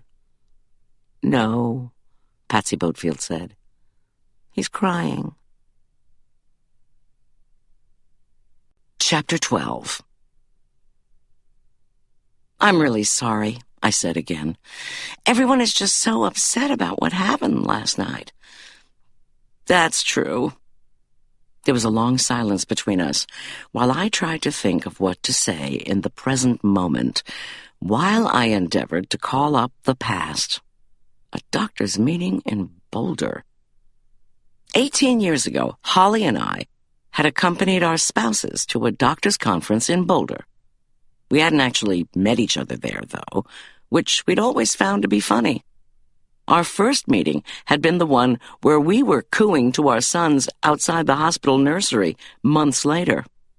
Holly hadn't been very interested in the medical convention, no surprise.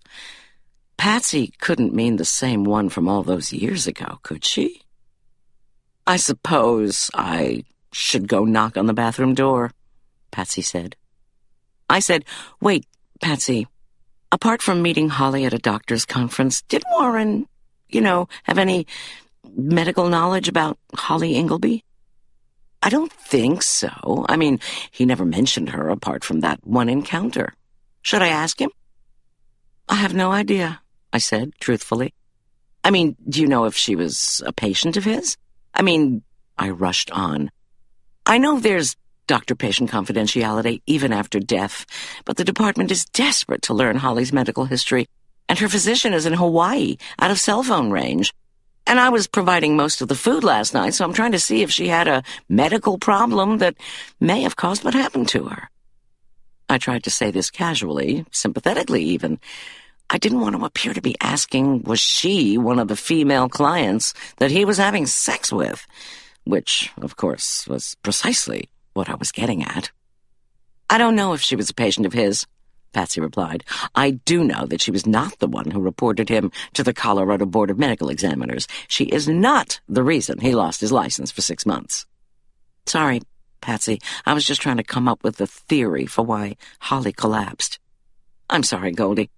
People have such prurient interests, Patsy said, her tone apologetic. I don't, I said. All right, okay. I'm just sensitive. You wouldn't believe the number of people who want all the ghastly details about Warren and all of his supposed indiscretions.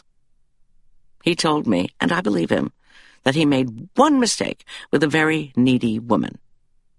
You know, I want to say to these nosy people, if you're so interested, go to the library and read the newspaper accounts. I am not one of those people, I replied.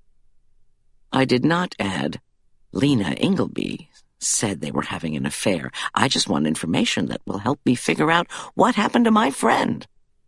See you tomorrow night, then, she said, again apologetic. It's just that your question hit a nerve. I didn't mean to. You know, I mentioned to a friend that we were thinking about having a Midsummer's Eve party, and yesterday, Kathy Bellier called me. Do you know her? I bit the inside of my cheeks and tried not to imagine steam coming out of my ears. I know her, I said stiffly.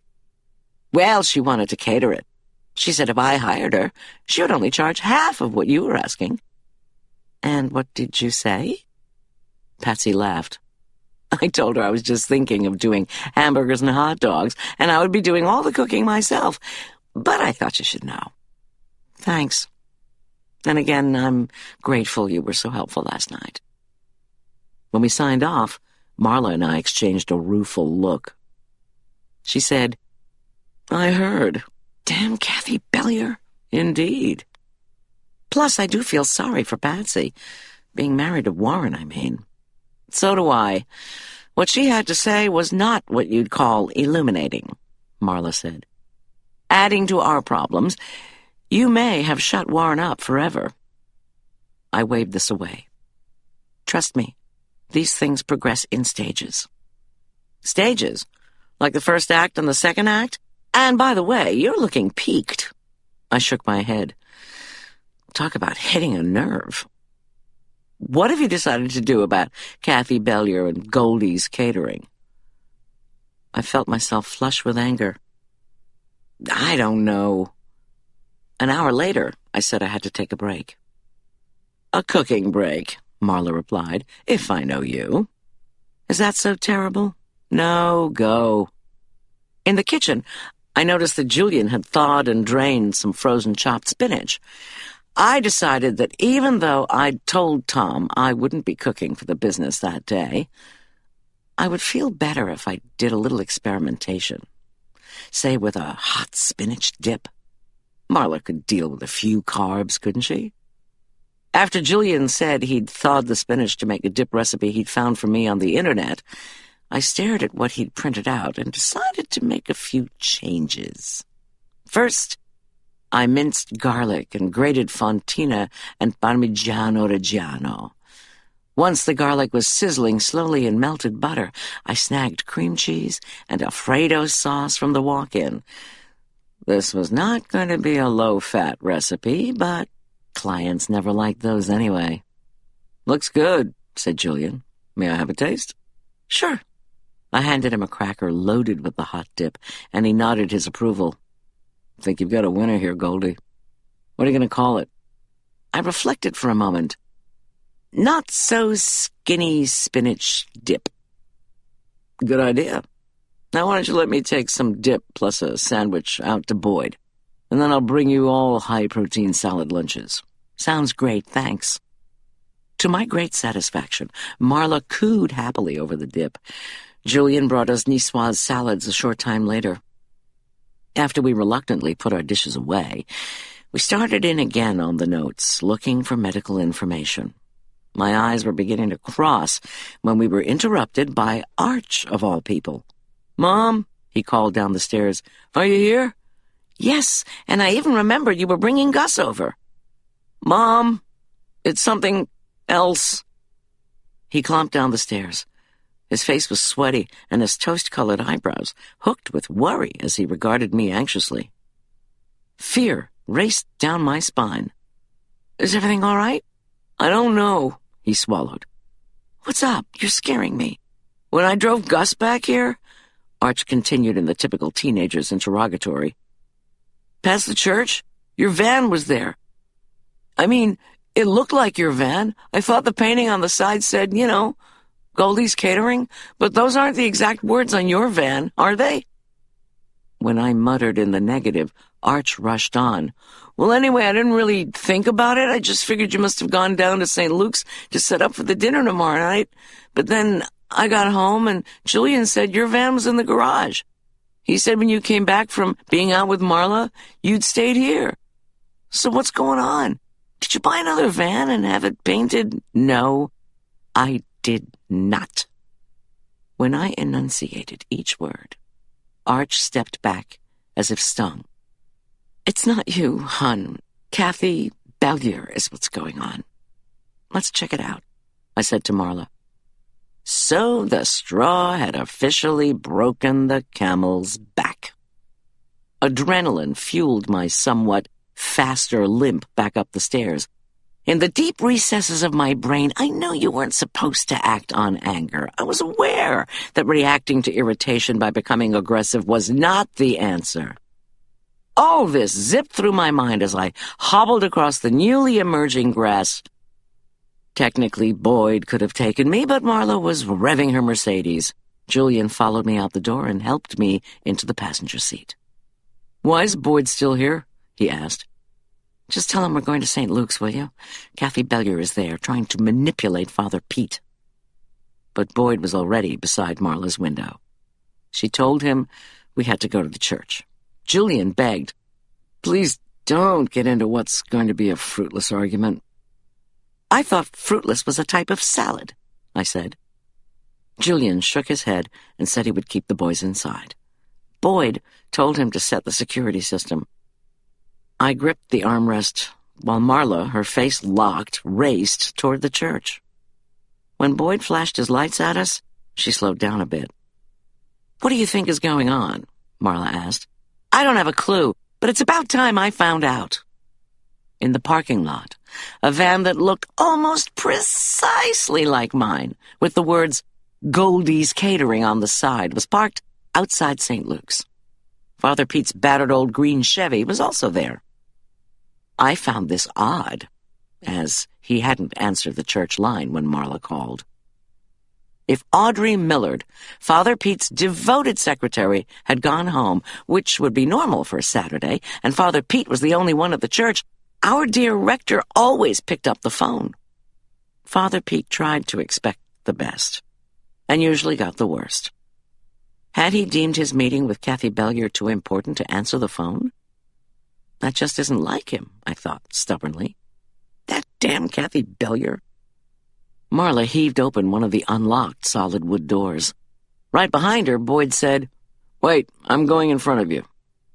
It took a moment for our eyes to adjust to the darkness of the sanctuary. Light from the sacramental candle shuddered.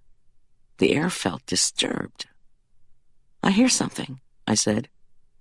We listened. After a moment, a faint groan coiled down the hallway to our left. Damn it, said Marla. Let's get... Stop, Boyd ordered, pulling out his weapon. Let me go first. But Marla ignored him and ran down the hall toward Father Pete's office. Slowed by my injured leg, I shambled behind a hustling Boyd, past the locked doors to the Sunday school rooms. Marla screamed. When I hobbled up beside Boyd and her, my stomach turned over. There were two bodies sprawled on the stone floor. Kathy Bellier, whom I recognized from her website photo, lay next to Father Pete. Blood slowly swirled out of both of them. An explosion of paper, hundreds of documents, along with scattered gray church files, lay littered on the floor. Some of them were sopping up blood. The back door to the church stood open. Call 911, Boyd ordered Marla. He held up his weapon. Get behind me, both of you. Hey, he called. Police, anyone here? When there was no response, I dropped painfully to my knees. Marla was on her cell with emergency services. I asked Boyd if I could touch Kathy Bellier. He said sharply, wrist only. Kathy Bellier had no pulse. If she was breathing, I couldn't tell. Father Pete was alive, but barely. His eyelids fluttered. Another weak groan issued from his lips. Both of them had been stabbed. Whoever did this, I thought slowly, also broke into Audrey's office and found the key to the file cabinets. The drawers had been dumped out. The contents lay strewn everywhere. Whoever had attacked Kathy and Father Pete had then stepped around and partially through the pools of blood in order to get out the back door. I averted my eyes to keep from being sick. There were scarlet smears on the wall. If there was a weapon nearby, I couldn't see it. Kathy's wounds were so deep, and there was so much blood I couldn't tell exactly where she had been cut. I asked Boyd if I could check on Father Pete. When he nodded, I pulled up Father Pete's black clerical shirt, wiped away blood, and located 2 stab wounds on his abdomen. Without thinking, I tore off my sweater and pressed it into the cuts to stop the bleeding. Marla, when she wasn't giving details to the emergency operator, couldn't stop saying, "I've never seen so much blood," alternating with, "Do you think Father Pete's going to make it? Oh, please, Goldy, tell me he's going to be all right." And, "Yes, operator, I'm still here, yes. St. Luke's Episcopal Church in Aspen Meadow. Yes, 2 people. Sergeant Boyd is here." We'd learned a lot of things in Medwives 101, but whether someone was going to make it after so much blood loss was not one of them. It wasn't long before 2 pairs of EMTs raced into the church. Then, although there was no fire, came engines from the Aspen Meadow Volunteer Fire Department. The 4 EMTs told us to back off and let them do their job. Boyd moved efficiently out of the way, but Marla and I had a harder time allowing our priests to be out of our sight. The 2 techs assigned to Kathy were quickly able to tell she was dead. But I also knew their protocol was to keep working on her until they sent telemetry down to Denver to have their diagnosis confirmed. I couldn't see what the 2 medics ministering to Father Pete were doing because they'd told us to go back down the hall and stay out of the way. Marla and I retreated to the church kitchen. Eventually, the 2 techs who'd been working on Father Pete raced past us with our priest on a stretcher. Finally, Tom came, along with more sheriff's department cars. He conferred quickly with Boyd. Then he gave me that look of his, a mixture of relief and worry. "While our crime scene guys are working on this, we're going outside. You, me, Marla, you're going to tell me exactly why you came here and what you were doing." As we walked back through the vestibule, Marla insisted on telling the story. From Father Pete's message to me, to her calling him back, to Arch relaying the news that some other van with the name Goldy's Catering was parked at the church.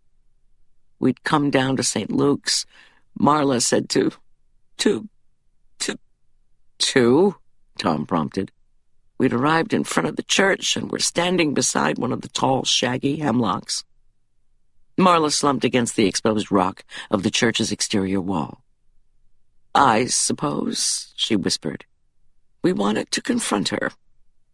Kathy, I mean.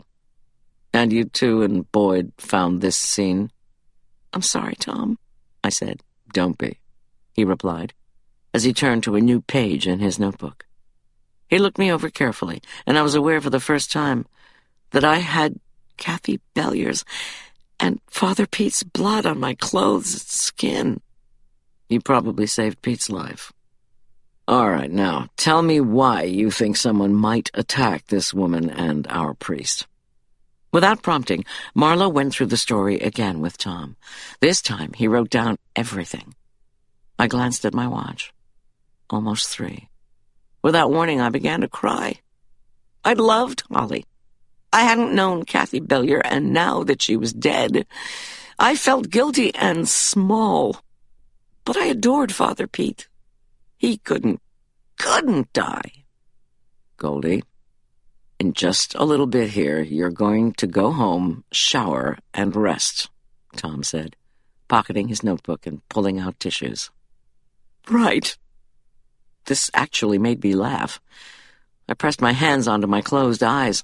I thought ruefully back to the doctor last night, telling me I should take a week to recuperate. A team of victim advocates showed up in a van.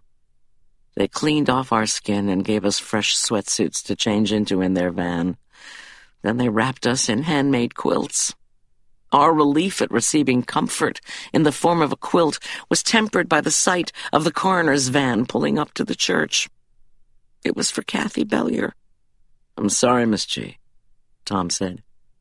"I want you to be able to leave, but I need your story while it's fresh." He pulled his notebook back out and lifted his chin in my direction.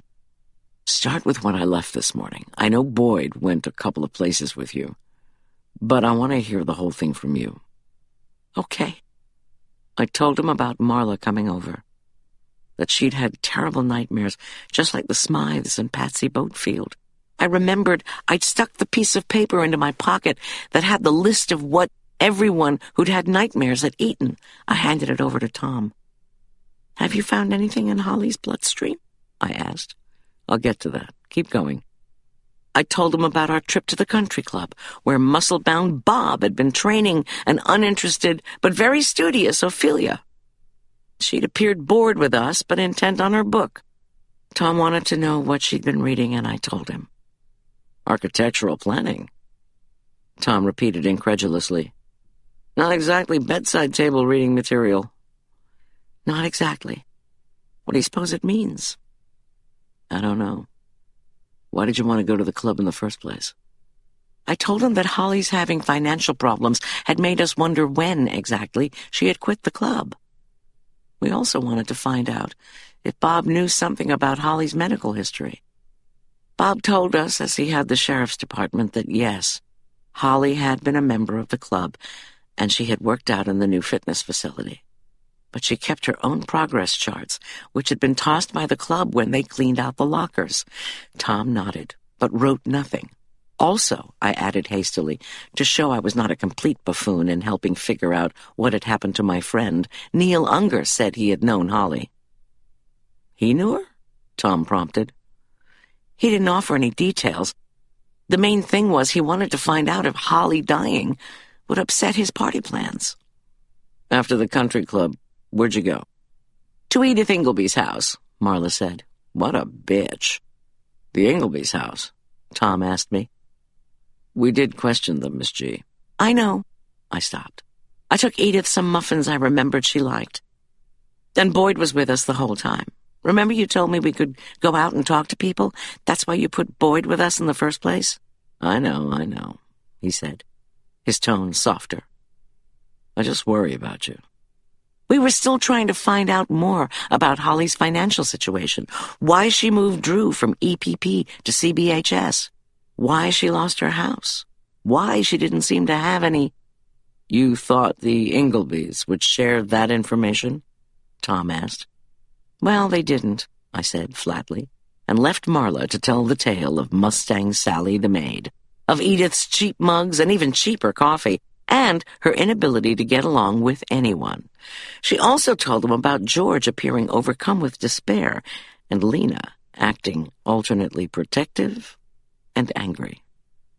"But you didn't get any information on Holly," Tom concluded. "Oh, but we did," Marla said, her eyes lighting up. "Lena virtually spat out the news that Holly had an affair with Warren Broom. She didn't say when this happened, but back at your place I called my pals who might know. They said that indeed they'd heard that Holly and Warren had, a moment, but they thought it was long over and done with."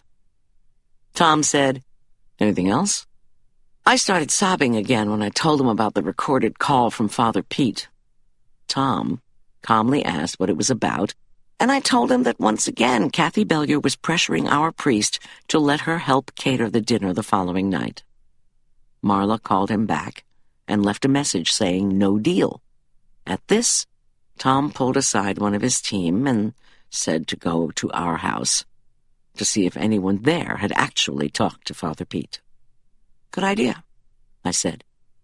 "But wouldn't Julian have mentioned it if he had?" Tom nodded to me to continue. "The second message on our machine," I went on, "was the one from Patsy."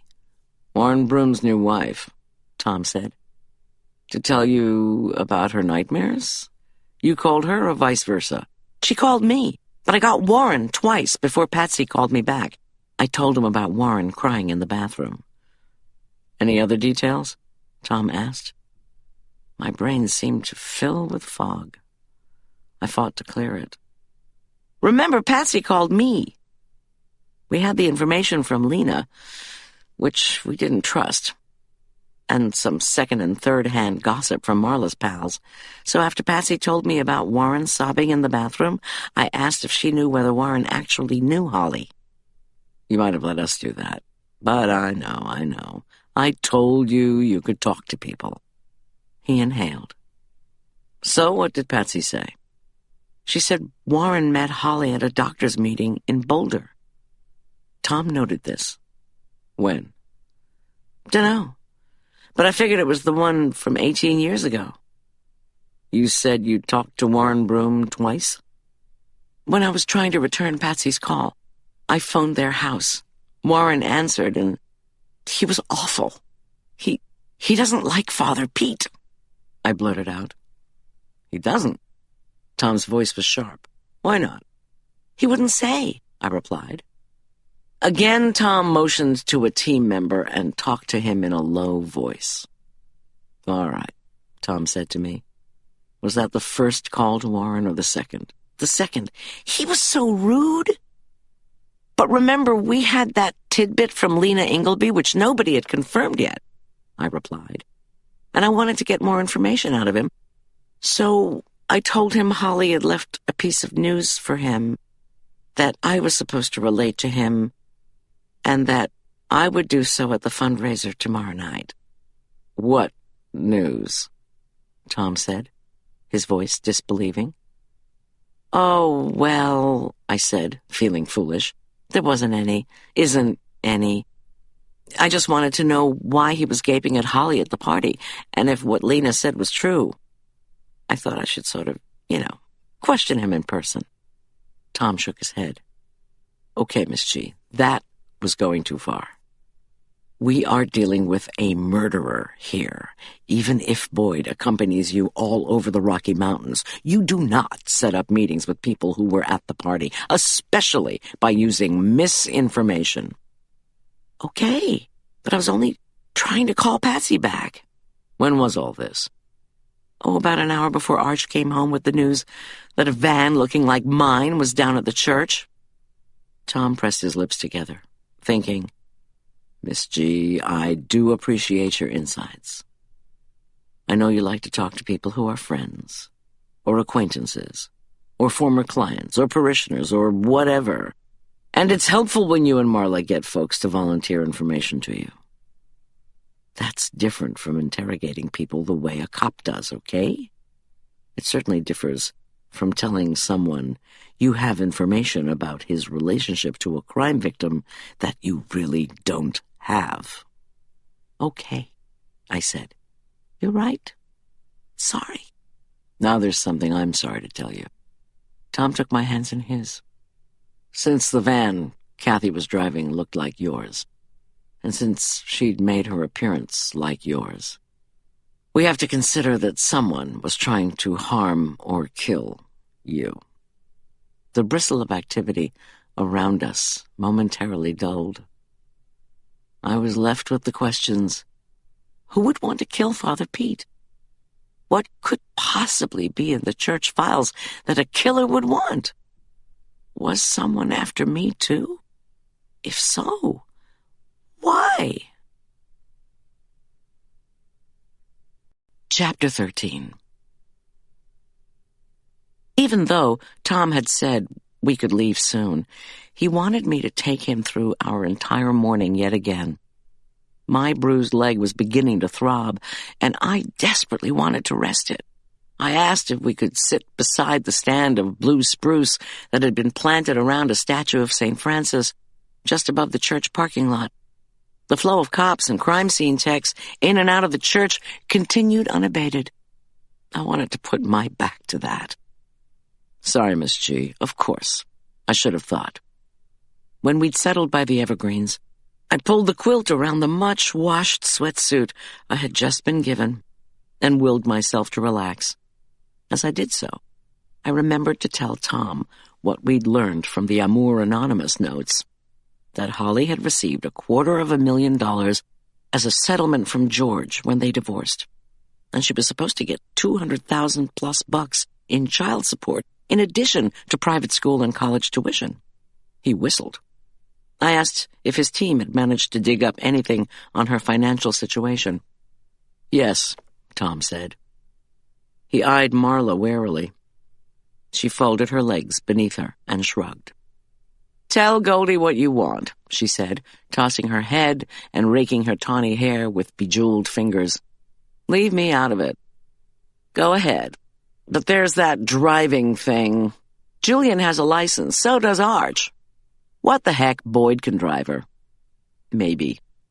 But while you're working on this case, you want to be sure somebody can chauffeur your wife around, right? Even if Boyd is with us on our way to Timbuktu? You also need to be confident of my help, yes? I, a longtime friend, fellow country club member, and shopping pal of Holly's, am also a parishioner at St. Luke's and know Father Pete well. And I'll bet I can get you more good scoop on Kathy Bellier and Warren Broom than your department can find in a week. So you'd better not give me that chilly shoulder of yours, Tom Schulz. Tom sighed. Holly stowed her financial files in her desk, but they were only for December to now. She'd only made 6 deposits in her bank account since the beginning of December. Nothing from George. The deposits were for amounts between $4,000 and $6,000, for a total of $31,000. The deposits matched receipts for collages she'd delivered. We talked to the buyers of the collages, and the amounts matched. CBHS allowed her to pay tuition on a monthly plan. Now get this. Some of that she paid in cash. I said, cash?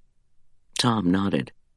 She filed for an extension on her taxes, and we have no idea what her income was for last year. We figured the rest of the income from this year went for rent, groceries, gas, and so on. If you're getting $200,000+ a year, $31,000 on top of that is still pretty darn good, I began. Tom held up a hand. As I said, we saw no trace of any $200,000+. And she had credit card debt in the thousands. But more interestingly, the people she did collages for provided clothing, toys, photographs, and so on. Holly told them it had to be stuff they were willing to part with and not see again. Intrigued, I didn't interrupt him this time. They all said this, but we couldn't find a trace of clothing, toys, or photographs. There was no studio in her rental. There were no receipts anywhere in Holly's desk for studio rental or framing. Drew told you, and our guys too when we questioned him, that Holly rented studio space in Cherry Creek. But no, he said, he had never been there. And no, our guy thought to ask him, he had no idea what happened to all the stuff Holly got from clients to make the collages. Drew just said when a big cardboard container came, Holly said it was from the framers. And the $25K typed note inside the box with the collage? I asked. What was that about? Tom shook his head. We have no idea. I said, anything else? Tom took a deep breath. Holly had sold the Audis belonging to her and her son in the past 6 months. We found the receipts. She used the money to hire a lawyer. She was suing George for back child support. I knew it, Marla said.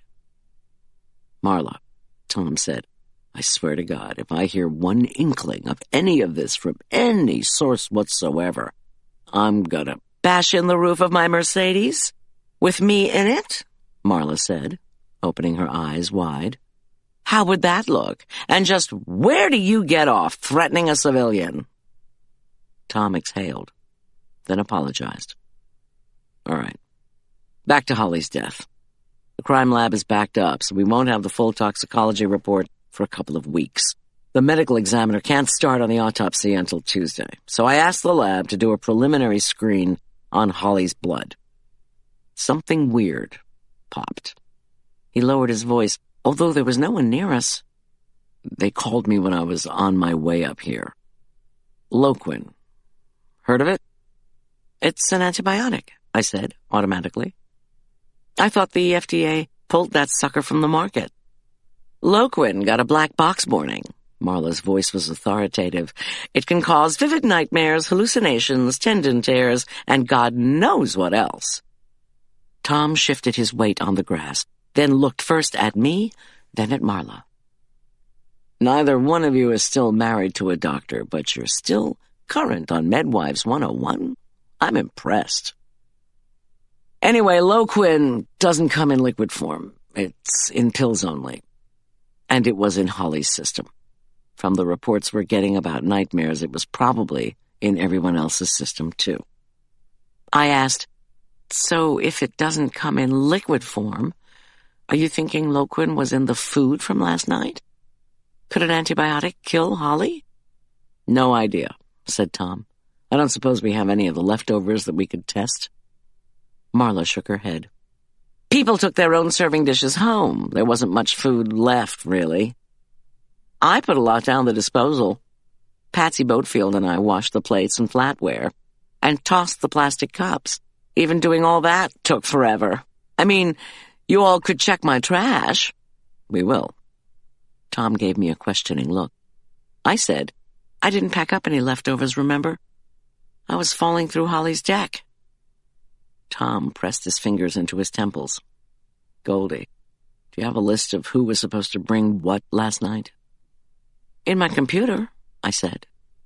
But you know, everyone, and I do mean everyone, was in and out of Marla's kitchen, including that weird artist guy nobody seemed to know. I don't suppose anything about him popped, as in a cell phone photo. Tom said, nope. Anybody else around the food? Someone who wasn't at the party? I thought back. Neil Unger made an unannounced visit Thursday when Julian and I were working on the party prep. He sent Julian out to give his driver something to eat, while he insisted my computer had a virus, and I had to check it that minute. Was there food out? Food you weren't watching while you did a virus scan? I closed my eyes. Yes, Julian had made the second batch of chili relleno tortas, but hadn't put them in the oven. Neil was ranging around the kitchen, opening and shutting cabinets. I just thought he was nervous. I shook my head. Nothing came up concerning that message on Holly's phone either, even though it was from an untraceable cell. Our guys are working with the phone company now, trying to pinpoint where the call came from. They should be able to tell us within a 2-block area. Oh, technology, I said. I don't suppose George or anyone else mentioned sending a text? Tom shook his head. We're still working on the carton the collage came in. So far, we've only established that it was mailed from a non-chain shipping store in Capitol Hill. Our guys got the owner out of bed in the wee hours. The place doesn't have a security camera. We showed the owner the box with his mailing tag. He checked in his computer, and he said he had no idea who had sent it because the customer paid in cash. Did you get a description of the customer? Male? Female? Tom said, nope. We don't know anything about who shipped the carton. Where is this place? Clarkson Shipping, down near the cathedral. We talked to the owner at length. He has 10 temporary employees. Our team is trying to locate any of them who would have seen someone mail an oversized box. So far, nothing. He eyed me knowingly. Miss G, Marla needs to take you home so you can get some rest. And by that I mean rest in bed, without going anywhere outside the house. Boyd'll follow. But what about Father Pete? I asked. I promise I'll call you once we know something. When I pursed my lips, he said, I swear. Tom took my hands and helped get me upright. I didn't want to leave St. Luke's, but under the circumstances, I didn't want to stay either. At home, Arch and Gus rushed down the stairs when Marla and I walked through the front door. Julian, who'd been working in the kitchen, came out to greet us. Father Pete! Father Pete! Arch said in a rush. How is he? One of Tom's people came to the house asking questions, Gus supplied. With toast brown hair, dark brown eyes, and the ghost of freckles, Gus looked so much like Arch, or at least like Arch before he'd shaved his head. It always made me do a double take. He told us Father Pete had been hurt, Julian explained. Hurt badly, but he didn't say what happened. He just wanted to know if any of us had talked to Father Pete when he called this morning. If it sounded as if he was with anybody, if his voice showed stress, that kind of thing. Julian shook his head. But when I saw the call was from the church, I didn't pick up. Hurt? Badly? How? Arch asked breathlessly. Is he going to make it? Marla raced to the first-floor bathroom, slammed the door, and began crying. The boys gaped at me, stricken. I said, somebody attacked Father Pete. We think he's going to make it. We hope. Attacked him? Julian pressed. Father Pete was a boxer. I made my voice very quiet. Listen, you cannot tell anyone this. When all three of them nodded, I said, somebody stabbed him. He was breathing when we got there, but just barely. Whoever knifed him also killed Kathy Bellier. She was the one driving the van that looked like mine. For a moment, we stood in the hallway. We were trying to take it in. Marla, snuffling, came out of the bathroom. Boss, Julian said gently, you look as if you're in a lot of pain. Please go lie down. When I hesitated, he said, I'm making the vegetarian lasagna for us tonight, plus salad and bread. There's going to be plenty for all of us. He cocked his head. Please go up. So I went. Marla joined Julian in the kitchen, while Gus and Arch said they would be in Arch's room. They promised not to get onto the internet. I knew they would want to talk about who could have been able to get the drop on Father Pete. I was so tired and in such exquisite pain that I couldn't run my mind back over Marla's and my discovery and make much out of it. I didn't think I'd fall asleep, but I did. When I awoke, the luscious scent of cooking food was wafting up the stairs. But what all the psychologists say about insights coming when you're relaxed had happened. I'd thought of something, or rather, I'd realized it. The man at the party, the uninvited guest, the artist in the odd clothes. When I'd started out in catering, I'd done a party for him. Or rather, I'd done an event where he'd been present. I remembered him now, standing in the corner, looking forlorn. The party had been at a gallery, and very few people had shown up. The artist whose work was being exhibited had been such a severe introvert he hadn't been out chatting with patrons, or with anyone for that matter.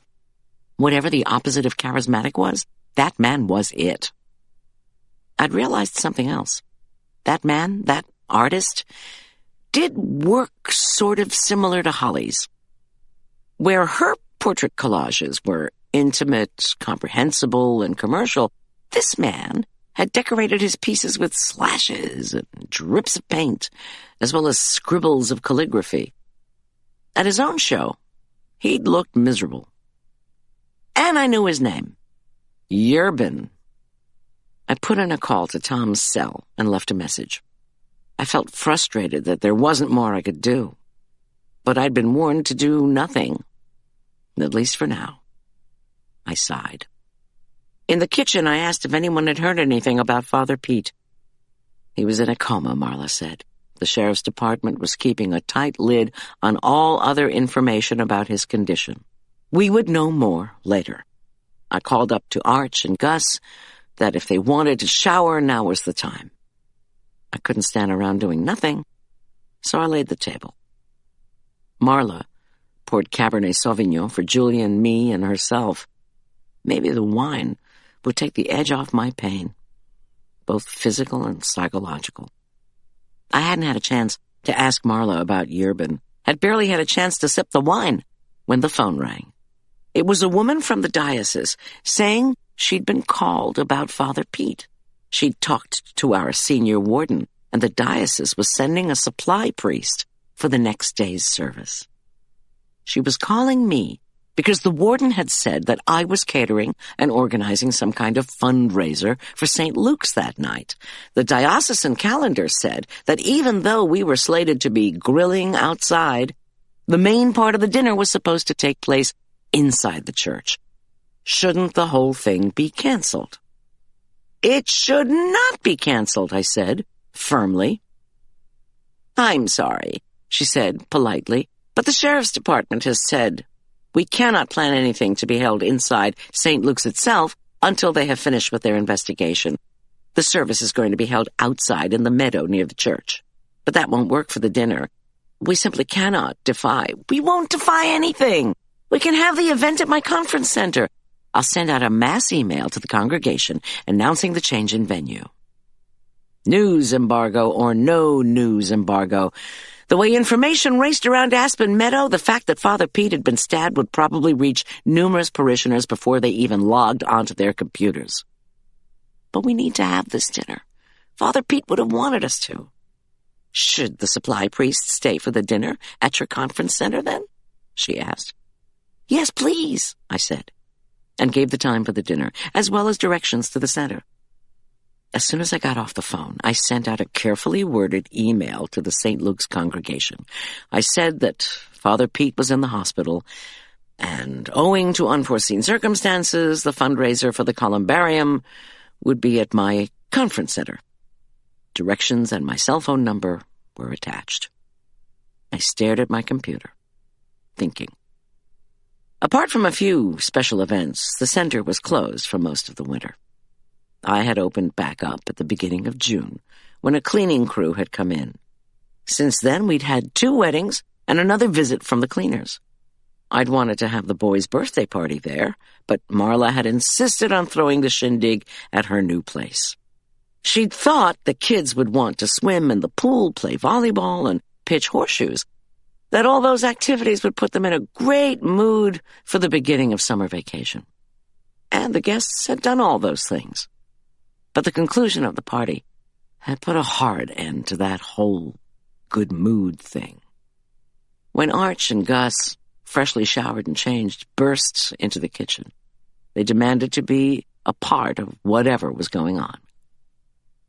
Well, what was going on? I knew one thing. I needed to get away from the house. We all did. I had that major in psychology, didn't I? I felt a twinge of guilt, as I'd promised Tom I would rest and take it easy. But staying at home meant I would, as we say in our business, stew. On the other hand, if we went over to the center, and everyone worked, cleaning, setting tables, doing prep for the dinner the next night, and having dinner there, we would feel as if we were working to help Father Pete. So I told Julian, Marla, and the boys that we were going to have to take the fixings for our dinner that night and the church meal the next to the center. Marla cast a longing glance at the lasagna Julian was now covering with foil. After I was up late last night, please don't tell me you want me to do more cleaning. You had Patsy Boatfield right there in your kitchen, and she helped you wash those seemingly endless piles of dishes, I replied, cheerfully. And anyway, what do you think this catering biz is all about? But no, there will be very little cleaning. Just dusting and mopping and... I stopped when she looked stricken. I'm kidding. But listen, I said, to soften the idea. What we're doing is what Father Pete would have wanted. Would want, I corrected myself. Julian went out to Boyd's car, which had attached itself to our driveway like a shadow, to tell him where we were off to next. Before long, we had my van, which Marla was going to drive, filled with the foodstuffs for the church's fundraiser, which was supposed to have been a prime steak cookout, with veggie burgers available. Having lots of people standing around a grill is always very sociable and feels festive. Father Pete and I had agreed. Everyone was then supposed to have gone into the church to hear about planning their funeral and donating to the columbarium. I sighed. The best laid plans and all that. Julian was taking his Rover and the lasagna for that night. Arch and Gus followed in the Passat.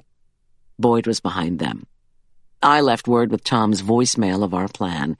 Each one of us had a charged cell phone, I concluded, so please call if he heard anything about Father Pete. Have you ever heard of an artist named Yerbin? I asked. Once it was just Marla and me. Yerbin? No, should I have? Marla asked. Is he an artist I needed to start collecting 15 years ago, if only I'd known? I catered a reception for a show of his at a gallery once, when I was just starting out in the catering business. And this is important because... I'm sorry, I can't think on an empty stomach, especially one that's been traumatized. I'm pretty sure Yerbin was the uninvited guest who showed up at your place last night. He's an artist. A collage artist. Oh, yeah? Picasso was a collage artist, too. So what? When did Holly go to art school exactly? I asked. Do you remember? After she got divorced from George. It would be in the Amour notes, wouldn't it? Maybe. I'm just wondering how close they were, or weren't. The 6 of us spilled out of our vehicles in the conference center parking lot. Julian and Boyd said I was not allowed to carry anything. They and the boys took in boxes, as did Marla, without grumbling, for once, and marched inside. I limped. Since we were so close to the solstice, the late afternoon light was still bright gold. The mountains, enveloped in a thick veil of pine pollen, appeared very far away. If I hadn't been in so much pain of every kind, I would have enjoyed it. We'll eat first, said Julian, smoothly taking over as chief executive. Once we had all the food for the next night stored in my conference kitchen's huge refrigerators. He shimmied the lasagna out of the oven. The salad lunches he'd made for us were a memory, and the 6 of us fell on the rich layers of melted mozzarella, fontina, ricotta, tomatoes, onions, and mushrooms, as if starved. Julian commissioned Boyd and the boys to help him with the dishes, to give Marla a break. She was so effusively grateful that I laughed. Don't worry, I'll be busy, she said indignantly, and pulled out her cell. She then began working her lines of communication, asking friends if they knew anything about Kathy Bellier. Also, had they ever heard of an artist named Yerbin? If not, could they please call their friends, and so on. Marla didn't say why she wanted information about Kathy and Yerbin, but her pals knew if she was calling, something was up. I couldn't bear not to be doing something.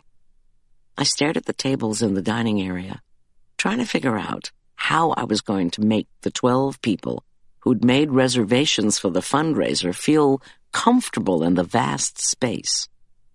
But then, something odd happened. Maybe people had read the email from me and were responding to that, but I didn't think so. What was more likely was this. The sheriff's department had by that time made several hours' worth of inquiries of parishioners. I could imagine the drill. Your priest, Father Pete, has been attacked. Do you know anyone with a grudge against him? Who, exactly? So, St. Luke's parishioners began calling my cell. They weren't phoning because they knew Marla and I had discovered Father Pete and Kathy Bellier. Nor, bless them, did they want the inside scoop on what had happened to Father Pete. No, they wanted to make reservations for the dinner. By the time I got off the phone an hour later, I had reservations for an additional 98 people, putting us at 110. No one wanted veggie burgers either. Marla shook her head. Now that our priest has been stabbed, parishioners suddenly care about what he's been begging them to do for a couple of months. There's Catholic guilt and Jewish guilt, and now there's such a thing as Episcopal guilt. Go figure. I took a deep breath, balanced on my good leg, and looked around the dining room. Unless you know something about mana that I don't, you're going to have to tell me where I'm going to get 80-some prime steaks on short notice. And don't ask. I know Tom will veto a potluck. Probably even a buffet, said Marla, unhelpfully. Chapter 14. 110 people? Tom asked in disbelief when he came in at midnight. You're kidding. He searched my expression in the pale aura from the maroon and yellow lamp he'd given me for my birthday. "You're not." His look turned tender. "Miss G, you still look exhausted. Call the dinner off, won't you?" I swallowed. "I can't. Father Pete wouldn't want us to. Listen, we donated all the steaks and veggie burgers we were going to use to the freezers of Aspen Meadow Outreach. We'll figure something out. It'll be fine. Julian has been his usual amazing self. Plus Boyd, Arch, and Gus have been great. So, do you have any news on Father Pete?" My throat began to close. I managed to say, "Is he awake?" They did surgery to repair both lungs. He woke up briefly, but lapsed back into unconsciousness before our guys could question him. Tom's shoulders slumped. When he said he was taking a shower, I followed him into the bathroom. "What about your team?" I asked from outside the shower stall. "Did they find out anything?" "Why don't you take off your clothes and come in here? Then I'll tell you everything. I'll be careful of your leg." I smiled in spite of all that had happened. Grief had temporarily emptied me of joy. Now I longed to be close to Tom. I unwrapped the bandages on my leg and slipped into the steamy stall. "Oh, I like what I see," Tom said. I laughed as he pulled me to him. I clasped his middle. We made love, slowly, carefully, because of my leg. I almost collapsed when I shook, but Tom caught me. "That was very nice." He carefully toweled my back. "Let me put some ointment on your leg and rewrap it." I allowed myself to be tended to, then pulled on pajamas and slid between the sheets.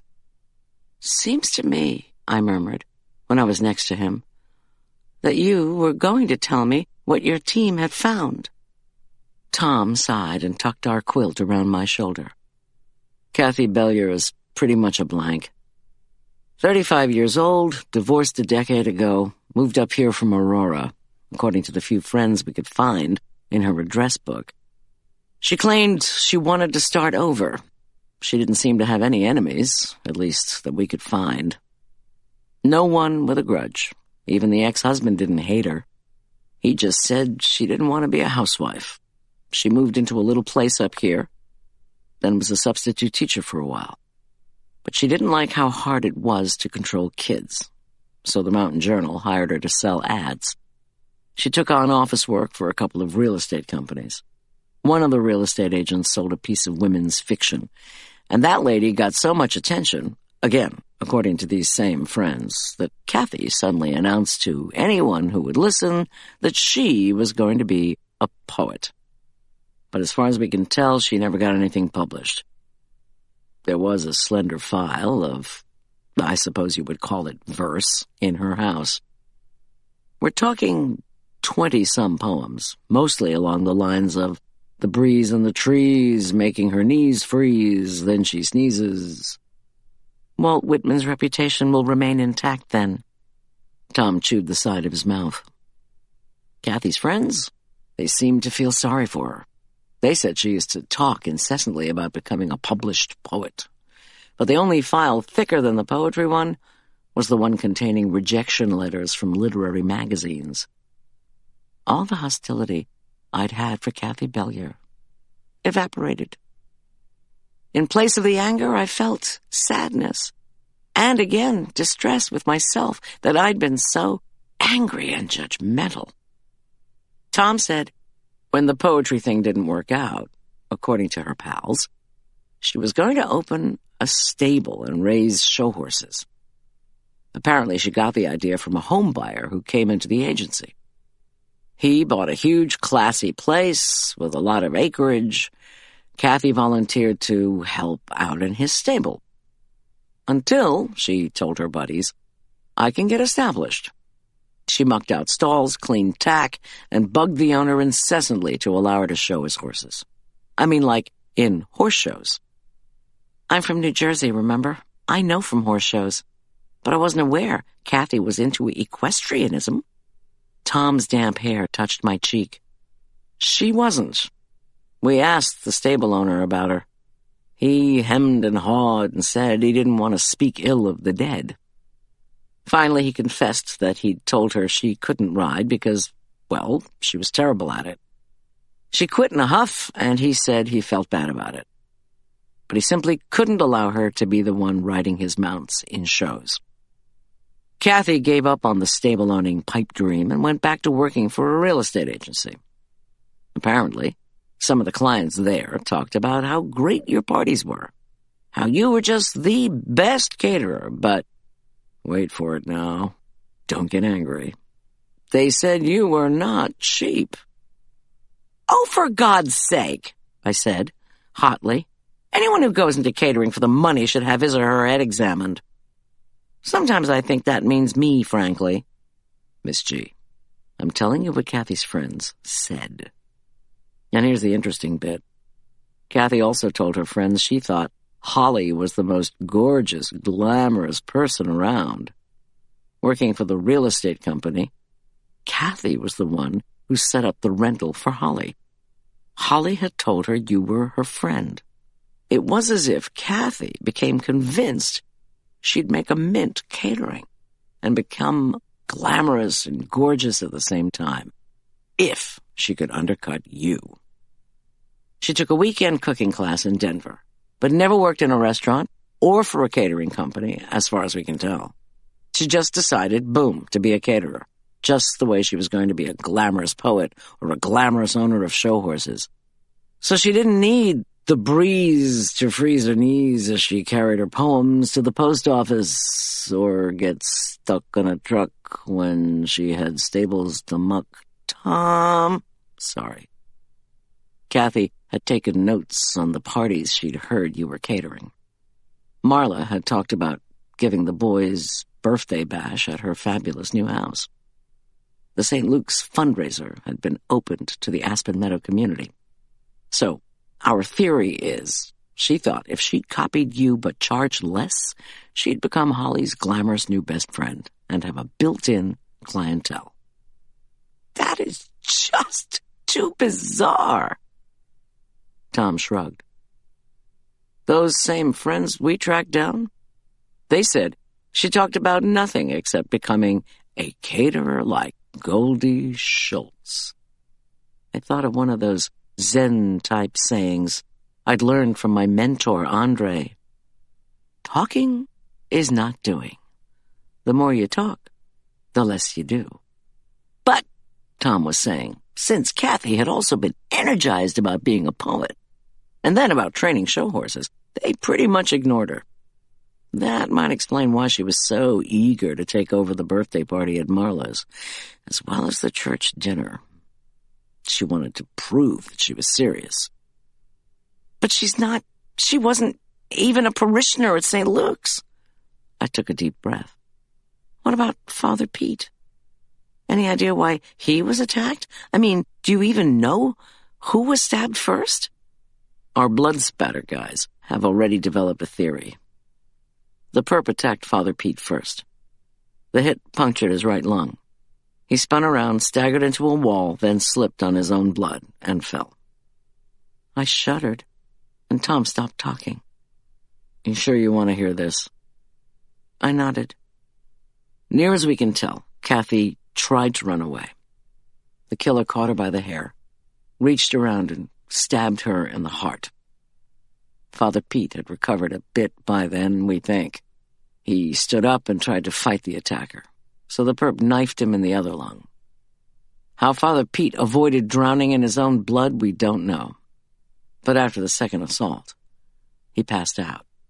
We figure that's when the guy, or very strong woman, broke into the secretary's locked desk, got the key to the church files, and rummaged through them.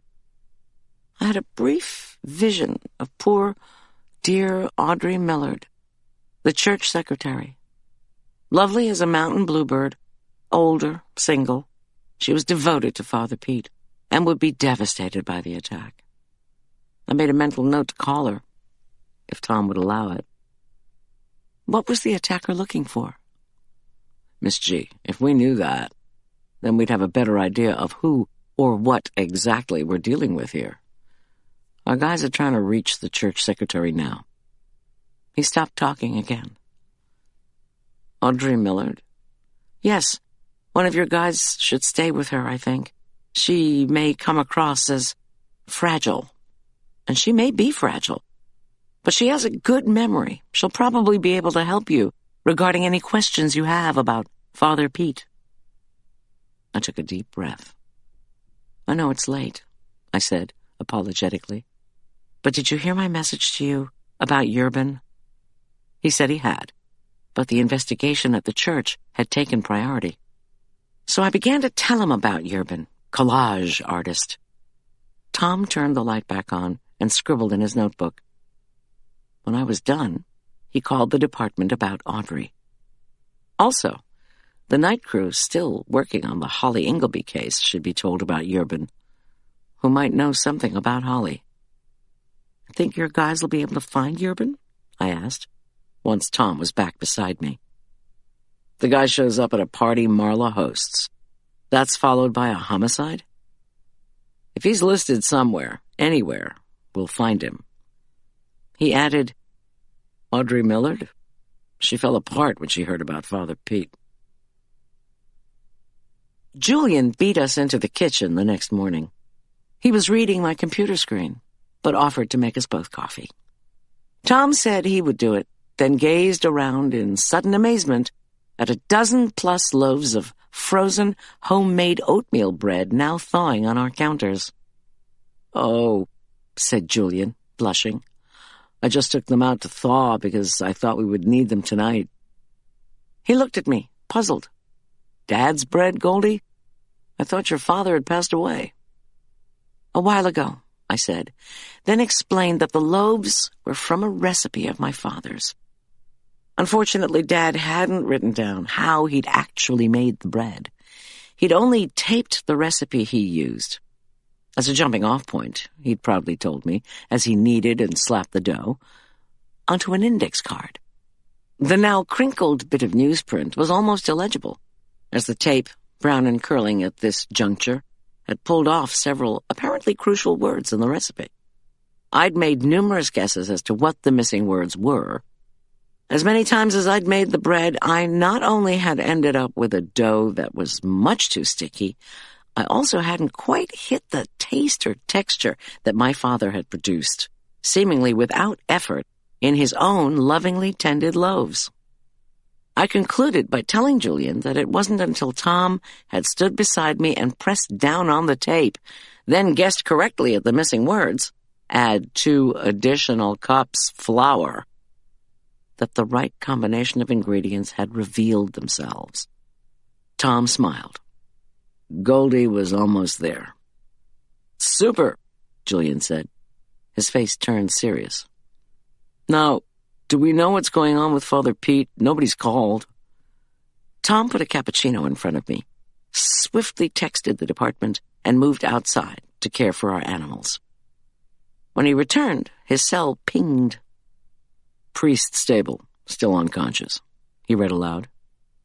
Okay, let's talk about this dinner tonight. Nobody brings anything. No buffet, no grill, no food standing out anywhere where people can mess with it. We think it's possible Holly Ingleby and all the birthday guests were given tainted food, but we don't know how or by whom. Julian said he'd made lists of what we could cook on short notice. For dinner for 110. Tom listened to Julian run through possibilities. Maybe people could bring salads, Julian asked. Tom shook his head, as I knew he would.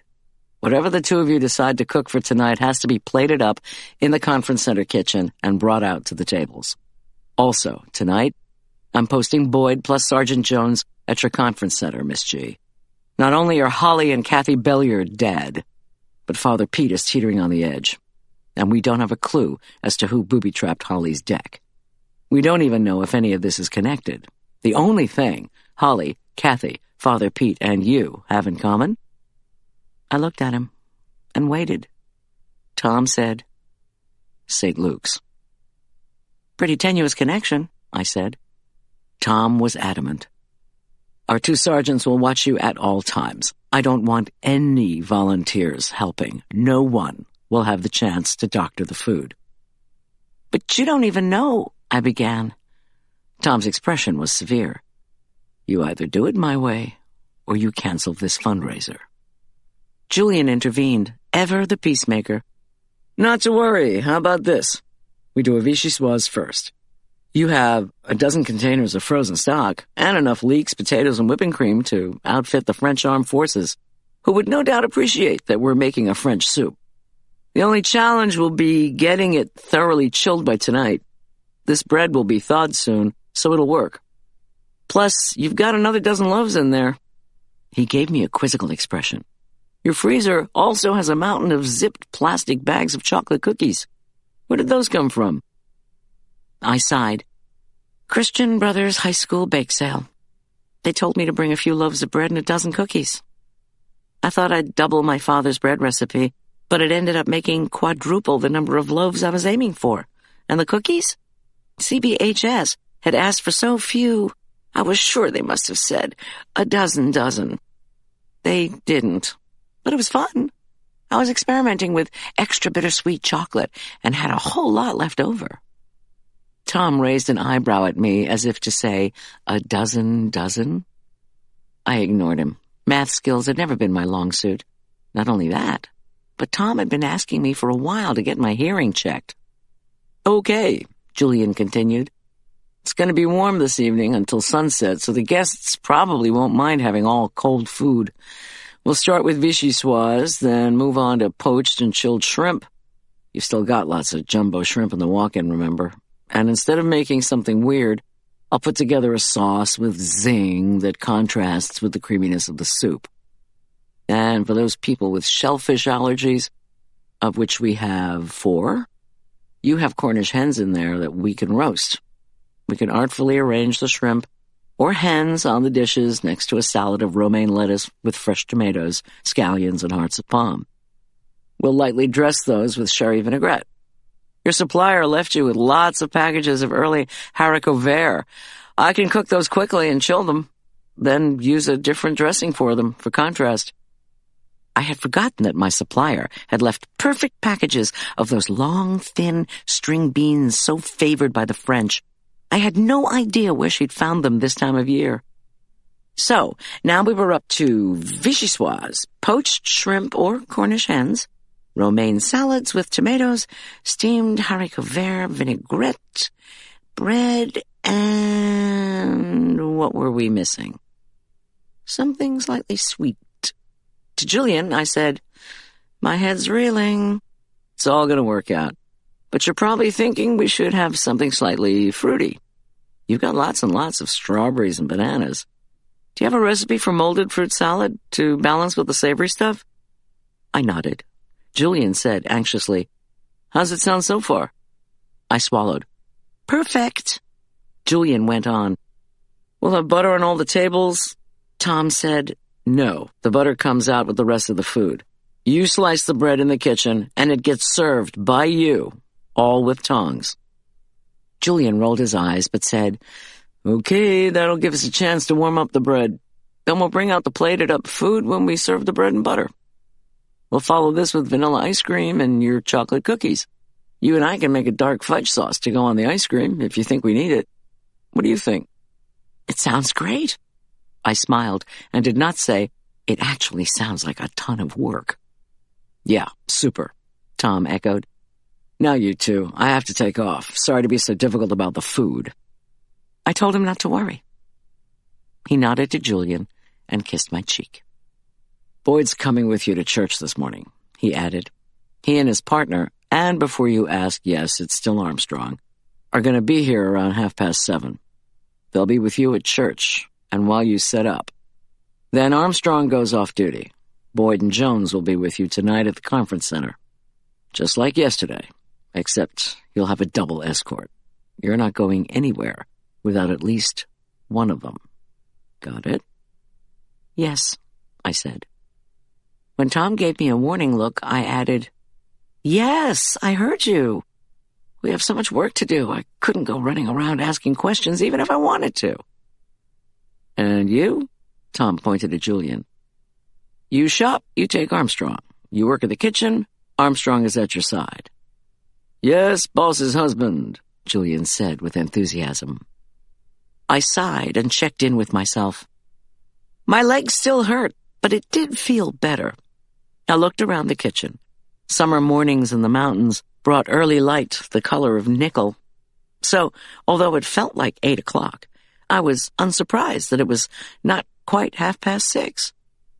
There had been no rumblings from Arch and Gus, but when they did get up, they'd be hungry.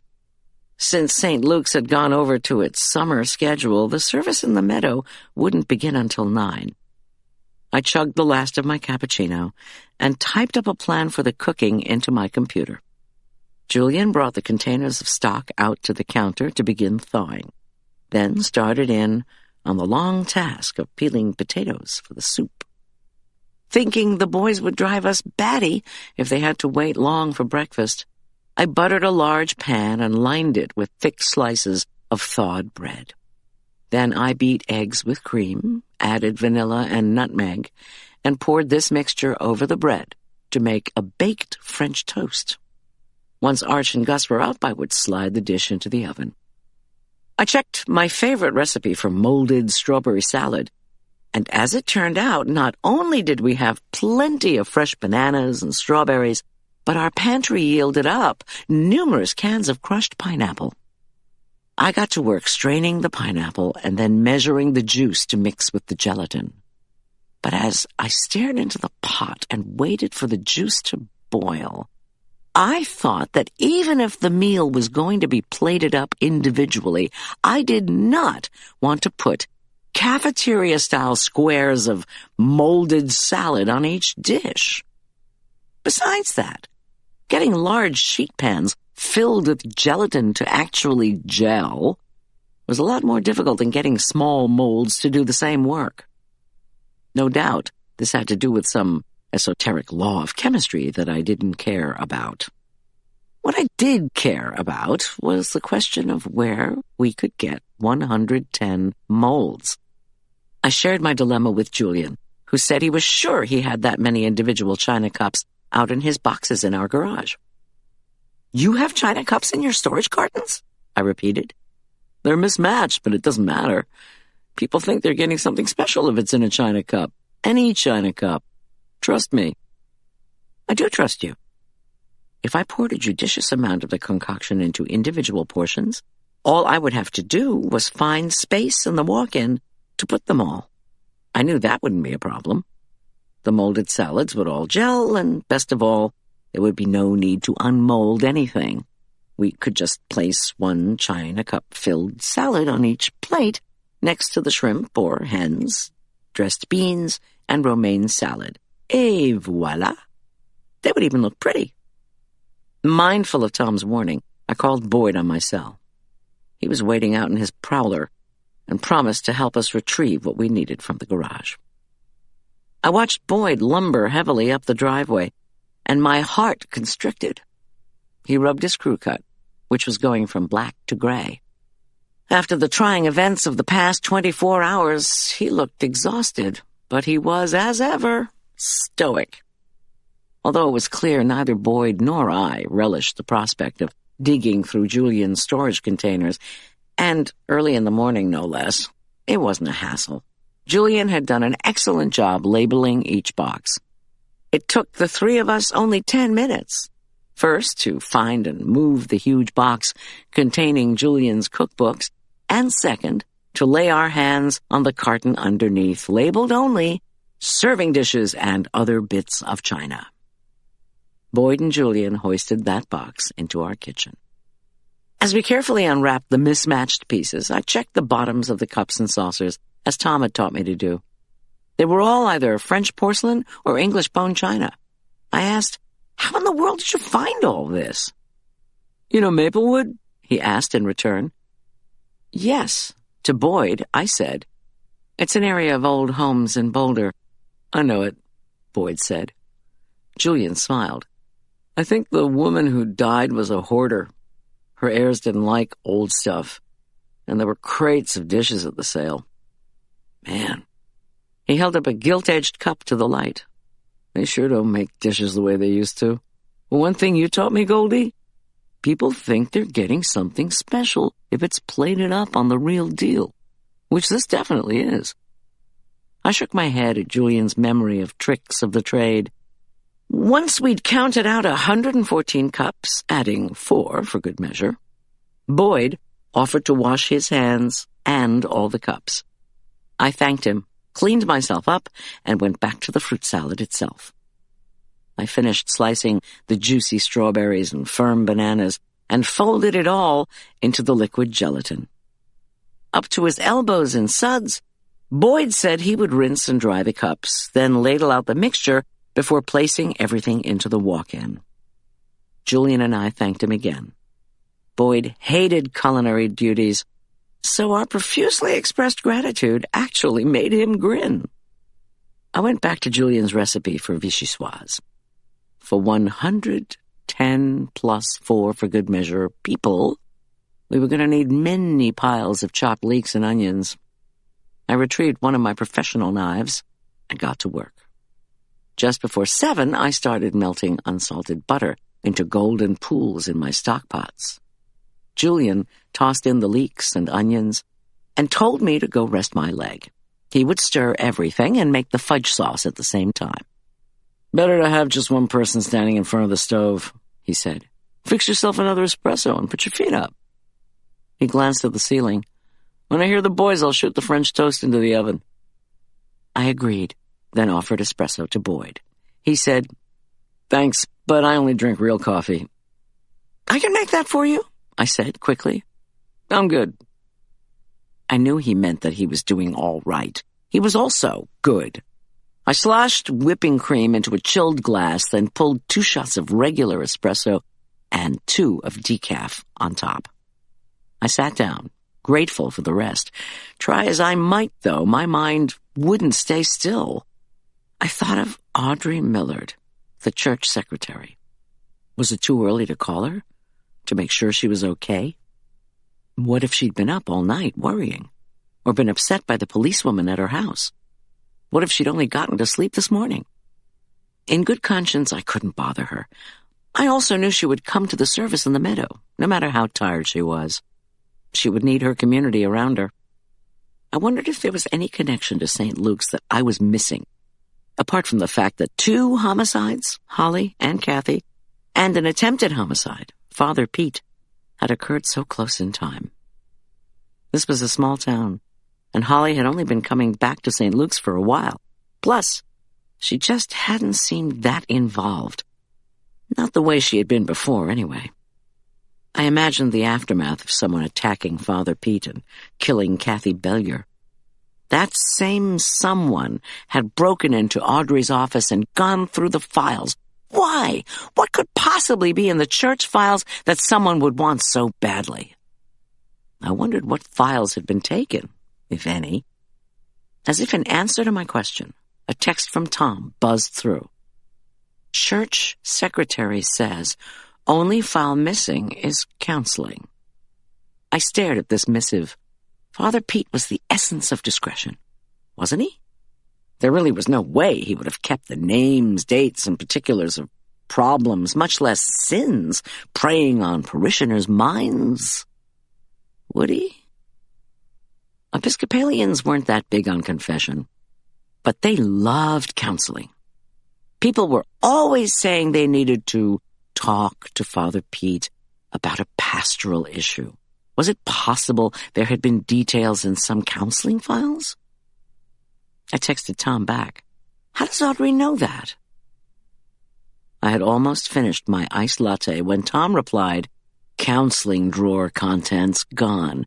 AM didn't know what notes Father P kept." Would Father Pete have disguised people's names? I wondered if Audrey would even be aware of who Father Pete was counseling. No doubt Tom and his team were trying to find that out right now. "Anybody around church see anything suspicious?" I typed. "No," Tom texted right back. "Back entry shielded by trees." I shook my head. My thigh began to throb. Worse, my heart felt as if it were in a vice. Unbidden, My mind conjured up Holly's happy face. We'll get together soon and talk. I felt sorry for Kathy Bellier, but I hadn't known her. I had faith that Father Pete would get better. But Holly, dear Holly, had been my friend. Someone had killed her. I was willing to bet that same someone had booby-trapped her deck, maybe to hurt her, maybe to hurt Drew. It also seemed clear, to me anyway, that George and Holly had been struggling over child support. But why? I texted Tom. Did Drew say anything about Holly's money issues? I didn't hear back from him right away, which told me he'd gone into a meeting. Unfortunately, this meant my mind started spinning again. Holly was barely making enough on the collages to keep herself and Drew going. Was that why she had turned to asking someone for money? Who could have sent that text back to her? A collage client? George, Edith, or Lena Ingleby? They were among the only people who knew Holly whom I could think of who actually had big money. Edith hadn't been present at the birthday party, but George and Lena had. Lena hated Holly. Was this normal aversion to the first wife, or was there something else going on? Plus, if Holly needed money and was asking someone for it, why not take the cash Marla had offered her? Because she'd been too proud. Did Warren Broom have access to big money? Would he tell me about his liaison with Holly? Somehow I doubted it. Had there been a connection none of us had uncovered between Holly and Neil Unger? He certainly had lots of money, and his showing up so unexpectedly the day before the party and having access to the food while I ran a virus scan made me nervous. And how in the world did a reclusive artist named Yerbin fit into this? I shook my head. Despite Tom's and my delightful lovemaking in the shower the previous night, I felt my mood sinking. Okay. I trusted Father Pete would be all right. He was a fighter, in every sense. But I wished someone would call me and say he'd come out of his coma. I wish I could figure out what had happened to Holly. Most of all, I wished Holly were still alive. Boyd answered the door when Sergeant Armstrong arrived. I knew Tom was being extra protective. He'd been right, of course. Kathy Bellier had painted her van to look like mine, and had altered her appearance to look like mine. So perhaps he thought I was the target. But what made me the target? I'd unwittingly fallen through Holly's deck. And I didn't know anything. Did I? When I greeted Armstrong, I noted his wispy reddish hair had thinned. Boyd and Armstrong seemed to have accepted the assignment of guarding their superior's wife with aplomb. I thanked Armstrong for coming, then carefully offered them both regular coffee. I knew I had my old drip machine in the basement. Once I'd located the machine, I traipsed back upstairs where the two cops were sitting, looking uncomfortable while Julian set the table. I noted that he'd finished simmering the leeks, onions, and potatoes for the soup. He'd cooked and drained the haricots verts, which were cooling. So was the fudge sauce. Never one to claim credit, Julian proudly announced that Boyd had finished all the molded salads. Armstrong smirked at Boyd. Boyd quickly said, "Okay, smart guy. Next time you do it." Sensing he'd said something amiss, Julian asked Boyd and Armstrong if they would like cheese omelets with salsa. The two cops were so pathetically grateful that I wished I'd thought of offering them eggs myself.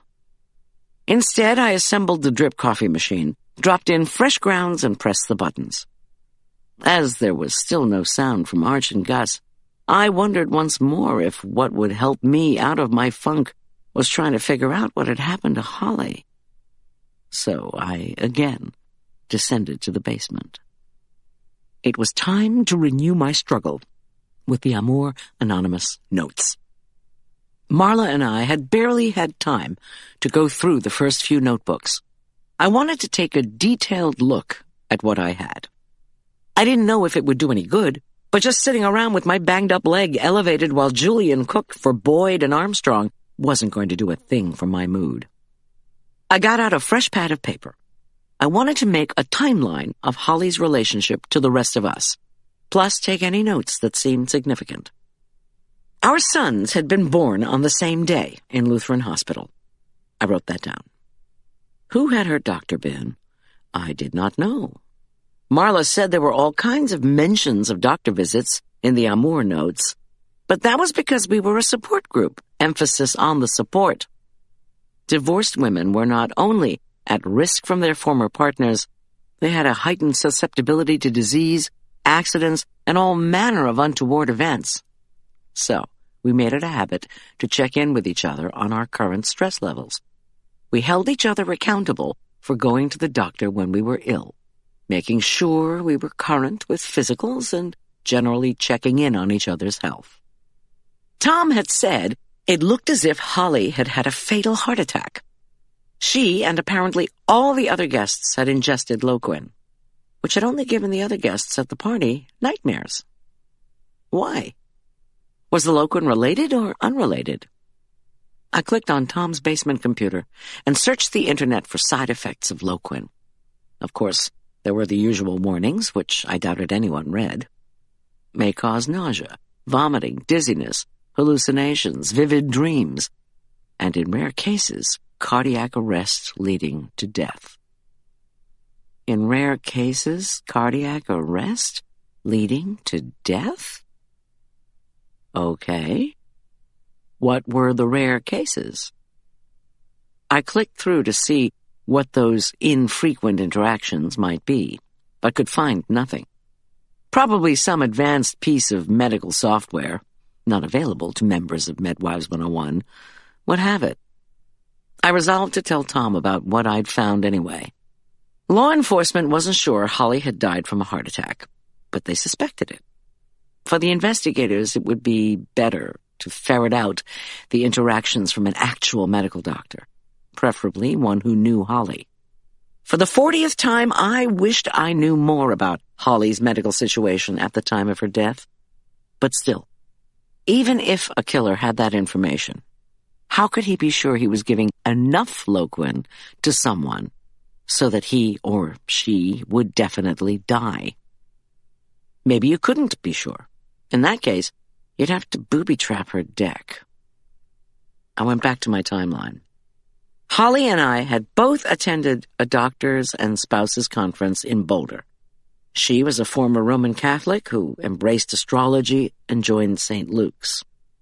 I wrote down all the basics that I could recall about Montessori, about Drew at Elk Park Prep, about their move to Denver, and Holly returning to art school. She and Drew moved back to Aspen Meadow, where she joined Amour Anonymous and kept us all laughing. Somewhere along the way, according to Lena Ingleby and some of Marla's pals, Warren Broom had been her lover. She worked out religiously, was a member of the country club, and engaged in other sports, with unnamed guys usually accompanying her. In the last year, something, I knew not what yet, had caused her finances to go south. She lost her house, withdrew Drew from Elk Park Prep, and put him into the Christian Brothers High School. She quit the club, sold their cars, and was suing George for back child support. She'd wanted to talk to me at the joint birthday party for Drew and Arch about a relationship mess. She died, despite being the picture of health, of what had appeared to be cardiac arrest from what may or may not have been a big dose of Loquin.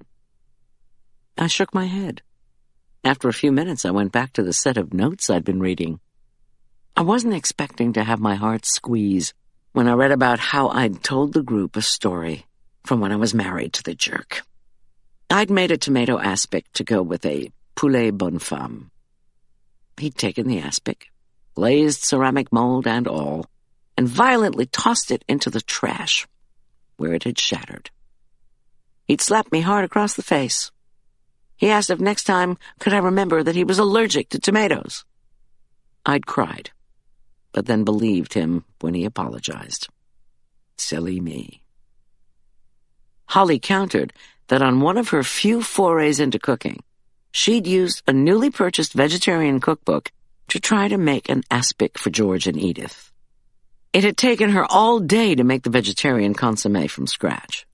While it simmered, she'd hard-cooked eggs, then chopped them before chopping celery, boiled potatoes, poached carrots, artichoke hearts.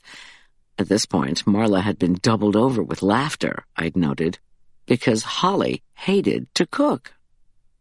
Then, Holly had dramatically told us, I folded the 5 tons of chopped ingredients into the broth and gelatin. I refrigerated the thing for 6 hours, but when she'd served it, Edith had picked up the mold, dumped the salad into the sink, and ground every last bit of it in the disposal. That was when Holly decided George could take his vegetarianism and stick it where the sun didn't shine. Julian called down, The guys are awake. I'm putting the French toast in the oven. You coming up? Be right there.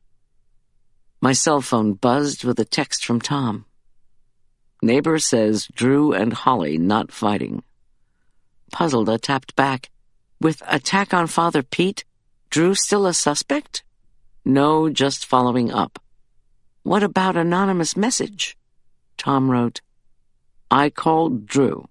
He said H had been arguing with someone on phone, not him. I picked out, Are you sure? No, but I believe Drew. He says Holly shouted, You bastard, I've got you. People know there's a record. I stared at this and typed, Don't understand. Tom wrote, According to D, H yelled, It's in the notes. H got off the phone, but wouldn't explain herself. I thought about this for a moment, then typed, Loquin can cause deadly interaction, including heart attack. Possible Holly had condition or was on meds we don't know about? Your medical people checking this? Don't know, we'll ask. Don't know what we're dealing with yet. I stared at the last message for a long time. I thought about deadly interactions. I reflected on Kathy Bellier, who'd gotten in the way. And of course there was Father Pete, who'd had a counseling file which had been stolen. The file, presumably, had had notes in it. Had something incriminating been in them? Drew had said that Holly was taking out an insurance policy, yet she had not taken one out, or at least not one that the cops had been able to find. She had unpacked some boxes. Was that where the incriminating notes were? Once again, I cast my mind back over what I knew about Holly, but from more recently. She and George were fighting over child support, probably in retaliation. Holly hadn't invited George and Lena to the birthday party. This had upset George and Lena, and not a little bit either. I wonder if the financial motive was enough to make you want to kill someone by sabotaging their deck. But if George had wanted Holly to have an accident, why label that envelope on the deck for Drew, who might have been caught in the trap instead? Could George have other secrets which had caused the dispute over child support? Secrets that Father Pete had also known about? Holly was asking someone for money, which she received. But then she wanted more, and had received an angry "no more" in a text message. Had the message come from George? Why would George use an untraceable cell phone, though, to talk to the mother of his child? Holly's art materials hadn't surfaced, and she was avoiding Urban, an odd artist who had shown up at Marla's place the night of the party. Holly had no studio that anyone knew about. This didn't mean it didn't exist. It only meant no one knew where it was. And she'd lied to Drew by telling him it was in Cherry Creek. Holly had said she was in a relationship mess. With whom? She slept at least once with Warren Broom, maybe more than once. He'd been staring at her at Marla's, even though he was now married to Patsy. Why? Tom had just found out that Holly had been arguing, loudly, with someone on the phone. She'd said, "You bastard, I've got you. There's a record. It's in the notes." And then her house had been broken into and a file cabinet destroyed. I took a deep breath. Was it possible that kind, generous Holly wasn't just asking someone for money, but demanding it? Could she have been blackmailing someone? If so, about what? Was it possible there was a connection between Father Pete and Holly that I hadn't known? Specifically, that he had been counseling Holly? Had she told him she had been blackmailing someone? I wondered. Chapter 15. There were no more texts from Tom. I was startled when Julian called me again, so I stumbled up the stairs too quickly, then squawked as I tripped and my injured leg hit a step. When I finally arrived in the kitchen, Julian looked at me with concern. He apologized for summoning me and asked if I was okay. "I'm fine, just clumsy." "The boys are showering," he said. "Again?" "Teenagers," he said, as if this explained everything. "Maybe they're figuring there will be girls at church. Anyway, I didn't think you would want to miss seeing them." "I don't. Thanks for hollering." Boyd and Armstrong were at the sink, washing their dishes. They lauded Julian's omelets and said they didn't know you could make your own picante sauce. Julian, embarrassed by the praise, interrupted them. "Boss, why do you keep going to the basement? What's down there? He quickly amended. "Can you say?" "Sure. I'm just checking to see if Holly told the group that she had medical problems." "You look awful," Julian said. "Really tired. Please sit down." A sudden, unwanted memory of Kathy Bellier and Father Pete's bodies gushing blood onto the church floor made me dizzy. I followed Julian's direction. The perp had broken into Audrey's office and stolen the counseling file. If your main target was the priest and the counseling file, why go after Kathy Bellier and kill her? Because she'd seen his face. Boyd and Armstrong had finished washing and drying. While Julian stowed the dishes and pans, the two cops sat at our kitchen table. Their eyes hooded. They watched me. "Something wrong, Goldy?" Boyd finally ventured. "I'm just thinking." Father Pete had been stabbed in the heat of the moment. "About what?" Armstrong asked. Kathy Bellier had to have been knifed less than a minute later. More heat-of-the-moment stuff. I said, "Nothing, really." I certainly didn't want to share what I was pondering, but I wanted desperately to know what in the world Holly had meant when she'd said, "You bastard." Which bastard would that be? "I've got you. People know." Who knew? "There's a record." A record where? "It's in the notes." What notes? Okay, I needed to clear my head and think. Usually, what worked best for that was cooking. Unfortunately, at the moment, I didn't have time to prepare anything challenging. As it was, Julian and I would have plenty of culinary work to do this afternoon. I groaned inwardly at the prospect of prepping all the lettuce, or worse, the shrimp. Better now just to content myself with laying out strips of bacon and zapping them in the microwave for Gus and Arch. No insights about bastards, people who knew, a record, or notes presented themselves, with one possible exception. In general, people didn't call women bastards. Unless I'd missed the memo. They called men bastards. If they didn't like a woman, they called her a bitch. Holly hadn't said, "You bitch, I've got you." She'd said, "You bastard." Plus, the person who'd sabotaged the deck had looked like a man, according to people who saw that person from far away.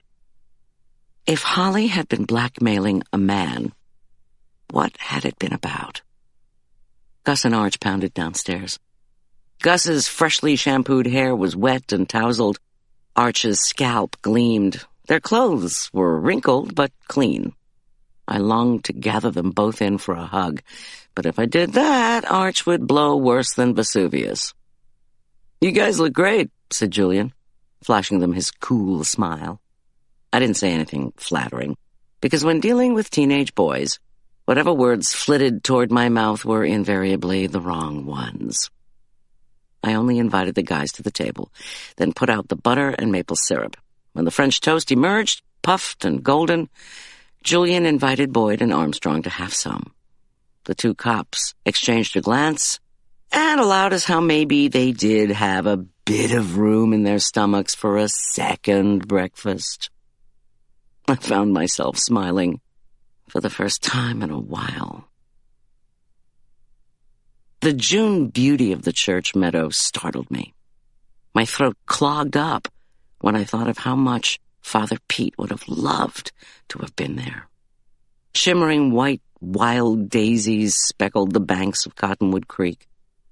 Volunteers, obviously called by the senior warden, were setting out folding chairs on a flat area of just mown grass.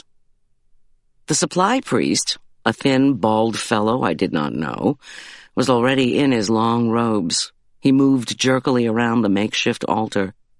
He seemed disoriented. Welcome to the club.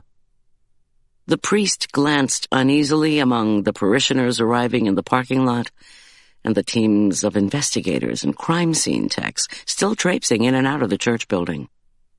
At one point, the priest stood still, immobilized. I even thought I could see his Adam's apple bobbing up and down. I whispered to Boyd that it might be a good idea to let the priest know he should perhaps acknowledge law enforcement and the prayers, then ignore them. Boyd said Sergeant Jones would be there too, since she was helping with the investigation. "All the more reason to let the priest know what's going on," I said. Boyd gave me a knowing look and moved off. The priest flinched when Boyd began talking, but Boyd must have reassured him because after a brief chat, the cleric seemed to ease into his tasks. He talked in low tones to members of the altar guild, gave directions to the ushers, and marked the places in the Bible for the readings. Although June, July, and August were prime months for people to take a holiday from church, the rows of chairs quickly filled to overflowing. Numerous parishioners seated themselves on the grass as someone rang a small bell. When everyone was quiet, the senior warden announced that Father Pete was still in a coma. He was sure our rector would appreciate our prayers. We also needed to pray for law enforcement to do its job. Many in the crowd of about 100 quietly wept. Even Brewster Motley, a criminal attorney who'd moved to Aspen Meadow a couple of years ago, had come. Brewster didn't often make it to church because the Furman County Jail had longer visiting hours on Sunday. Yet, this morning he'd come to St. Luke's, and now pressed a handkerchief to his eyes. Marla scooted in next to me and quickly squeezed my hand. At the intercessions, the whole congregation fervently prayed for Father Pete. Some people began sobbing. This was so unlike Episcopalians that I just blinked. Next to me, Marla shook, and I hugged her. The supply priest also prayed for the souls of Kathy Bellier with Holly. I scanned the crowd. I noted with surprise that Patsy Boatfield and Warren Broom were not in attendance. But then I remembered that Patsy and Warren had both told me they would see me that night, not in the morning. Then I saw Audrey Millard, 40-ish and pretty. The church secretary had thick, gray blonde hair and a petite, slender figure. I motioned to her questioningly, "May I talk to you?"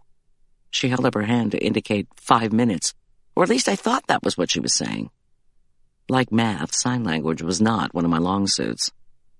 Boyd, Armstrong, and Sergeant Jones remained behind when the service ended. Why, I wondered. Did they think Kathy's killer, the person who had attacked Father Pete, might be there? I had no idea. I only knew the 3 sergeants were taking in every move made by those still in the meadow.